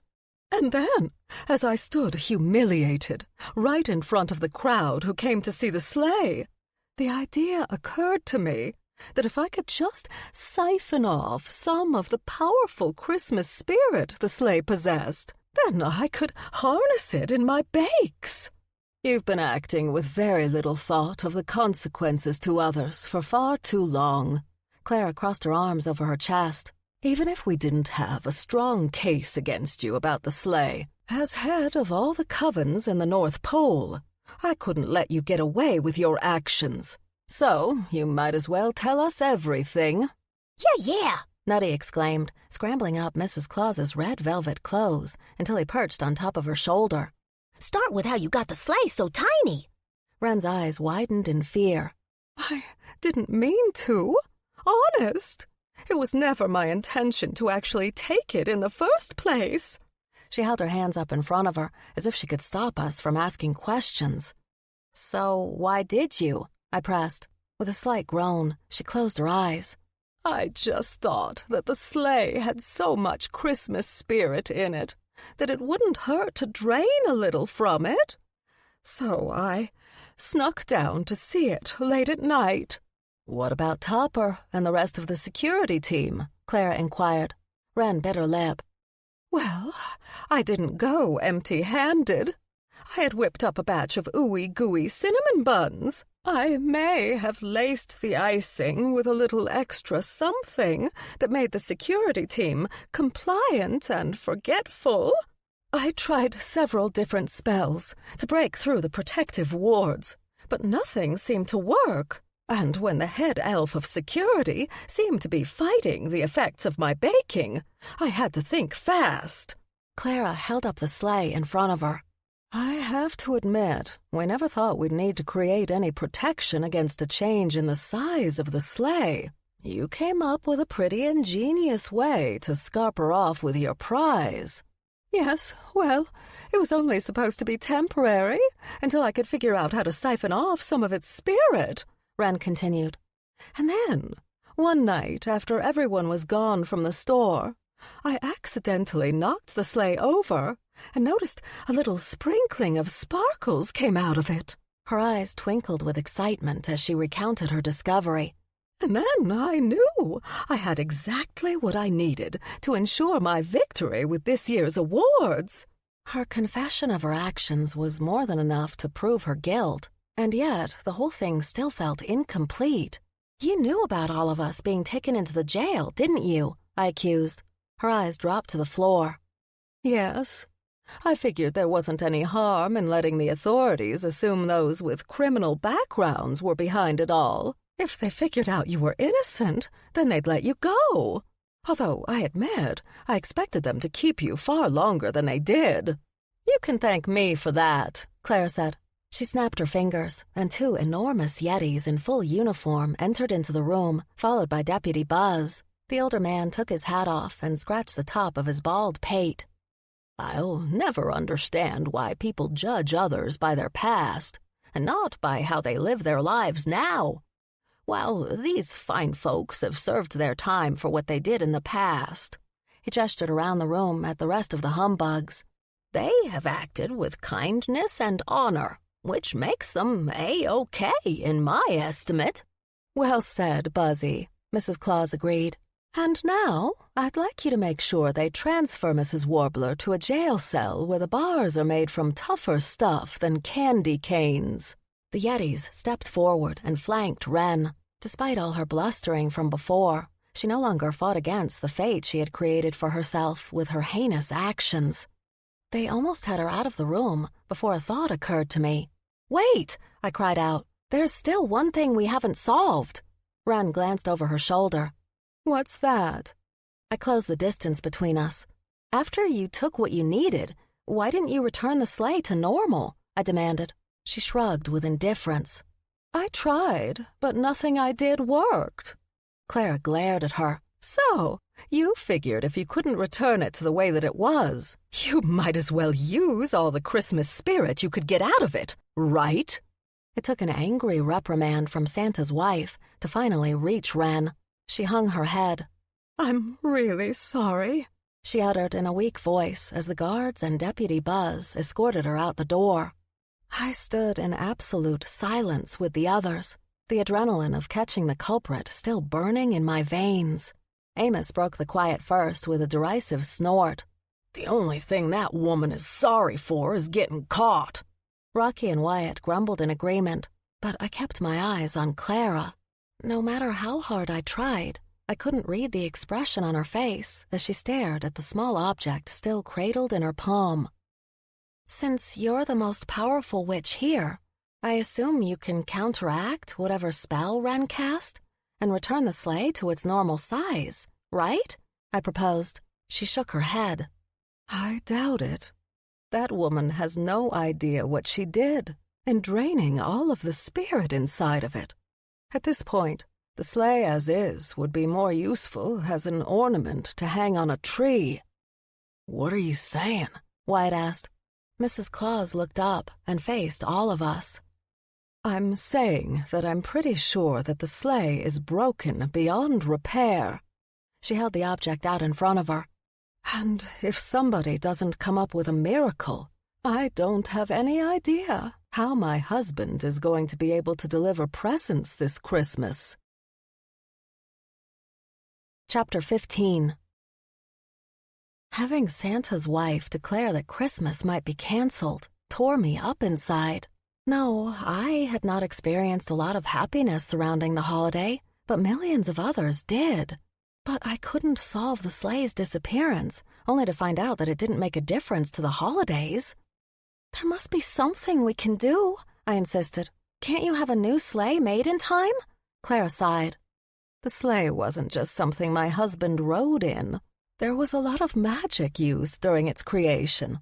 It took a lot of time and effort to craft it into the perfect vehicle, more than just the few days we have now. Well, there must be something we can do. I looked around at my other cohorts. Amos, you do woodwork?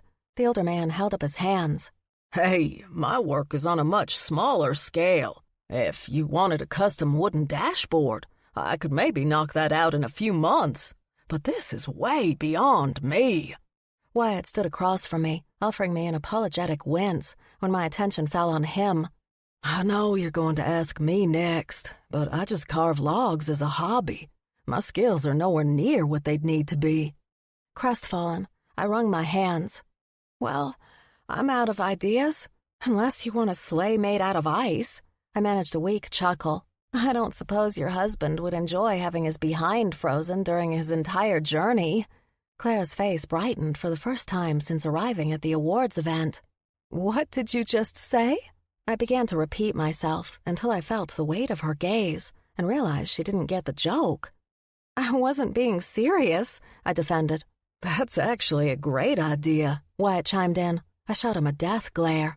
You don't even know if I could do it or not. Yes, I do. He crossed the floor until he stood in front of me. Taking my hands in his, he turned them over. I've seen what you can do in person, and it's absolutely unlike anything anyone else can achieve. Panic rose in my chest. You don't know that. All I've done so far is a few glasses and added the water stuff with your bear. Nothing about any of that says that I could craft an entire sleigh, let alone the one that Santa might use. Clara approached me. I saw the sculpture with the fish, and I think it's absolutely incredible and very special. I would have been embarrassed by the compliment if I weren't so freaked out over the sudden expectations resting on my shoulders. Thanks, but The decision is completely up to you, Rory, she interrupted. If you're truly uncertain that you could do the job, then you can choose not to. And be the cause of canceling Christmas for everyone? It took great effort to maintain a level of composure and not fall to pieces in front of everyone else. Mrs. Claus brushed past Wyatt and placed a hand on my shoulder. No, Wren is to blame for what happened to the sleigh. You're the reason we have a sliver of a chance to fix things. I sniffed a couple of times before managing to speak again. How do you know I could actually do it? Because I've watched you grow in such a short amount of time, she answered. You came here because you thought you could escape your life. Instead, you've taken bold steps to actually live it. That's why you were able to create the beauty that you did. I tugged my hands out of Wyatt's grasp and held both out in front of me, staring at them. But how do I know my magic won't screw things up? It's been broken for so long. I don't know if I could trust it. Clara tilted her head. Your magic was never broken. Maybe bent a little from doubting yourself, but never broken. I started to protest and refuse the task she required. But something deep inside of me knew that if I could just trust myself, I could do it. Maybe, I uttered. Amos stepped closer to me. If it helps, I think you should know that I believe in you. Same goes for me. Rocky rasped from behind Mrs. Claus, raising his hand in the air. Nutty scuttled up my body until he perched on my shoulder. Yeah, me too. He kissed my cheek once before scampering back down. You already know where I stand. Clara's smile beamed at me with confidence. I glanced around at everyone, my insides warm and a little gooey from their belief in me. Even though I guessed the answer of the only person left in the room who hadn't added his 2 cents yet, I still needed to hear the words. Wyatt, I barely squeaked out. He took my hand and tugged me towards him, catching me against his strong body and encircling his arms around me. I think you know I'm absolutely crazy about you. Me and my bear have fallen hard for the strong, determined woman you are. I hit my face against his chest. I think I'm falling for you, too. His chuckle reverberated against my cheek. Think? I couldn't bring myself to say anything deeper with my friends listening to everything we said to each other. Wyatt stopped hugging me and gently pushed me back so he could look me in the eyes. I could give you a big pep talk about how we all think you can do it, but the only one who really knows whether or not you can is you. Whatever decision you make, I will be right by your side, supporting you. You ain't the only one. Amos reached out to touch my arm. I'm on Team Humbug's side. Rocky maneuvered closer and leaned his massive body over, thumping his gigantic hand on my back hard enough to knock a little of my breath out of me. Nutty threw his body against my leg and hugged me about my ankle. Clara couldn't help but laugh at the odd spectacle we created. All we need now is your decision. What's it going to be, Rory? I stared into Wyatt's eyes, reveling in the absolute adoration and faith reflected back at me. Taking in a deep breath, I let it out and made up my mind. I guess I'll give it a try. A large crowd gathered around where Clara had led me outside. The added attention did nothing to calm the nerves jangling inside me. Do we really need an audience? I murmured to her as she stood next to me. Actually, they'll be helpful, she said. Santa's sleigh runs on Christmas spirit. You'll need all of their joy and belief in the season to supercharge your work. She took the time to wave at everyone with a bright smile, and the energy of their enthusiastic response crashed over me like a wave on the beach. I danced from foot to foot, nervous about what came next. Okay, so how is this going to work? Mrs. Claus refused to take the lead and make all the decisions. I don't know. I said I would help you get started, but from there, it's all up to you. I held up the sleigh in its miniaturized form, studying every detail with intent. I think I can get the basic shape if we form a large block of ice, and then let me sculpt it from there, I proposed. Rubbing her hands together in eagerness, Clara said, 1 block of ice coming up. Combining our magic, we created one large hunk of shimmering ice. But unlike the ones found floating in the bay, this one contained a slight mystical glow inside of its very essence. I wiped a bead of sweat off my brow as I stood back looking at the raw material. Clara carried the tiny sleigh back to me and held it as I planned how to mold the frozen water into the closest form possible to the original. Vale and her parents joined the rest of the humbugs, standing at the front of the crowd. All of them cheering me on was the only thing that kept thoughts of running away at bay. Wyatt's eyes glowed as he watched me, but they also held strong emotions that bolstered my confidence. Biting my lip, my stomach did flip-flops over the humongous task in front of me. Here's hoping I don't screw it up. Clara slapped me on my back. The good news is that if you do, we can start over again. Your mistakes don't have to define you, Rory. So, the only thing you can do is to try and do your best. I cracked my neck from side to side and stepped up to the massive block of ice. Holding a picture in my mind of the sleigh, I drew in a calming breath and called on both my fire and ice magic to forge, melt, and mold the frozen chunk into the desired shape. The roar of the crowd died down as they watched each of my decisions and movements. As the form began to resemble the familiar object, murmurs of oohs and ahs rose in the air. After a tense hour of work, I finished the chassis of the sleigh, complete with seats and storage area for the sack full of presents that Santa carried. Although it remained a bit plain, I wanted to make sure I got the runner mechanisms at the bottom correct, so the big man could have a steady way to take off and land without worry. I can help you with that, Clara offered, adding her magic into the mix. We spoke to each other to coordinate our efforts and make sure the rails were formed equally. It took almost another hour to melt the ice down in places, while bolstering it back up for support in others. I stood up to stretch after crouching and kneeling for longer than I'd expected. Circling around the work we'd finished, Clara and I surveyed the runners. How do we know they'll hold? I asked her. With a mischievous glint in her eyes, she ran at the sleigh and hopped in before I could stop her. She paused for a moment to make sure the whole thing didn't collapse, and then threw her hands in the air in triumph. The whole audience burst into cheers and applause, and the slight glow from inside all of the ice sparkled a little more in response. She jumped up and down a few times. Seems sturdy enough to me.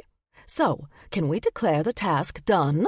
Now that the basic form was complete, I had a few embellishments I wanted to add. Not quite. Using my fire and ice powers, I added small details into the ice. I molded a fancier swirl to the front of the runners and contoured some of the edges. And along the main surface of the sleigh, instead of painted on green and gold filigree like the original had, I etched in snowflakes that grew in size from the front to the back. With a little extra oomph, I boosted the lights from inside to dance and dazzle like the northern lights. That final addition made it look like the sleigh was in motion, even though it sat still in front of everyone. The crowd grew quiet as Clara held up her hands. Okay, Rory, what about now? Is the sleigh finished? Taking one last look, I couldn't help the smile that grew on my face. Never in my life would I have guessed I could do anything as beautiful or important as recreate Santa's sleigh. I nodded in satisfaction. It's finished. The crowd whooped and cheered, the chaotic roar ringing in my ears. All of my friends rushed over to me and passed me from person to squirrel to troll to elf, hugging me tight and congratulating me.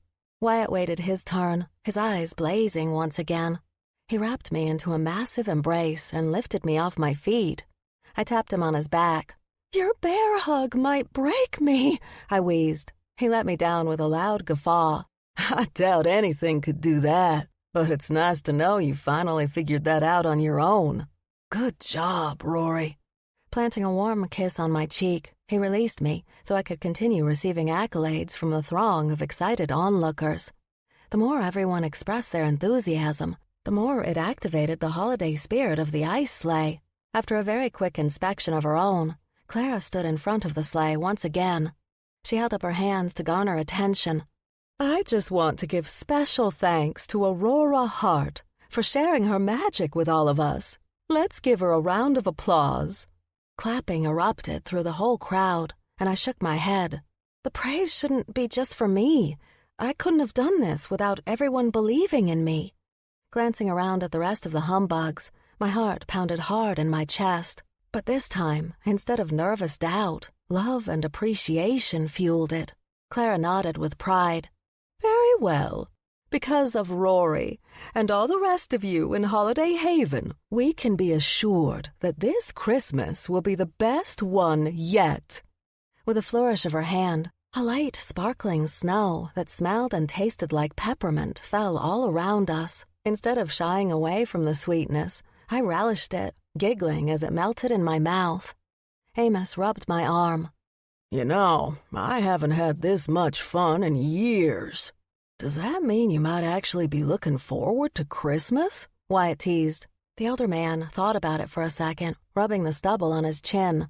You know, I just might. What about the rest of you humbugs?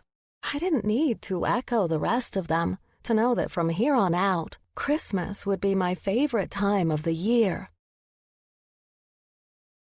Epilogue. Vale and I sat in her bedroom, getting ready for the Yule Ball. After all of the excitement with Wren and Santa's sleigh, I'd had very little time to pull myself together for the event. But she had it all in hand, helping me book an emergency appointment with Vivian at Silver and Gold Garments after hours to choose a dress. "Keep your eyes closed," my best friend demanded. She brushed more makeup onto my eyelids. It took so much effort not to fidget as she perfected my look. I'd never been that into dressing up, not that I'd had a whole lot of occasions to do so in prior years. Tonight would hold many firsts for me, and I could hardly be expected to sit still with all of the excitement and anticipation. "There," Vale declared, stepping back to admire her work. "Now all you need is a little lip stain, and you'll be perfect. But first, let's get your dress on. I'll have to go get Mama since she knows how to tighten the corset." After a few tense moments, Vale and her mother helped me step into the dress and pull it up. The sleeveless top, made of dark navy blue velvet, hugged my body from my chest to my waist. The material changed into something lighter and flowing as the colors morphed from dark blue into ombre colors that ended in light gray.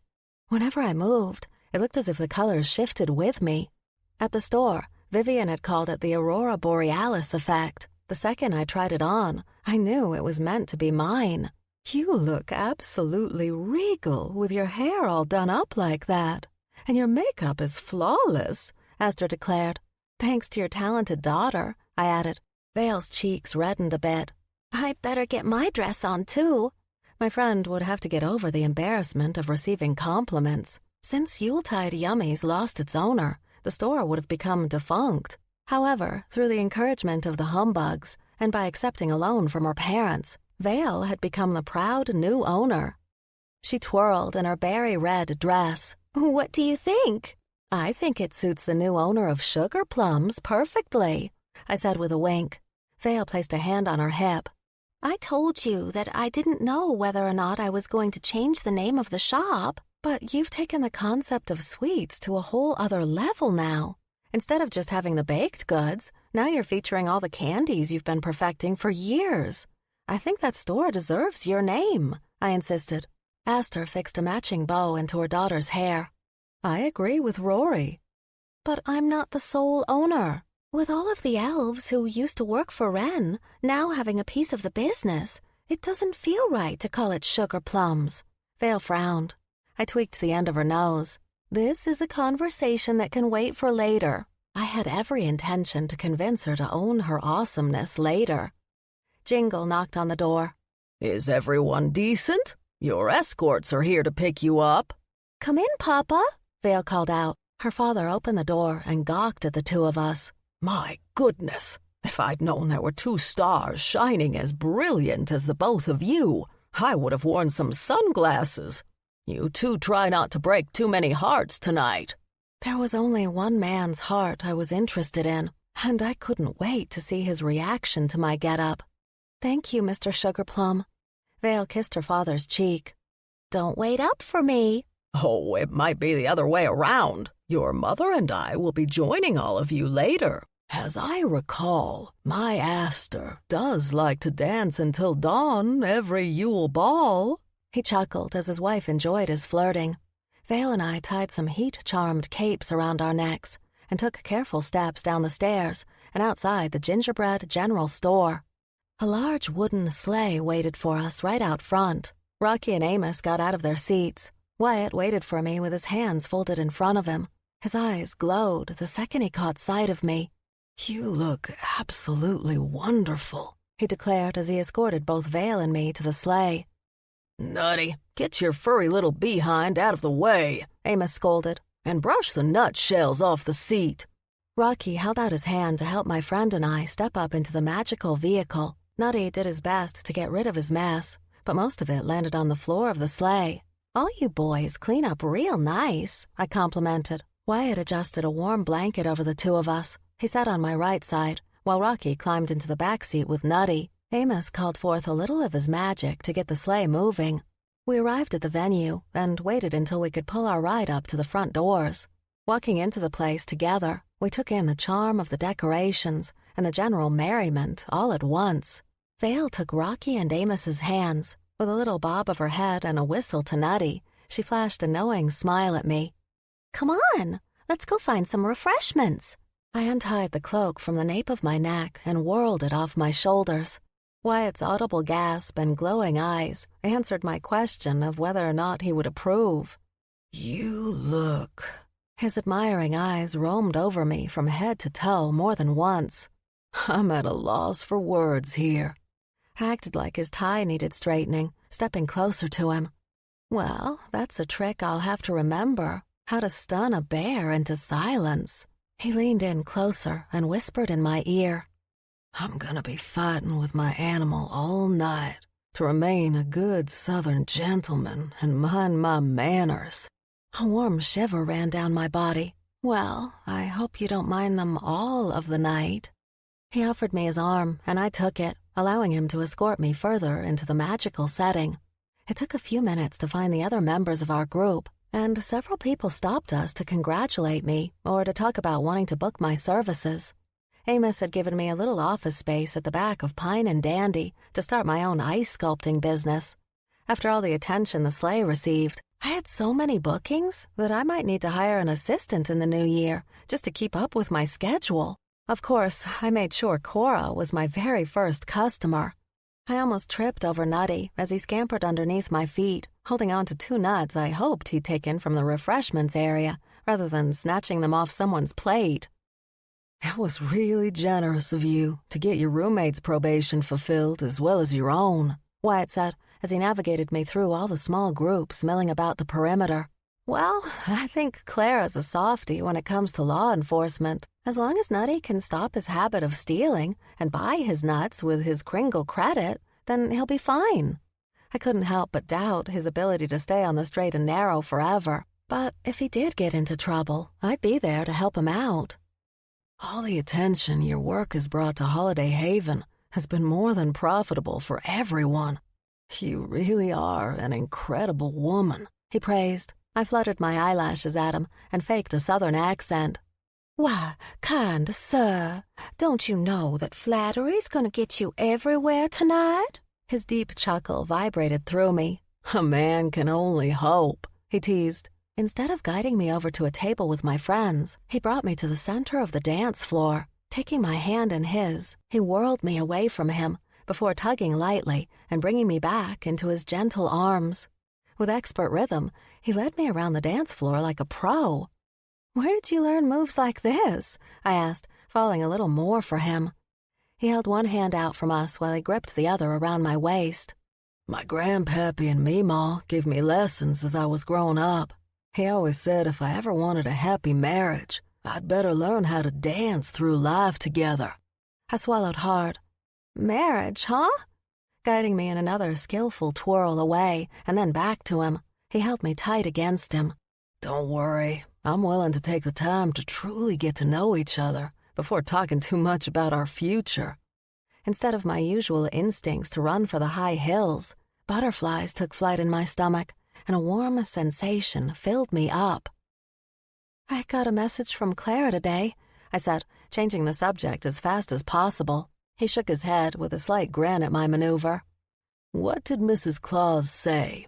She said that with all of the attention that spread on the winternet, that the sleigh was completely charged with enough spirit to last the whole night, and that Santa had given it a nickname, I added. Wyatt raised an eyebrow at me. How mad would you be if I already knew what it was? I gawped at him. You do? How? Let's just say the jolly man got a little loose with his tongue when I made a special delivery of my newest batch of moonshine to him the other day. The music started to come to an end, and he held on tight as he lowered me into a dip. So, what name did old Santa tell you he christened the sleigh? I challenged, looking up at my date. He brought me back to standing upright first before answering. Aurora's Hart? He really likes how it shines like the northern lights. Said it was a masterful touch. When I'd read that name in Clara's message, a surge of pride had rooted in my chest and warmed me any time a little of my old doubt resurfaced. I thought it was a nice play on my actual name, I admitted. Another song began, and Wyatt asked if I'd like to stay. After I said yes, he showed me even more of his smooth moves. As far as I'm concerned, I'm more partial to the real thing. Kinda hoping I can win it in the long run. I was enjoying the flirting game too much to tell him that he already had. We'll have to see. Depends on what you get me for Christmas. So now you're into the holiday spirit? He asked. Yeah, I teased, mimicking my furry little roommate. I think looking forward to the season will give me something to run towards every year. He drew me in close, and I laid my head against his chest. As long as you're running there with me, I'm happy, he rumbled. Hey, don't hog the dance floor, Amos groused. He led Vale to an available spot next to us. You're not the only one with moves. A tall lady clung onto Rocky's huge bicep as he joined us. Nutty grasped a nutcracker that was bigger than him and pounced around the floor out of rhythm to the music. Happy holidays, you humbugs, I called out to all of them. My heart warmed at their instant reply. Happy holidays! This concludes Sleigh Spells by Bella Falls, narrated by Johanna Parker. Please keep listening for the bonus short story, Humbug Holiday, by Bella Falls, narrated by Johanna Parker. Chapter 1. When the band brought their rendition of Rockin' Around the Christmas Tree to a cool rockabilly end, all of us cheered and clapped, drawing in heavy breaths from tearing up the dance floor together. Amos wiped his brow with a handkerchief. Whew! I think I'll sit out the next one. He grabbed his back as a joke. As the elder statesman of our group, I have earned the right to say what I'm gonna say. I'm getting too old for this. Rocky chuckled and placed a large hand on the older man's back. I think you move just fine. Vale bumped my hip with hers.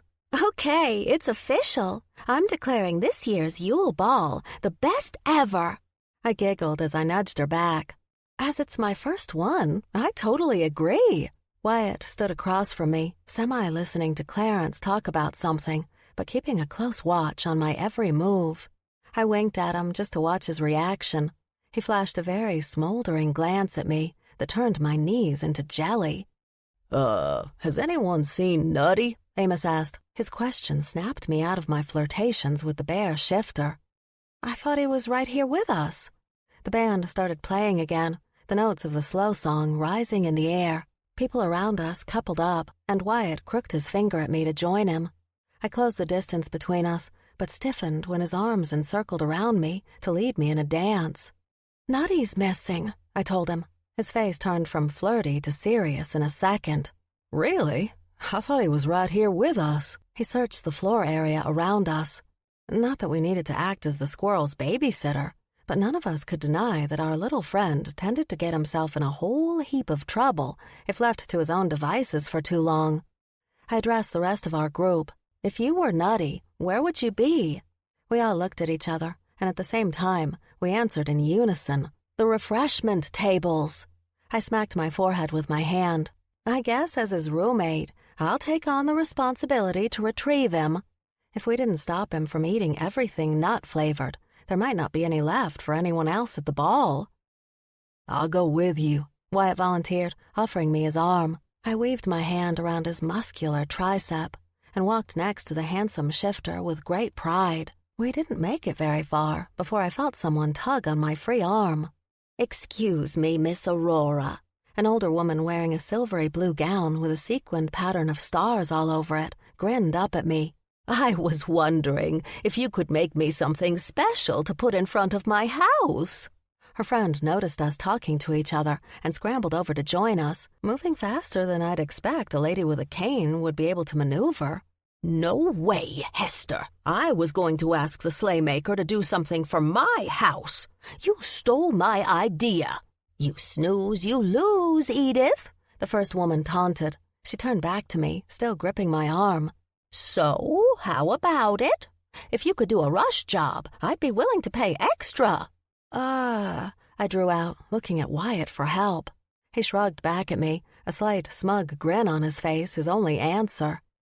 I'll have to check my schedule, I lied, knowing I was already overbooked for my time before the big holiday. Right now, we need to find our friend.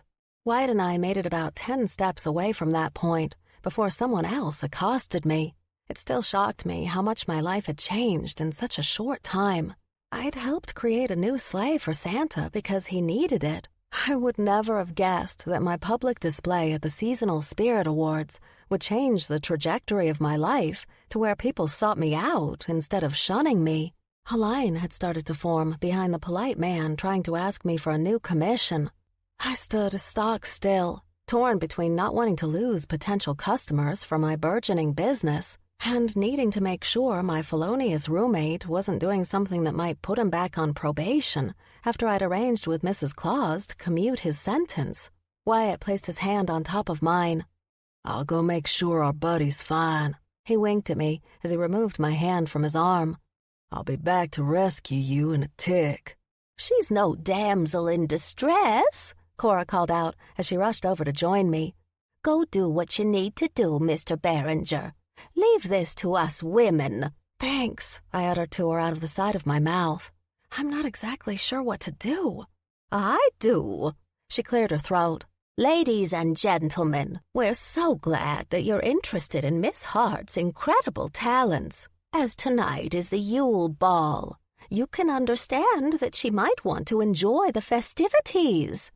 But I want to make sure we get one of her original pieces, the man in the front insisted. My wife had her heart set on it. Several of the others behind him piped up how much they wanted me to make something for them as well, a couple of them offering to double my fee, which started a bit of a weird bidding war. What do? I asked Cora. I don't want to turn them away, but I've already got so many appointments booked right now that I know of. How am I supposed to accept even more clients when I can't think beyond a week or so in advance? Hold on to your big girl britches, Cupcake, she responded, rubbing her hands together. I'm gonna help you make a fortune. I don't know about all that. Listen up, Cora shouted, ignoring my own doubts. Find a piece of paper and write down your contact information. Or you can wait like civilized people and visit her during office hours at... She paused and stared at me to give the pertinent information. Pine and Dandy, I finished, tugging on the sleeve to Cora's pretty dress to pull her aside. But I'm not there all the time. That's fine. I'm happy to act as your assistant and make the appointments for you, she offered with a smile. You would do that for me? Why? I asked, too bowled over to comprehend what was happening. Because you clearly need the help. She waved her hand at the people scrambling to find something to write on. Plus, it'll give me something to do again. Retirement is for the birds. I can do my knitting at Amos's place just as easily as I can at home. And getting an opportunity to give that old coot a run for his money on a regular basis will be entertaining as well. Wow, thanks, I guess. I couldn't help the relieved smile that spread on my face. It really dawned on me that I had a viable business, and now I had my very own employee. That thought gave way to another one. Wait, how much should I be paying you for a salary? I asked. She tapped her forefinger against her berry-stained lips. Let's see. I think I could agree to the job for the hefty sum of one custom piece from you every month. That's it? That's all you want? I lifted one eyebrow at her, unable to accept that anyone would be that generous in real life. She stuck out her hand. Take it or leave it. Oh, I'll take it, I said, shaking on the deal as fast as possible. But it won't sit well with me to make money and not pay you something. Cora shrugged. Since I don't need anything, why don't you set aside an amount you find fair every month and donate it to a worthy cause? Her idea almost made me cry. That sounds wonderful. Good. She patted my arm. Now, why don't you go find your handsome man and drag him to the dance floor? I'll gather all the necessary information and then meet you at Pine and Dandy tomorrow morning. Sounds absolutely amazing. Enjoy your evening, I declared, rushing away to find Wyatt and tell him the awesome news. Once I reached the refreshments area, I searched around the tables, but didn't see him or my squirrel roommate. I felt a slight tug on the skirt of my dress and turned around. Two of the elves that I'd worked with at Yuletide Yummies stood behind me. Excuse me, Aurora, Pepper said with a smile. We wanted to tell you that we really like what you do. I grinned back at her. Oh, thank you so much. And we're so glad you helped to get rid of Ms. Warbler, Ginger added with a gleeful smirk. She wasn't fun to work for. I knew that when Vale took over the shop, she'd arranged for the elves who had been her colleagues there to buy into the business, to get a share of the profits if they wanted to stay. All of them did so. I'll bet Yuletide Yummies is a much better workplace now, I said. Pepper swallowed her sip of punch. Oh, yes, we like Vale. She even lets us come up with our own things to bake and sell. You should come in and try our gingerbread cookies again, insisted Ginger. Now we're using my recipe, which is a lot more flavorful and less like cardboard. I definitely will, I promised. In fact, maybe I'll start putting in some regular orders to give to my customers as a thank you after I finish their sculptures. I'd have to remember to tell Cora my idea in the morning. By the way, you and that bear of a guy make a cute couple. Pepper nudged Ginger, and the two elves tittered to each other. He's a tall drink of handsome. My cheeks heated. I think so. Have either of you seen him around? He was here not too long ago. Pepper pointed to the side door nearby. I saw him go out that way. Thank you both so much, I said, stealing a sugar cookie decorated like an ugly Christmas sweater. Winking at the two friends, I headed towards the door. A cold wind blasted against me the second I left the ballroom, and I shivered. Snow covered the veranda, and I stepped as carefully as I could in my heels. Wyatt stood with his back to me, his hands gripping the railing. "Hey," I uttered, guessing he could hear me with his heightened shifter abilities.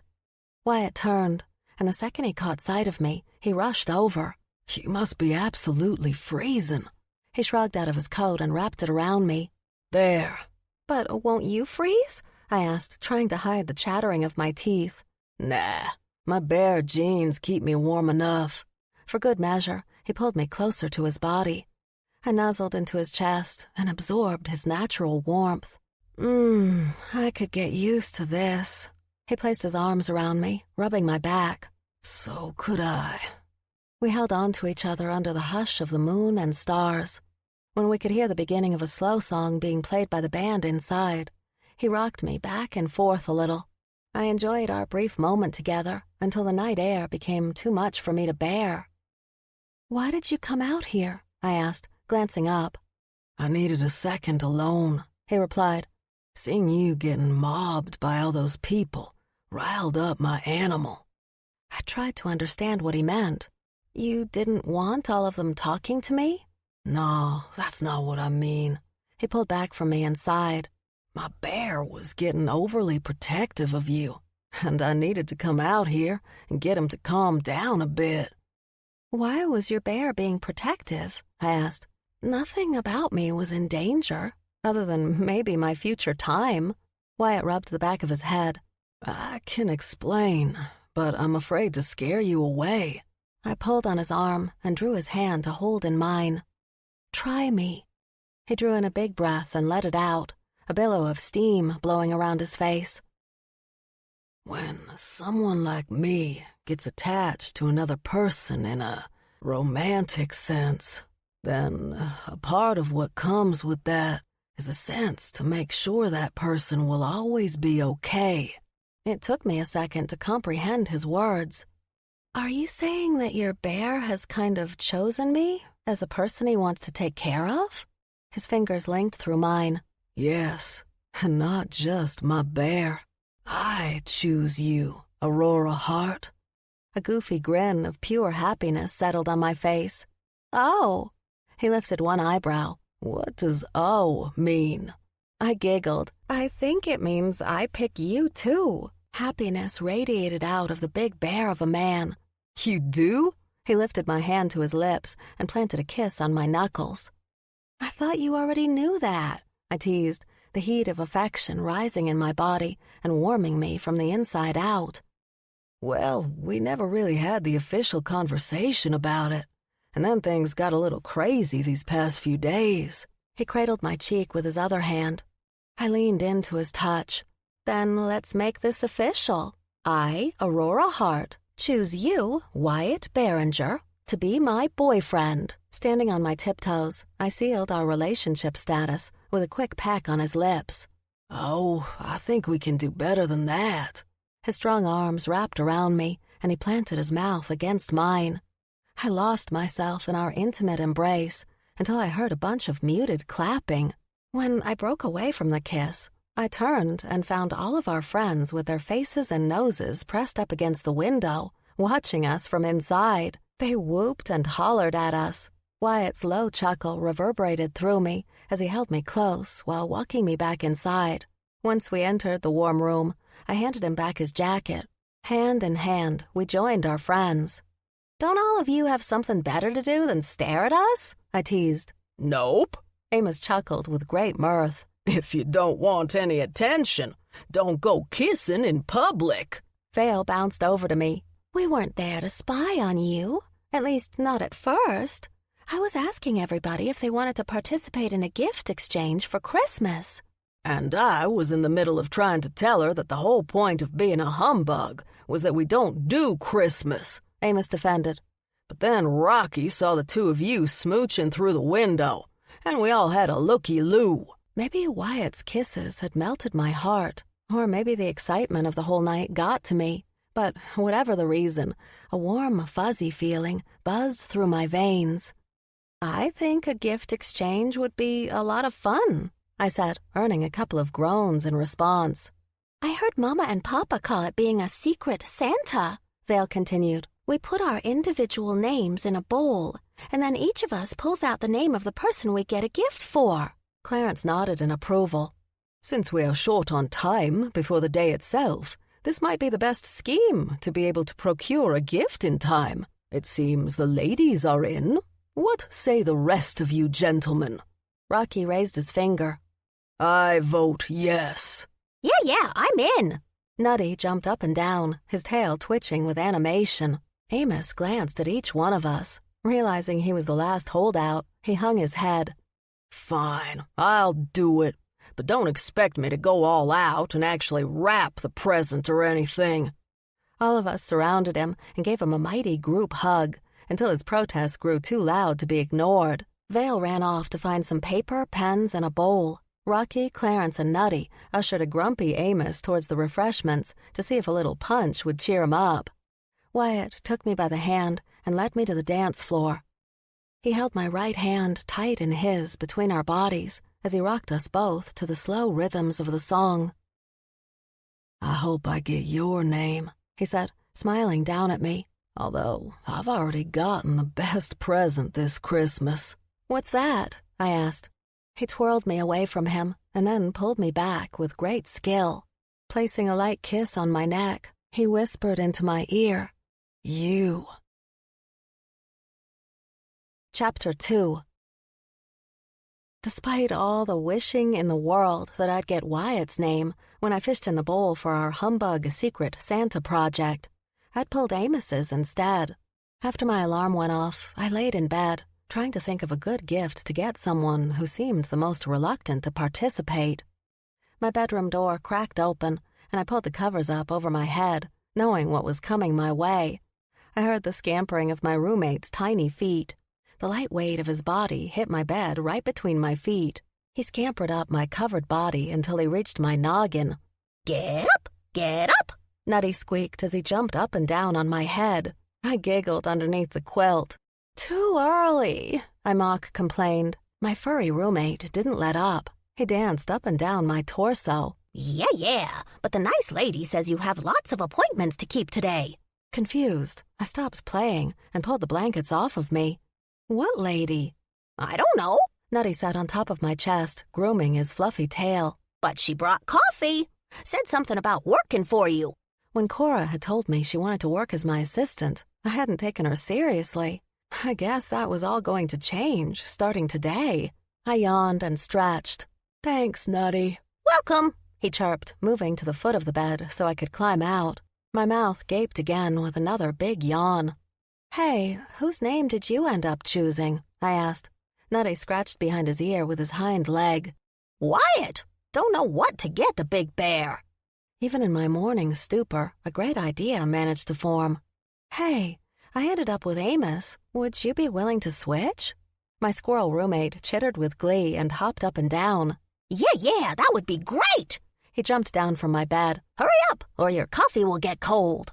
With my excitement of having Wyatt as the person I got to play Secret Santa to, I rushed through my morning routine and got dressed as fast as possible. Ever since I started taking on clients and making money off the ice sculptures I now made, I'd stopped wearing my beloved black hoodie. Vale and her mother had helped me pick out some more professional-looking clothes that still matched my personality. I chose a red sweater with a Fair Isle pattern that zipped up the front and still had a hoodie to put on over my white turtleneck. I laced up some black boots over my black jeans that were lined with fleece to help keep my feet warm when I worked outside. With quick fingers, I pulled my hair into a side braid and was just wrapping the hairband around the bottom to secure it when I exited my room. "About time," Cora exclaimed. She retrieved a to-go cup from the coffee table. "Figured you could use a little fuel this morning after last night." I couldn't help the smile that beamed on my face at the memories from the ball. "I don't think I've ever been so "Hot and bothered?" the old lady teased. Me and my friends watched you and your hunky-dunky man twirl around on the dance floor. I gotta say, his moves had a lot of us blushing, just like you are right now. I took a sip of the hot drink to hide my utter embarrassment. We had a lot of fun together, I admitted. Cora snorted. I'll bet. Well, you can thank your man for your morning treat. I asked him if I should get you a cocoa from the Candy Cane Cafe, and he told me you preferred bitter coffee instead. She scrunched up her face in disgust. That man would earn an extra kiss from me. Somehow, the knowledge that he knew a small detail like that about me warmed me from the inside out and made my drink all that more delicious. I appreciate it. Now, tell me again why you're here so early, I insisted, willing the caffeine to wake my brain up. She pulled a small notebook out of her purse. I took down the info of all the people who want you to make them something, and it's a fairly long list. So, I arranged for some of them to come in to do an in-person consultation. The first one starts today in about 20 minutes. What? I shrieked, almost spilling my drink. We gotta go if we're gonna make it. Exactly, Cora reiterated. Nutty, I'll see you later, I called out. His tiny voice squeaked from behind the bedroom door. Yeah, have a good day. Cora and I walked into the main part of town together, while she filled me in on some of the gossip from the Yule Ball. If I ever needed information on any Holiday Haven resident, she would be my personal Google. But of course, the big news of last night is that somebody has won the heart of the lone bear shifter. She bumped me with her elbow. You know, that hot kiss between the two of you broke a few hearts. I didn't need my hat and scarf to keep me warm. My flaming cheeks were quite enough. I touched my knitted mitten to my face. Did everyone see us? Cora snickered. Quite a few. If you want a private moment, try not to kiss someone in front of a bank of windows. Luckily, we turned onto the main street of Holiday Haven, and Cora got distracted by greeting all the last-minute shoppers as we passed them. It took us a few minutes to reach Pine and Dandy. I patted one of Wyatt's bears guarding the doors on its wooden head, shielding my eyes from the sun reflecting off the glass front door. I checked inside to see if Amos had already opened the place. Typical. He's not here, I said with a sigh, my breath fogging up the glass. That man, harumphed Cora with her hand on her hip. He could be making so much money if he would just keep regular business hours. I don't suppose he gave you a key. I pulled off the mitten on my right hand and wiggled my fingers. Nope. I think he enjoys making me have to work for it. Holding my palm in front of the lock, I willed a bit of my magic down my arm. The familiar heat and chill hit my skin, and a glow emanated from underneath my touch. When I pulled back my hand, a small key made of ice stuck out of the mechanism. That's a pretty handy skill, my friend said with wide eyes. Kinda makes me glad you're using your magic for good these days. Me too, I admitted, turning the ice key and listening for the unlatching of the lock. It gave way, and I pulled out the key and made it melt into steam in my palm. As I pushed open the door, the bells on it jangled into the darkened room. Wish Amos was here, I said as I glanced around at his beautiful handiwork. I am, he groused from behind me, surprising both Cora and me. I love watching you have to break in, you criminal. Takes one to know one, I joked back. He clicked on the overhead lights and then went around the room, turning on the display lamps that highlighted his wooden masterpieces. I led Cora to the back corner where Amos allowed me to set up a small card table to work from, but found a surprise waiting for me. Instead of the flimsy table I'd borrowed from Wyatt, a simple but beautiful wooden desk waited for me. Amos, I exclaimed, running my hands over the satin grain. What did you do? He came over and stood next to me. The top is made from purple heart wood, and the legs and drawers are walnut, he explained. Reaching over me, he moved a stack of papers out of the way to show me an emblem laid into the middle. It showed a red and orange flame, intertwined with gray, light blue, and white shards of ice. Oh, my stars! Tears formed in my eyes. That is so beautiful. Amos, my friend, Cora clapped the man on his back. You have real talent. He shrugged off her touch and acted like he didn't care. It's nothing. I took some scraps of wood I had lying around and made it. No big deal. The older man rushed away from us, and I thought I heard a few sniffs as he disappeared into the back room. It so is, I countered in a low voice to Cora. Contrary to what he wants the world to believe, he really does have a heart inside that cantankerous frame he calls a body, she agreed. Now, I'm going to run to the candy cane and get us both some breakfast. Well, second breakfast for me, first for you. With a wink, she took off. Amos reappeared, carrying another chair. I didn't know you'd have someone else with you. Cora's volunteered to be my assistant and help me organize orders, I said, staring at a stack of handwritten requests waiting for me to go through. I definitely need help. This is my first time running anything. You'll learn, he reassured me. The bells on the door jingled again, and a customer walked in. They admired some of Amos's woodwork, but their face lit up when they spotted me. Oops, looks like that might be my first consultation of the day, I said. Good luck, Amos wished me, leaving me to sit behind my brand new desk. Thanks again, I called out to him before greeting my customer. I managed to get a lunch break sometime after 1 in the afternoon. Amos had given up running his store before noon and had snuck out the back to go to the break room. I had insisted on giving Cora some money to buy herself and her husband some lunch when he stopped in to check on her. My boots clomped on the sidewalk as I headed to Yuletide Yummies. When I made it to the windows out front, I admired the new decorations of messy gingerbread houses made by kids during one of Vale's events. Although they weren't as professional as Wren Warbler's gingerbread replica of the town, they had more heart in them. Plus, my friend said the kids loved to bring their parents to the store just so they could show off their house.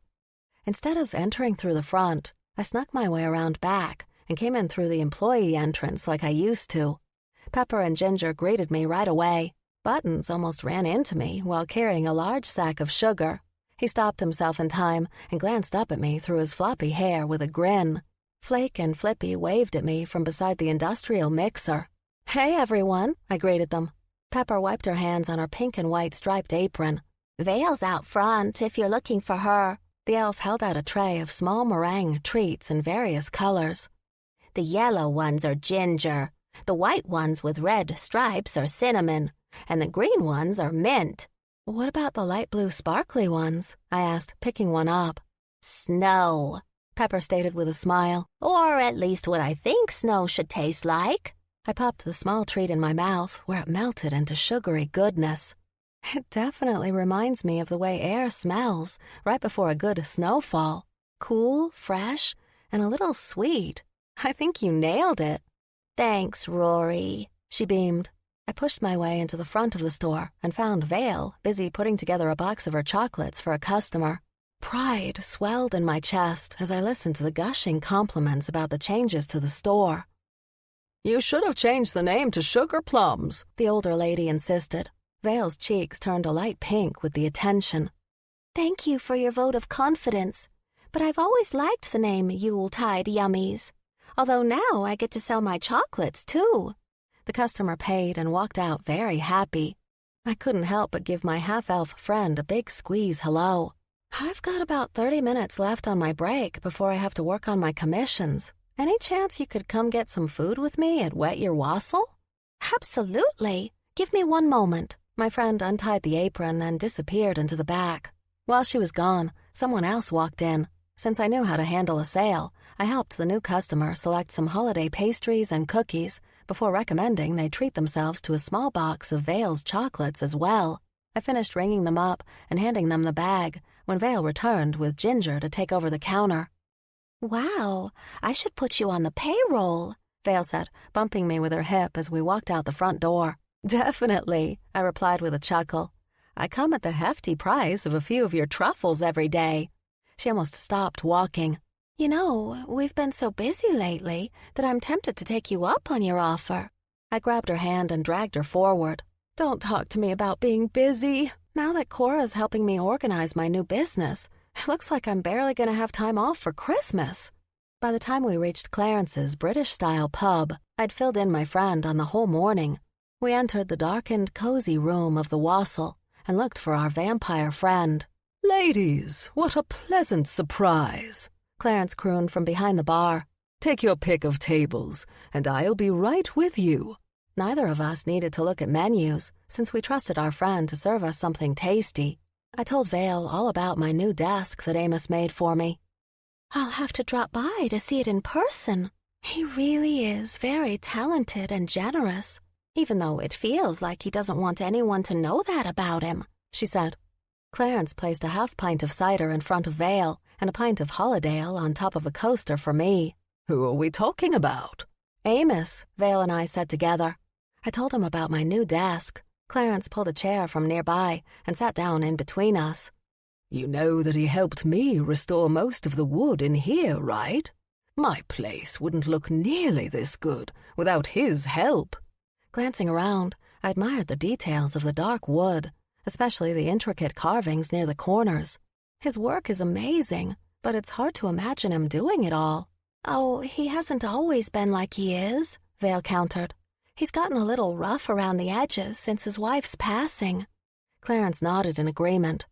"He really was quite a jolly fellow to be around. It's sad, really, to see him so down all of the time.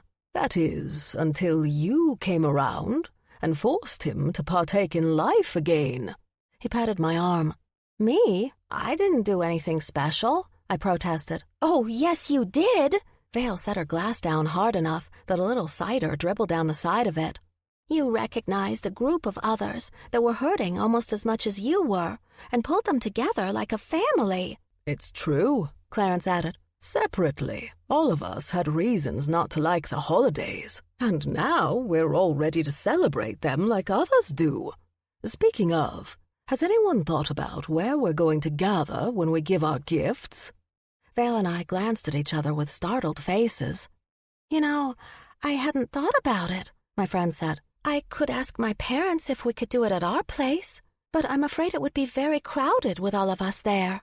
I snorted. "Nutty's in my place is a shoebox compared to your family's home, and we can't go to Rocky's cave." "Wyatt has a decent-sized domicile," Clarence said. "Or we could hold it here at the pub. It'll be closed for Christmas Day, so we'd have the entire place to ourselves." I mulled over those two fine choices, but an idea kept nagging me. "Do you think Amos would hate us if we asked to use his house?" Vale gasped. "But he refuses to celebrate the holiday there. He's said it before. It hurts too much because his wife was really into Christmas." "That's the whole point. Maybe if we help him make new memories there, it might heal some of his hurt." I glanced between the silent other two. "Or maybe I'm being too pushy." Clarence rubbed the back of his neck. "It could work. Honestly, I would have just spent the day upstairs catching up on football matches on my own if you two hadn't pulled me into your merry band of brothers. People," he corrected himself. "If anyone has a chance of pulling Amos back into the light of life, it's probably you two fine ladies." Vale and I devoured 2 baskets of fish and chips while we discussed the best way to go about convincing Amos. By the end of our meal, we decided to meet up after work and confront him at the break room. Clarence wished us luck and refused our money for the lunch and drinks. We snuck a big tip underneath our baskets and hightailed it out of there. Vale stopped in at Pine and Dandy at the end of the day to check out my desk. She ran her small hand over the fine craftsmanship the same way I had. "It truly is beautiful," she uttered in awe. Her brow furrowed, and she stamped the floor. "Come on, you and I need to see if we can break through his gruff exterior and get to his ooey-gooey center. There's no way that man can make something this beautiful and not have a heart." I showed her the secret exit from Amos's store that led into Wyatt's bar. Vale held my hand and tugged me forward, determined to succeed on our mission. We found the usual crowd hanging around. Wyatt perked up the second he caught sight of me, and the butterflies in my stomach took flight at his attention. "Hey, gorgeous," he called out, pulling one of my ice mugs off the reserved shelf. "You come here for a drink or the company?" A little of both, I said, smiling back at him. A quick search of the customers revealed no Amos. Where's our top humbug? If you mean Amos, then just wait a few minutes. He's been here all afternoon, and I doubt he'll be leaving anytime soon. Wyatt frowned. I tried my best not to serve too much to him. I just think this time of year gets him a little down. Vale climbed onto a bar stool and perched. That's why we're here. Rory and I think we've come up with a plan that might help him out. Wyatt lifted one eyebrow. You have you? Tell me this brilliant plan of yours. We want to ask him if he'll allow us to use his house to do the Secret Santa exchange, I explained with enthusiasm. Instead of an enthusiastic response, Wyatt stayed unusually quiet. You don't think it's a good idea? I asked him. He pondered my question for a second. I think you can lead a horse to water, but you can't force it to drink. Before I could question what he meant, Amos entered the room again. Who are you trying to force to drink? And if they don't want what you're serving, you can give it to me, he slurred. Amos, have you been in here drinking all day? I asked, wondering where the man who'd presented me with the desk had disappeared to. He waggled a finger at me. I did my one good deed today. And besides, with all those people coming in and out of my place of business, they all came in to talk to you. Not one of them bought anything of mine. That's because you kept disappearing, I said in defense. I recommended your stuff to every single one of them, but since you were nowhere to be found when they had questions, they couldn't buy anything. He half sat on a stool and half stood when he didn't wobble on his feet. You have my permission to sell my stuff anytime you want. I have my own job, I replied. Well, then tell your secretary she can do it. Amos stuck out his tongue. That Cora needs to mind her own business anyway.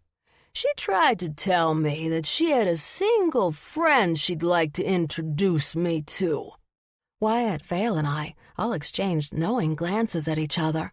It was more than likely that Cora's well-intended suggestion at a possible date had sent Amos into a tailspin. She didn't mean anything by it. I think Cora is a fixer by nature, I said, approaching the hurting man and putting an arm around his shoulder. But I think we should probably get some food in you, and maybe a little coffee. Amos's eyes drooped a little. I'm not as think as you drunk I am, he slurred again. I don't think he should be on his own tonight, Vale said, her words dripping with worry. And it's definitely not the right time to ask him about his house. What about my house? Amos asked, perking up. I shook my head. Don't worry about it for now. No, I think you should tell me. Is there something wrong with my house? He asked, his drunken concern growing. I looked at Wyatt for a suggestion, but my boyfriend just shrugged at me. Nothing's wrong with your house, but we were kind of hoping we could do our Secret Santa exchanging of gifts there on Christmas. Amos leaned away from me. Is Santa coming to see me at Christmas? Vale placed a hand on the man's back to keep him from falling backwards on her. No, not Santa himself, just our group, all of us humbugs, he snorted. Humbugs, like what Scrooge says all the time. He didn't like Christmas either, just like me. Yes, but Scrooge has a change of heart in the end, I said, knowing that we weren't going to get anywhere with our friend in the condition he was in. Poof, that stuff only happens in stories. Amos jutted his thumb at his chest. No heart in here to change. No, that just isn't true, Vale protested. Amos turned to look at her and stumbled a bit. He closed one eye, but kept the other one trained on her. There. Now there isn't two of you trying to be nice to me. I'll bring him back to my place with me, Wyatt declared. He threw the towel he'd been using to wipe down the bar over his shoulder. Bar's closing in 5 minutes, he barked to the rest of the patrons in the place. You don't have to lose business because of him. We'll get him home, I said. Amos smiled once and then promptly collapsed at our feet. Wyatt emerged from behind the bar and rolled our friend over, making sure he hadn't hurt himself in the process. I doubt the two of you could carry him the whole way. Plus, I'll make sure he doesn't get into any more trouble. My sweethearted boyfriend kissed my cheek. Sorry we couldn't really spend any time together tonight. I sighed. It's fine. I guess it wasn't such a good idea. Nah, I never said that. Why don't you leave it to me and see if he has a different answer for you in the morning? Wyatt winked with a sly grin. Do you possess some secret powers of persuasion? I asked. I managed to convince you to say yes to being my girlfriend, didn't I? He wiggled his eyebrows at me. True. Before you kissed me, I was totally going to turn you down. Amos groaned from his position on the floor. But I would highly suggest you make him brush his teeth before trying that tactic on him. Ha ha. Just for that, you might be getting coal from your secret Santa. He crouched down and maneuvered Amos into his arms, lifting him up as he stood. The butterflies in my stomach turned to buzzing wasps of worry. What if Wyatt had pulled my name? I hadn't even figured out what I was going to give him yet. Yeah, well, your secret Santa might hear about that and make sure you get nothing, I awkwardly countered. Come on, Vale, I'll treat you to a cocoa. I'll let you know if anything changes in the morning, Wyatt called out to us as we left. Vale allowed me to usher her out with great haste. The second we made it outside, she confronted me. What was that all about? I think Wyatt might have pulled my name for Secret Santa, I said. So? So I traded Nutty for his name, and I just realized I have no clue what to get him, I whined. My friend hooked her arm through mine. Then let me treat you to some coffee, and we'll discuss your options. Arm in arm, we went off on yet another mission. We'd have to wait until tomorrow to figure out what to do about Amos. Chapter 3. I received a text in the morning from Wyatt for all of the humbugs to meet him at Amos's house. Nutty and I headed out into the chilly day together, and I listened to my roommate chitter-chatter as he bounced along beside me. Every once in a while, he'd skitter to the side, sniff the ground, and dig a small hole to see if he'd buried a nut there. When we arrived at the modest but well-kept home, Vale waved at us as she approached from the other direction. I take it you got the message as well? Us too, Rocky called out as he walked beside Clarence. Do you know why? I filled the small group in on Vale's and my idea to have the secret Santa exchange at Amos's place.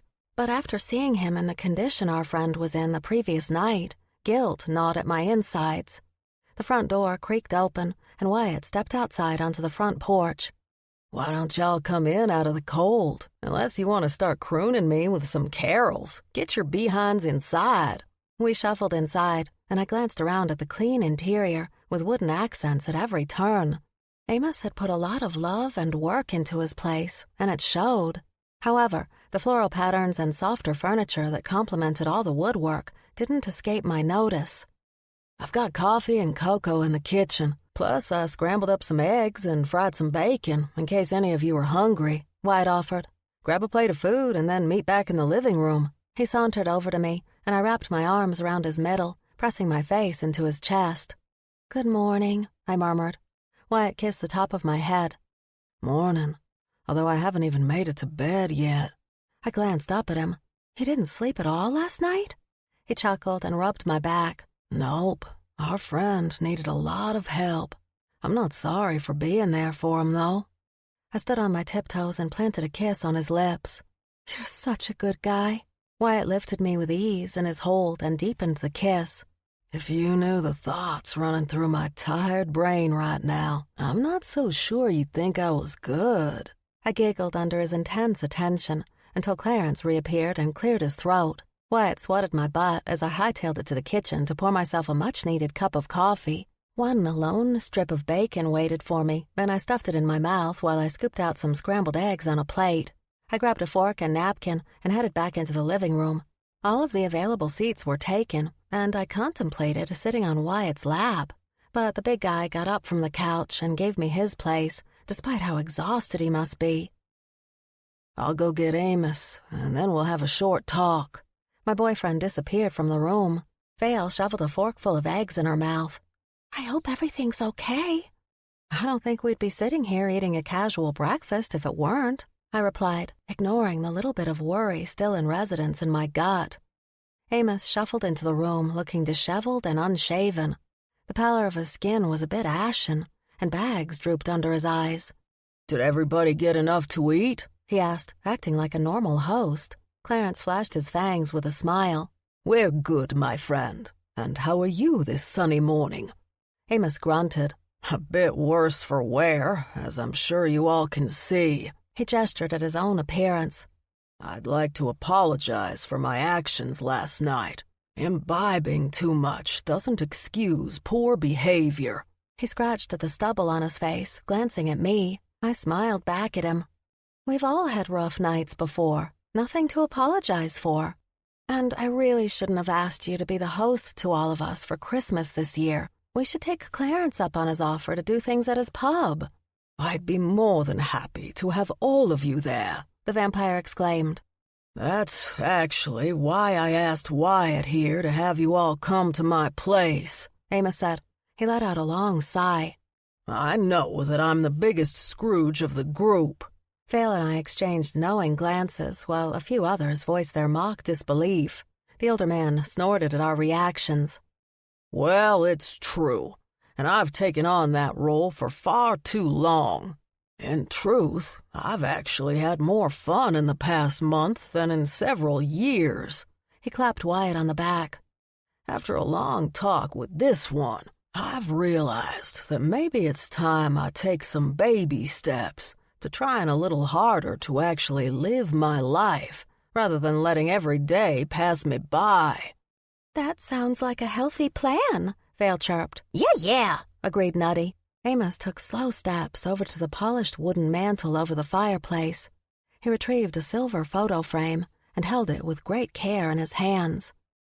"When Mabel was sick, she made me promise not to retreat from life, but to live it to its fullest, especially at Christmas. I'm ashamed to say, if she saw me now, she would give me an earful, I'm sure." His voice wavered as he finished his statement. Tears welled in my eyes, and Vale sniffed audibly. "Oh, Amos, she was a wonderful woman, and we all miss her." It took a long moment for Amos to gather his wits. He placed the photo back on the mantel and stroked a finger down the surface of the picture. "Well, what I'm about to say is in honor of my Mabel. I'd be happy to host all of you for Christmas." He swiped his hand across his cheek to catch a stray tear. "Although, if we're going to whip this place into shape in time, I'm going to need a little help decorating it." Wyatt beamed at me from his position behind his friend. I didn't know how he'd done it, but somehow my bear of a boyfriend must have gotten through to our resident curmudgeon while taking care of him last night. I blew a kiss in his direction, and he chuckled. Vale and I worked on cleaning up the kitchen, while the boys brought down all the boxes of decorations.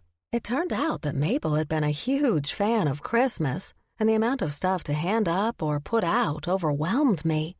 Rocky held up his hand. "I'll take the outdoor decorations." I'll help. Nutty bounded over to the rock troll and clambered up his body to sit on his shoulder. "I can also assist," Clarence offered. "That leaves us to handle the interior," I said, putting an arm around my half-elf witchy friend. Wyatt shrugged on his coat. "I guess I'll go find us a tree." Vale whipped out her spell phone from her pocket. "Oh, I can get one here in no time." With a couple taps on the screen, she got in touch with her contact. "Crispin? I need to put in a special order and put a rush on it." Her voice trailed off as she walked into another room to talk to her cousin. Amos pulled himself together and took charge of all of us. He got Rocky and Clarence to carry the boxes of exterior decorations outside. Vale and I dug through the boxes with some of the more precious items to put out on display, making sure to check in with Amos as to where he wanted things. Crispin arrived within an hour, and he and Wyatt set up the gorgeous Fraser fir in a corner of the living room. Vale's cousin also brought a wreath and some pine swag to hang off the front porch. He even stuck around to help the crew outside with securing the swag and all the lights. Wyatt got busy weaving lines of colored lights throughout the tree. I opened the box full of ornaments and placed hooks in them before handing each one to Amos. He told me stories about Mabel and him as he filled up all the branches. Although I'd never met the woman, I felt like I got to know a little more about her and a lot more about my friend through each one of his memories.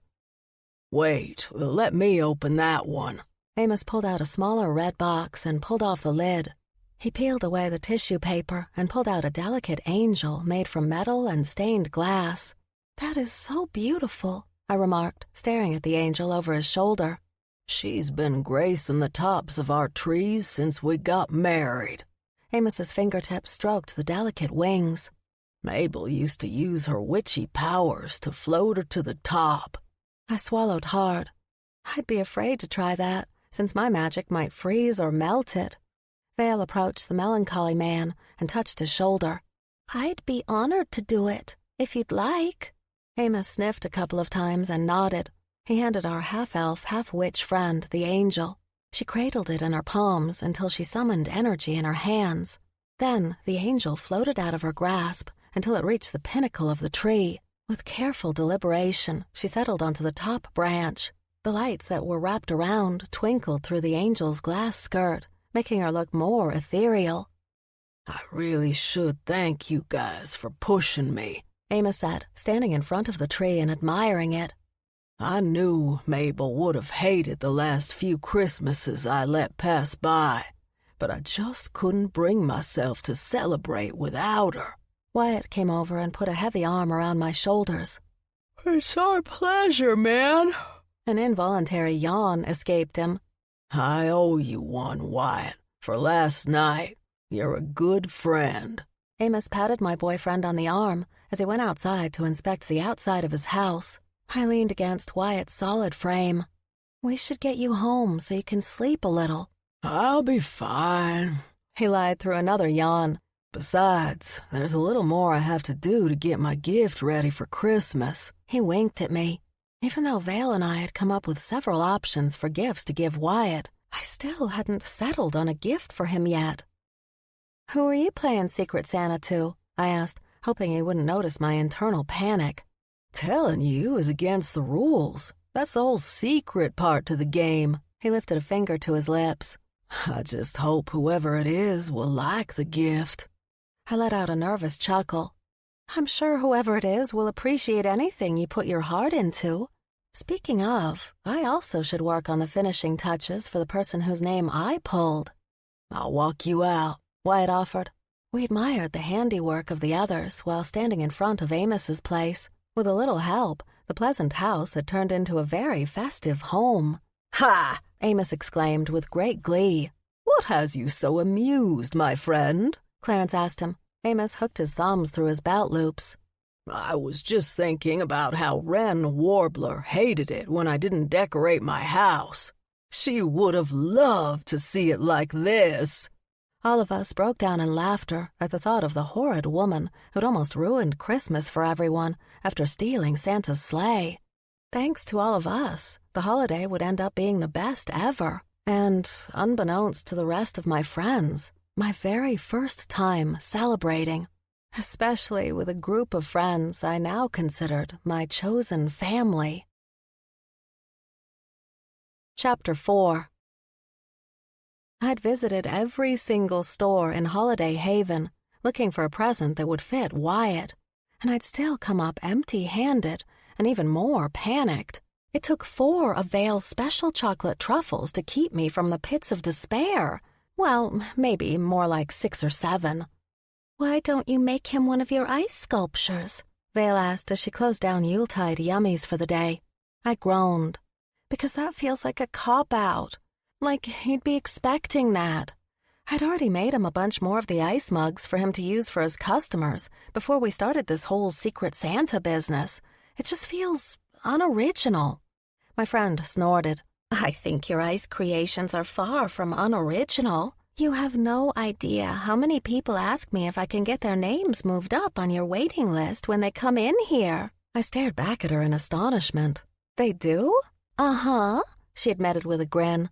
"I just tell them to talk to Cora now."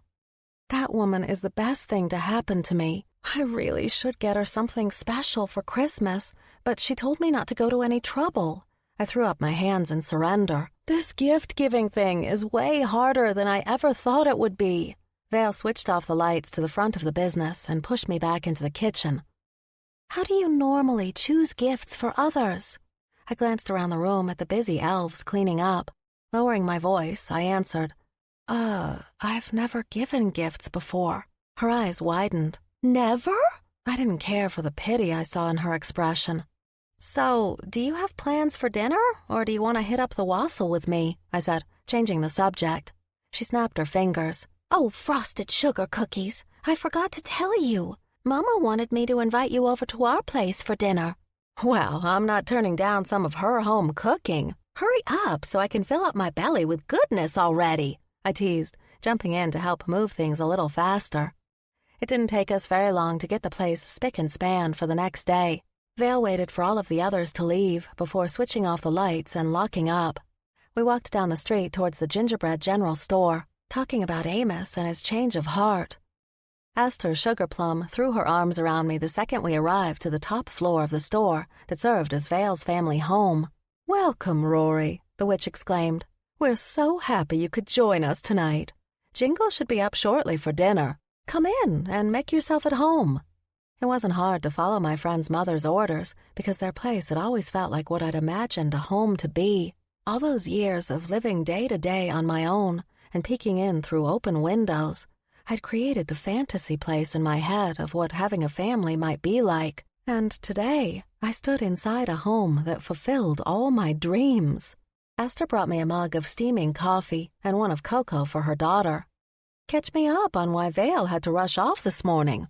We sat down and told her everything about our friend and decorating his house. She cried a little, especially when Vale told her about her role in placing the angel at the top of the tree.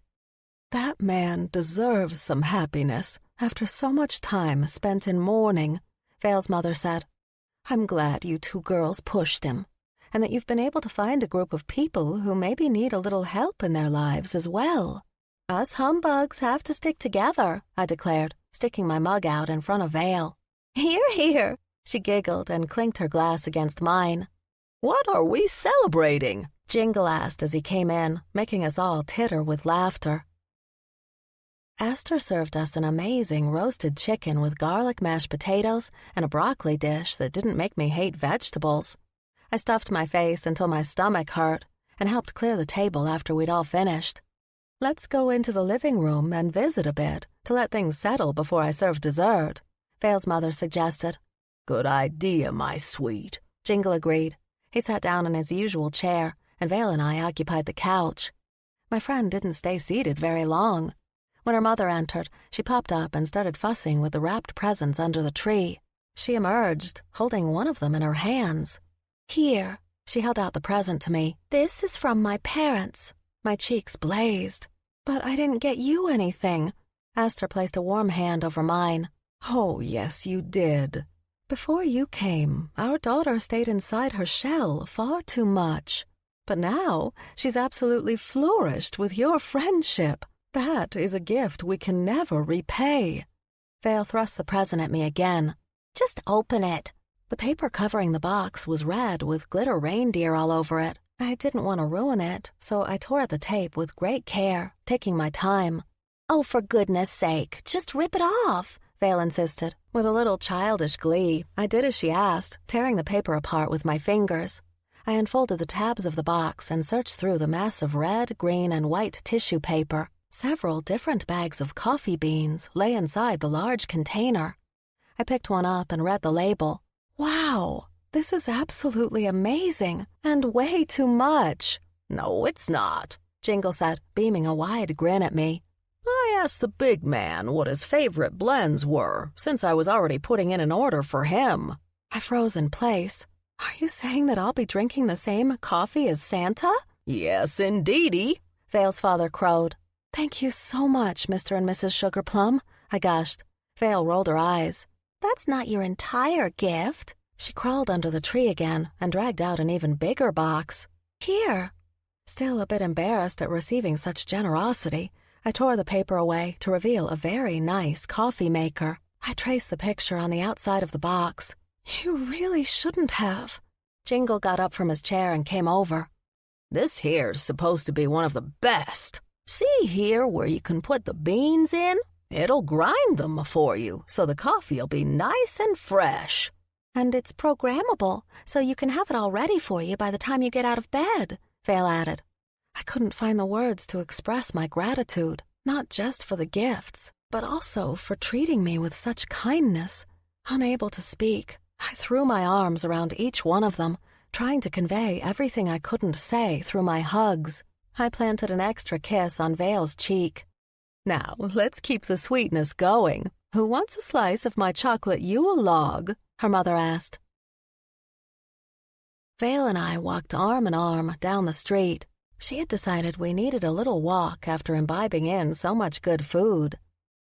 "Do you like your presents?" she asked. "Very much," I said, nudging her with my elbow. Although it's a little weird accepting presents, too. "Well, I hope you having a coffee maker and good coffee doesn't mean you and I won't go get drinks together during the day." She bumped me back, knocking both of us off course a little. "Never," I promised. We passed all of the closed shops while we walked. I thought for a moment that she might be taking me to Wet Your Wassail for a little drink. Instead, we kept going until we made it to the town square.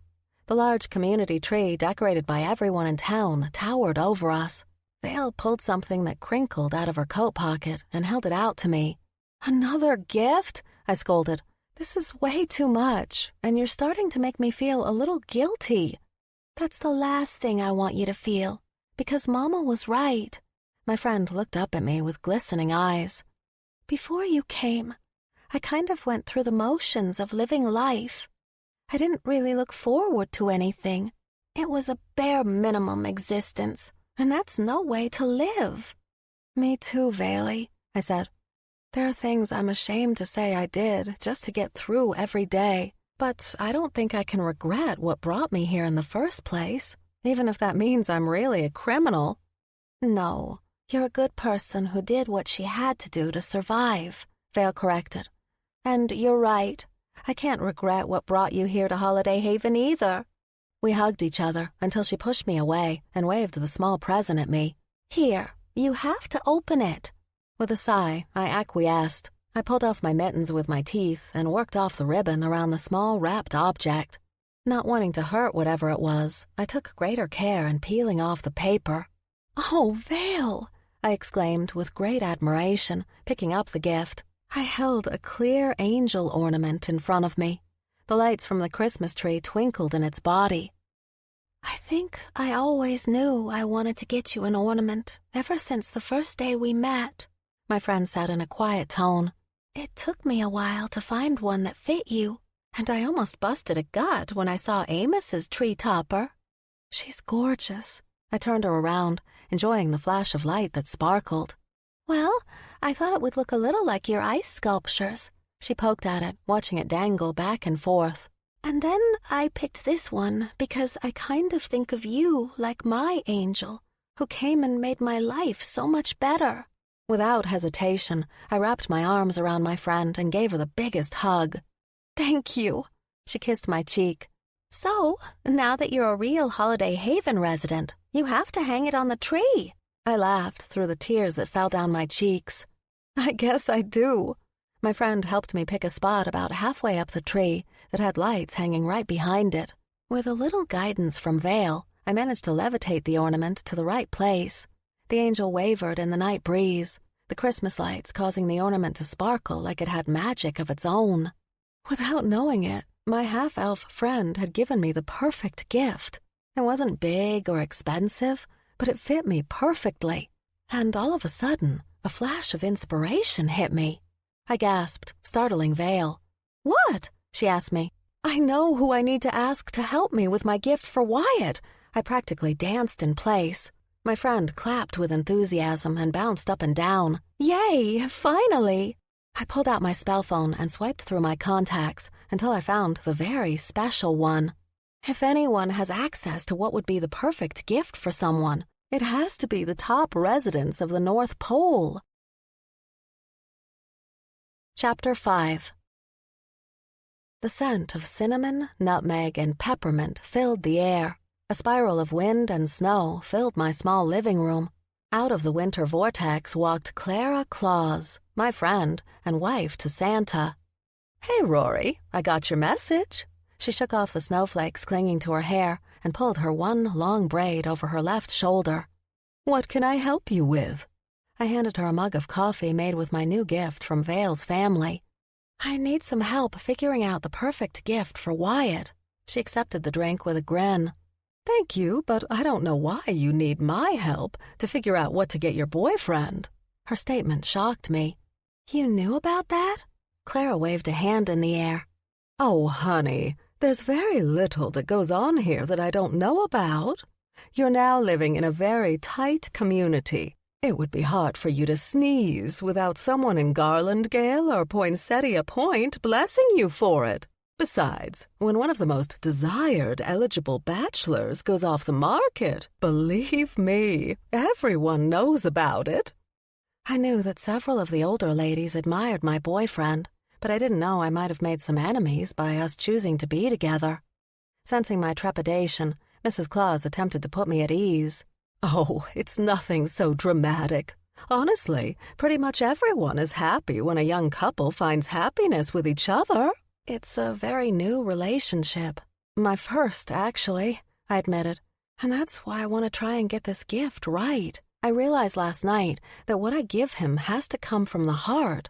But I'm so new to all this gift-giving that I'm afraid of screwing it up." Clara leaned forward. "And that's where you're wrong. I think you could give that man a hug, and he'd be happy about it. It's not about the actual gift as much as in the giving." "I'm starting to learn that," I said, thinking about Vale's ornament for me. "Good. That's the first step." She settled back into her place on the couch and took a big sip of coffee. "But can't you tell me what he'd most like? There must be some book that you and your husband have with a list of things," I begged. She raised one eyebrow at me. "And would that be getting him something from your heart?" I slumped into the back of my seat, careful not to spill any coffee.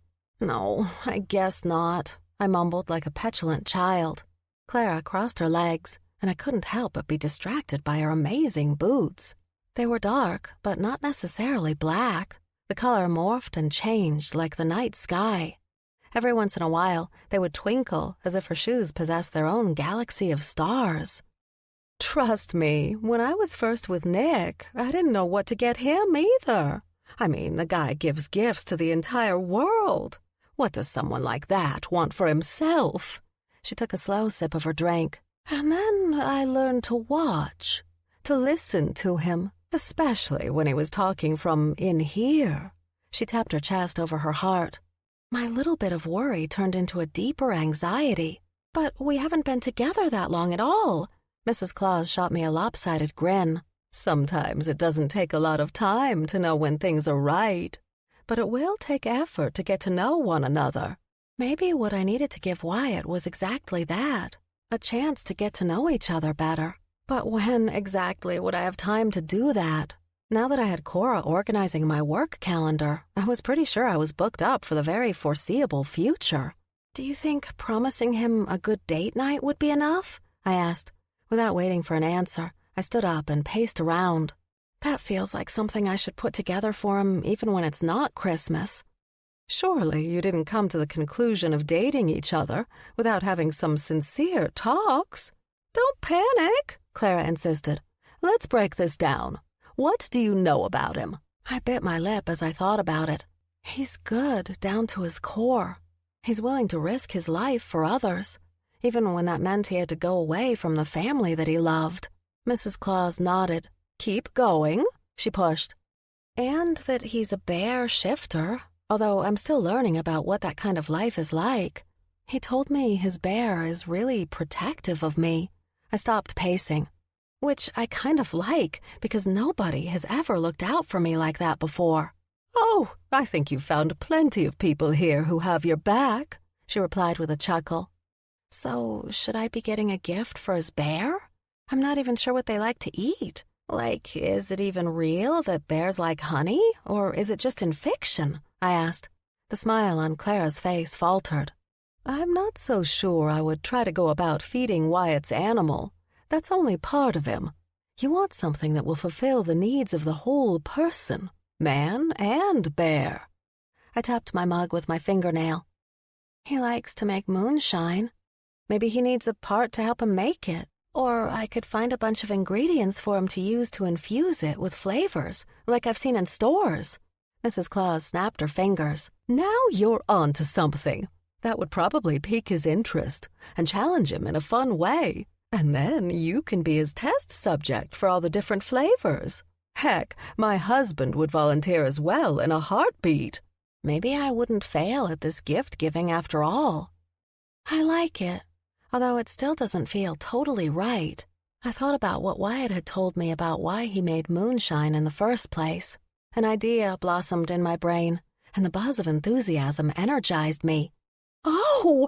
I bounced up and down in front of Santa's wife. I know exactly what to get Wyatt. Clara leaned forward and placed her mug on the table in front of her. Tell me, I'm dying to know. But the problem is, I don't know how to pull it off, I said to myself. Glancing at my friend sitting in my modest living room, I took a chance. You're absolutely right. She flashed a smug smile. I usually am. But why don't you tell me why that's true right now? I tapped the left side of my chest, because this tells me that I'm on the right track. But there's one problem that maybe you can help me out with. Clara clapped her hands together and rubbed them. Name it. I'm gonna need a little transportation assistance. Chapter 6. With Wyatt's gift all squared away, I got an incredible night's sleep. But as soon as a sliver of light leaked through my curtains, I bolted upright. Today was Christmas, the first one I looked forward to in my entire life. I bounded out of bed and pulled on my fleece-lined red socks that had white snowflakes on them. I put on my favorite black hoodie to keep me warm, but the night before, I'd secured a decorative brooch on the left side of it. With one click of a switch, tiny lights on the metallic green wreath blinked on and off. If I pressed the button on the side, the brooch played a tinny rendition of the 12 Days of Christmas. My squirrel roommate usually woke me up, but this morning I was ready to turn the tables on him. I snuck across the space in between our bedrooms and opened his door with great care so it wouldn't creak. Nutty's little form lay on top of his pillow, all curled up in a tiny ball. Stifling my own giggles, I leaped on his bed and bounced. Get up! Get up! I insisted, mimicking him. His tiny head lifted up, and he opened one eye. What time is it? He asked. It's Christmas o'clock, I shouted. My first one in Holiday Haven, and I intend to enjoy every second of it. I crawled up on the bed until I sat next to his pillow. The little squirrel yawned and scratched his ear with his back paw. Yeah, I'm awake. I stroked his tiny head between his furry ears. The faster you get up, the sooner you get to open the present I got you. The mention of a gift spurred my roommate into action. But you traded me for Wyatt's name, and I thought I took Amos's, not my own. That's true, I admitted, but I couldn't let Christmas go by without getting something for my incredibly awesome roomie. He climbed my arm until he sat on my shoulder. Placing his little paws on my head to steady himself, he leaned in and gave me a quick peck on the cheek. Got you something, too, he chittered. I pushed myself off his bed. Come on, let's go out into our living room where we can exchange our gifts like others do, by a roaring fireplace and near a lit-up Christmas tree. It took very little of my magic to get a fire going, still waiting on Nutty and wondering what a squirrel had to do to get ready that took so long. I managed to brew myself a cup of coffee. I patted the new machine with great affection, knowing how much I loved the people who gave it to me. Maybe that was the benefit of gift-giving, not in the receiving of things, but in being able to enjoy thinking about who the gift comes from. Nutty bounded out of his bedroom wearing a tiny Santa hat. He sang Jingle Bells at the top of his lungs, bounding across the floor to the rhythm of the song. We danced like fools with each other, but since no one saw us, it didn't matter. When we finished, we both lost our breath from laughing so hard. Gift time, I announced, running to my room and carrying out a very large box. Yeah, me first, the excited squirrel declared. He scampered into his room and returned, carrying a golden box with a bow on top that I recognized. Oh, Nutty, I hope that's what I think it is, I accepted the gift and pulled off the velvet ribbon holding it together. At least 24 of Vale's chocolates were nestled inside. There were so many that I wouldn't even know where to start. Knew you would like them. Vale promised me, He said, skittering over to sit beside me. I picked out the ones with nuts on top of them. Did she let you try one? I asked with a grin. He nodded, licking his lips. Of course, but maybe I forget what they taste like. I held the box out in front of him. Why don't we both choose one for each of us? Nutty didn't need me to insist. He snatched one of the nut-topped chocolates and stuffed it in his mouth. Scud, he said in between chews. I bit into the dark chocolate truffle I chose. A burst of ginger hit my taste buds, and I groaned with pleasure. My friend is so talented. With that taste of sweetness, I couldn't wait for Nutty to open his gift. The box was bigger than his body, and he shredded the paper with his tiny paws. I helped him lift off the top to reveal a huge stash of a variety of nuts inside of it. Oh, boy! He squeaked. Just what I wanted! With his piece of chocolate barely finished, he stuffed 2 nuts into his mouth. His cheeks bulged out in a comical way, and I couldn't help giving in to a fit of giggles at his ridiculous appearance. I stood up and crooked a finger at him. But that's not all. Come see the second part of your gift. I led him into the kitchen where a red and white checkered tablecloth covered my real gift to him.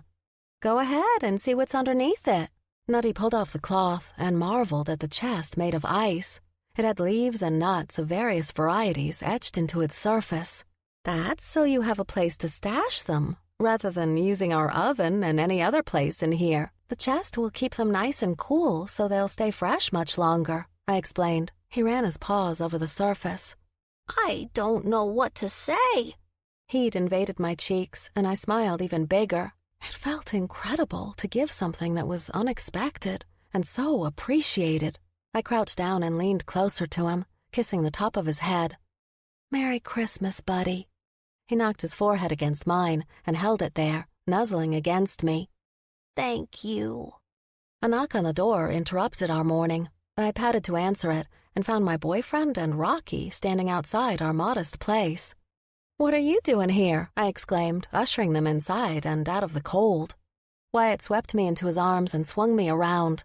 I couldn't start my day without wishing you your first Merry Christmas. Well, Nutty beat you to that, I teased, smooching him on the tip of his nose. Oh, I think you can do better than that. He captured my mouth with his and kissed me until I forgot all about the special day. Rocky cleared his throat. We brought over some breakfast. Wyatt let me down on my feet. That's right. I want to feed my woman. And then all of us are going to take a ride on the snowmobiles. There's a fresh layer of snow I want to put tracks in. Nutty and I hustled to get ourselves ready. We scarfed down the egg biscuits that the boys had brought with them. Before too long, the 4 of us took off like rockets to blaze through the wilderness surrounding Holiday Haven. We rode for over an hour, stopping here and there to take in the natural sights of the area. Although it was too bright for us to see the northern lights, somehow it pleased me to know that they were still up there above us, watching and waiting until they could shine in the night sky. Wyatt brought us back to the overlook he'd taken me to and shown me his bear for the first time. We all dismounted from the fun vehicles and perched on the rock formation, looking out over our small town. My boyfriend reached into one of his side saddlebags and drew out a thermos. I know you're not a fan of cocoa, but I thought some of us might like a hot drink to warm up. I don't know, I said with a wink. I'm learning to like a lot of new things. He pulled out a couple of extra cups and poured the steaming drink out for each of us. Raising the thermos top that served as his mug in the air, Wyatt proposed a toast. To a humbug holiday.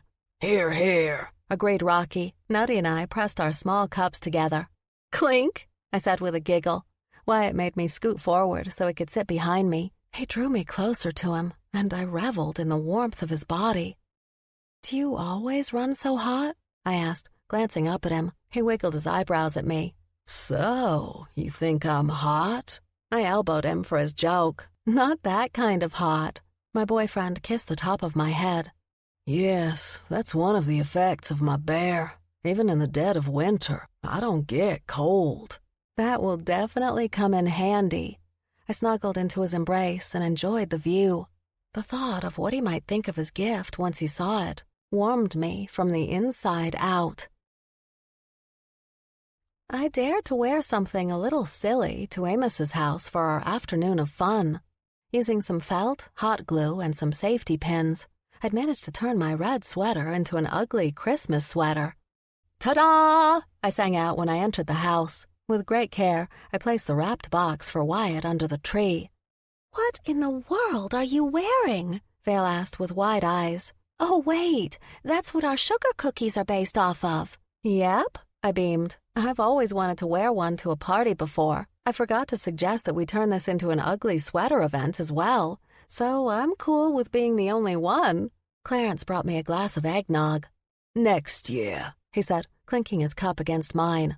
"And be careful, there's a lot of extra nog in there, if you get what I mean." It didn't take long for everyone to show up. An electric buzz filled the air from all of our excitement. Of course, Wyatt was the last to arrive, and I waited by the door for him. The second he got there, I greeted him by pointing up at the branch of mistletoe hung right over the door. "You gotta pay the toll."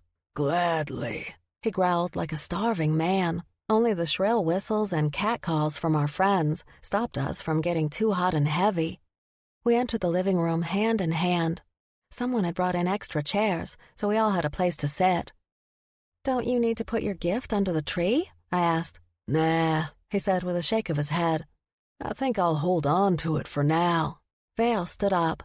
"Well, since I'm half elf, I guess I'll help distribute the gifts." She hustled over and started sorting out the presents from under the tree. Soon, we all had a gift either placed in front of us if it was big, or sitting in our laps, except for Vale. She went back over to the tree and found a large gift leaning against the wall nearby. "Wait, the tag has my name on it," she said. "Why don't you go first then, Vale?" I suggested. A shy smile spread on her lips. "Okay." Following her own advice, she tore a strip of paper down the middle. "Oh, my stars," she exhaled before clawing off the rest of the wrapping. Rocky chuckled. "That's a marble slab you can use to temper your chocolate on." The rest of us complimented the big guy on his choice. Tears formed in Vale's eyes, and she immediately rushed over to the rock troll and hugged him about his neck. "That was very thoughtful, and I will definitely be using this." She kissed him on the cheek and dashed a tear away. "I think Rocky should go next." The troll struggled a bit in being careful with his smaller box. Since Vale took a seat next to him, she assisted in getting the present unwrapped.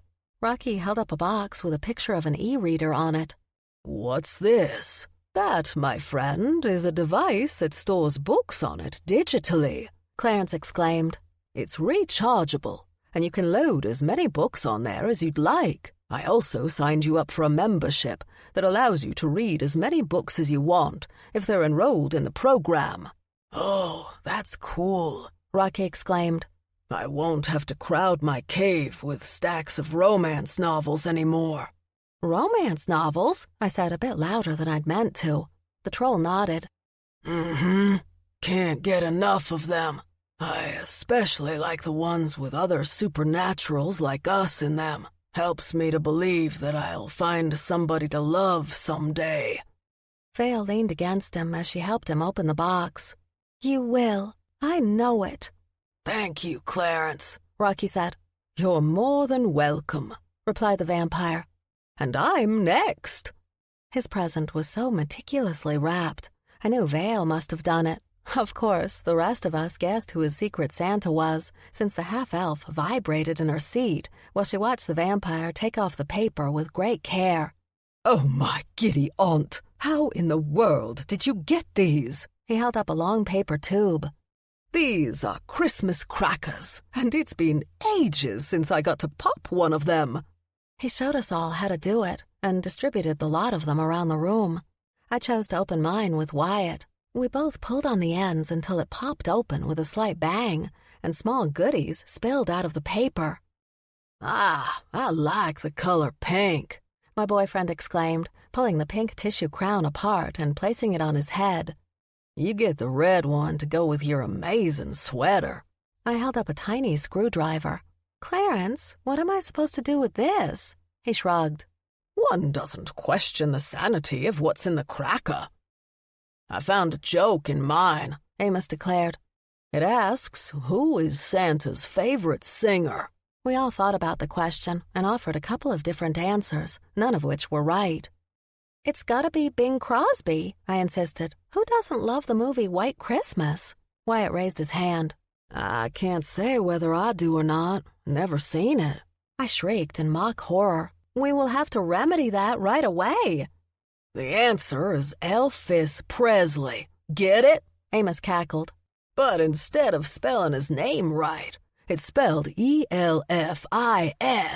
I checked the remnants of my cracker and found my joke. Oh, Clarence, this one's for you. What do you get when you cross a snowman with a vampire? I know this one. The pub owner smiled and flashed his fangs. Frostbite. After we all settled down from sharing our terrible but funny jokes, Clarence finished opening the rest of his gift. He held up a golden box from Yuletide Yummies and thanked Vale. I hustled some of your cider and your holidale and used them to make some new goodies. I hope you don't mind. Plus, at the bottom of the box is a tin of mince pies just for you, she explained. Oh, and I've included a gift card for 1 box of chocolates every month for a year. Clarence thanked her for her generosity and offered to share his riches. By the time today was over, I'd be so hopped up on sugar, I probably wouldn't sleep for a week. Amos tore into his present. I'm tired of waiting, he groused with a grin. His expression turned to one of awe when he pulled out a small knife. This is for whittling. It's very fine. Who gave this to me? Yeah, I did. Nutty waved his paw in the air. Thought you'd like that. It's very thoughtful, my little friend. Amos beamed at him. I think you and I had similar thoughts when coming up with what to get each other. Open your gift. The squirrel tore into his gift with the same enthusiasm he displayed this morning. Clarence helped him remove the top of the box to reveal a gorgeous nutcracker inside. When Nutty took it out, it stood taller than him. Now, that's not just for show. I made sure he was good and sturdy. You go ahead and crack your nuts in his jaws, Amos said. Oh, and I subscribed you to this club that will send you a different box of them to your place every month, too. Instead of hugging the man who'd made the object, Nutty threw his arms around the nutcracker and squeezed it tight. I love him. Thank you, Amos. You are more than welcome. The smile on the older man's face reassured me that we had picked the right place to hold our small party. Well, that just leaves the two of us, said Wyatt. Although, I have to admit, I traded Clarence for your name. And I switched with Nutty, I chuckled. A chorus of awe and one distinctive ew from Amos rose in the air. I flipped them all off. Oh, real nice. And on Christmas Day, what would Santa say? Amos joked. Wyatt pulled a small wrapped box from his pocket. The size of it scared me. Sure, I really liked the guy, maybe even liked him enough to consider the bigger L word. But it was way too soon for a piece of jewelry that would fit into a box that size. My boyfriend ran a finger from the middle of my forehead down to the tip of my nose and squeezed. Stop freaking out. It's way too early to be thinking thoughts like that. I blew out a sigh of relief and held out my hands to accept the small package. With trembling fingers, I unwrapped it and clicked open the velvet box. Oh, my stars! That is gorgeous! I picked up the pendant from inside and let it dangle from the chain. The top of that is an opal. It's encased in wood pieces to make it look like the mountains. Wyatt spoke low and steady. It looks like the Northern Lights, I finished. It looks just like the sky that first night you took me for a snowmobile ride. The Aurora Borealis for my Aurora, he said. May I put it on you? I nodded and turned, pulling my hair back with my hands. With great care, he secured his gift and placed a quick kiss on the back of my neck. Vale popped out of her seat so she could come over and admire it. You did good, Why? She complimented. I had help. Wyatt nodded at Amos. I looked down at the pendant sitting against my chest. It's so beautiful. I don't know what to say, except thank you. He turned me around to face him. You're more than welcome. I wanted something more special than just one of my carvings. I tilted my head. I was thinking the same thing about my gift for you. He rubbed his hands together with glee. I can't wait to see what it is.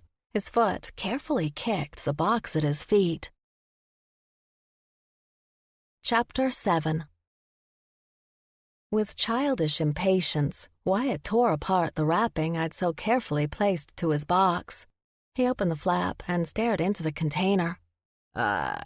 This is... Thank you, he said, giving me a weak smile. You don't even know what it is, I teased, enjoying the first part of my gift. I think I must speak for all of us when I repeat what he said. What is it? Amos asked. Wyatt pulled out a mason jar of cherries, a few sprigs of rosemary, and other items, spreading them out on the floor. Those are all different ingredients that you can use to experiment with. I thought you could try infusing your moonshine with them, I explained. Oh, he drew out. That's a really cool idea. I fanned myself with my hand. I do get one or two of them once in a while. My spell phone pinged, and I pulled it out of my pocket. Perfect timing. We're going to need to clear this area in front of us, I instructed. Clarence and Rocky did as I asked, but Wyatt stood next to me with a puzzled expression on his face. Why? Because we need to make room for the second part of your present. To hide my anticipatory delight, I replaced the ingredients back in the box and put it on the couch. The scent of hot cocoa, a wood fire, and cranberries filled the air. Snowflakes that smelled and tasted like peppermint fell around us. A whirlwind of the stuff appeared in the middle of the room, and I backed away with the rest of my friends to give it room. Clara walked through into Amos's living room. Well, this is all very cozy. Santa's wife is my present? Wyatt asked in confusion. The older lady snorted. I think we're both already taken, young man. No, I'm not your present, but he is. A dark figure walked out of the vortex of snow and stood next to Mrs. Claus. He stood almost as tall as Wyatt, although the top of his head was bald, except for a small tuft of wispy hair right in the middle. Grandpappy? Wyatt asked in wonder. Grandpappy! He shouted, rushing forward and crushing the old man in his arms. Wyatt, my boy, the older man exclaimed, slapping his grandson on the back. It is so good to see you. Clara came over and stood next to me. Now, that is definitely the right gift. And it wasn't listed anywhere in my husband's books. You did good, kid. She bumped me with her hip. I couldn't have done it without you, I admitted. Thanks for the help. For the woman who rebuilt my husband's sleigh? Any time, she promised. Wyatt kept an arm around his grandfather's shoulders. This here's my grandpappy, Caleb Barringer. He introduced the other humbugs to him. And this is Aurora Hart. I think she's the one responsible for bringing you here. Wyatt's grandfather extended his hand to me. My land and stars, you have no idea what a gift you've given to both of us. His southern accent matched that of his grandson's. You're more than welcome, Mr. Barringer, I said, blinking back the tears in my eyes. The older man cackled. Now, anyone who's as sweet as you needs to call me Caleb. Or even Grandpappy. And I sure do appreciate the sweater you're wearing. He puffed out his barrel of a chest, showing off the ugly one he had on. I didn't have time to change before Mrs. Claus here came and explained everything. It was my pleasure. The scent of Clara's magic gathered around her. And we've made sure the rest of your family has special access to the Winternet, so that you can keep in better contact with them and not get caught. You may be a permanent resident here, Wyatt, but that doesn't mean you have to lose that which is most precious to you. No, ma'am, my boyfriend replied with a wide smile. I'm pretty sure I've gained much more than I thought I lost. He pulled me closer to him so he had one arm around me and one around his grandfather.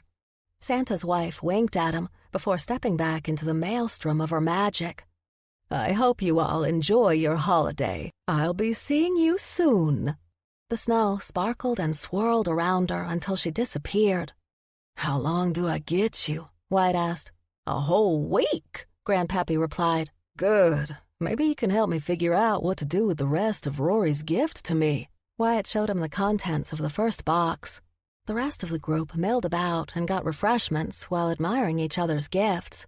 I stuck close to Wyatt, but didn't want to bother him too much, wanting him to spend as much time as possible with his grandfather. "Excuse me one moment, Grandpappy. There's something I need to do," Wyatt said, rising from his place next to his kin. My boyfriend approached me and cradled my cheek in his large hand. "Thank you doesn't even begin to express what's inside my heart. No one has ever given me a more perfect gift." I touched the pendant hanging around my neck. "Me either," I managed in a whisper. He leaned closer and gave me a sweet kiss before embracing me so hard that I almost lost my breath. I smacked him on his back. "Too hard," I struggled. "Well, what do you expect from a big bear other than a bear hug?" his grandfather joked. Wyatt leaned down and whispered in my ear, "I'll thank you properly when we're alone later." Warm shivers ran down my body, and I grinned with goofy elation at him. "Promises, promises," I teased. Vale and Clarence handed out flutes of champagne to everyone. Amos stepped forward until he stood in the middle. "I'd like to make a toast." He cleared his throat. "Saying I'm grateful seems too small of a sentiment to capture everything that's in here." He tapped his chest on the left side. "I feel the exact same way," Wyatt added. Murmurs of agreement rustled around the group. Amos continued. "My Mabel was the one who was good with words, so I'll stick with what she would say. To love, to friendship, and to life. May we appreciate and be blessed with all three. Merry Christmas, everybody." "Merry Christmas," we all repeated, holding our glasses in the air. We clinked them together, making sure to look each other in the eyes as we cheered together. My heart felt close to bursting with happiness. Glancing around at my chosen family, I blurted out, "And a happy Humbug holiday."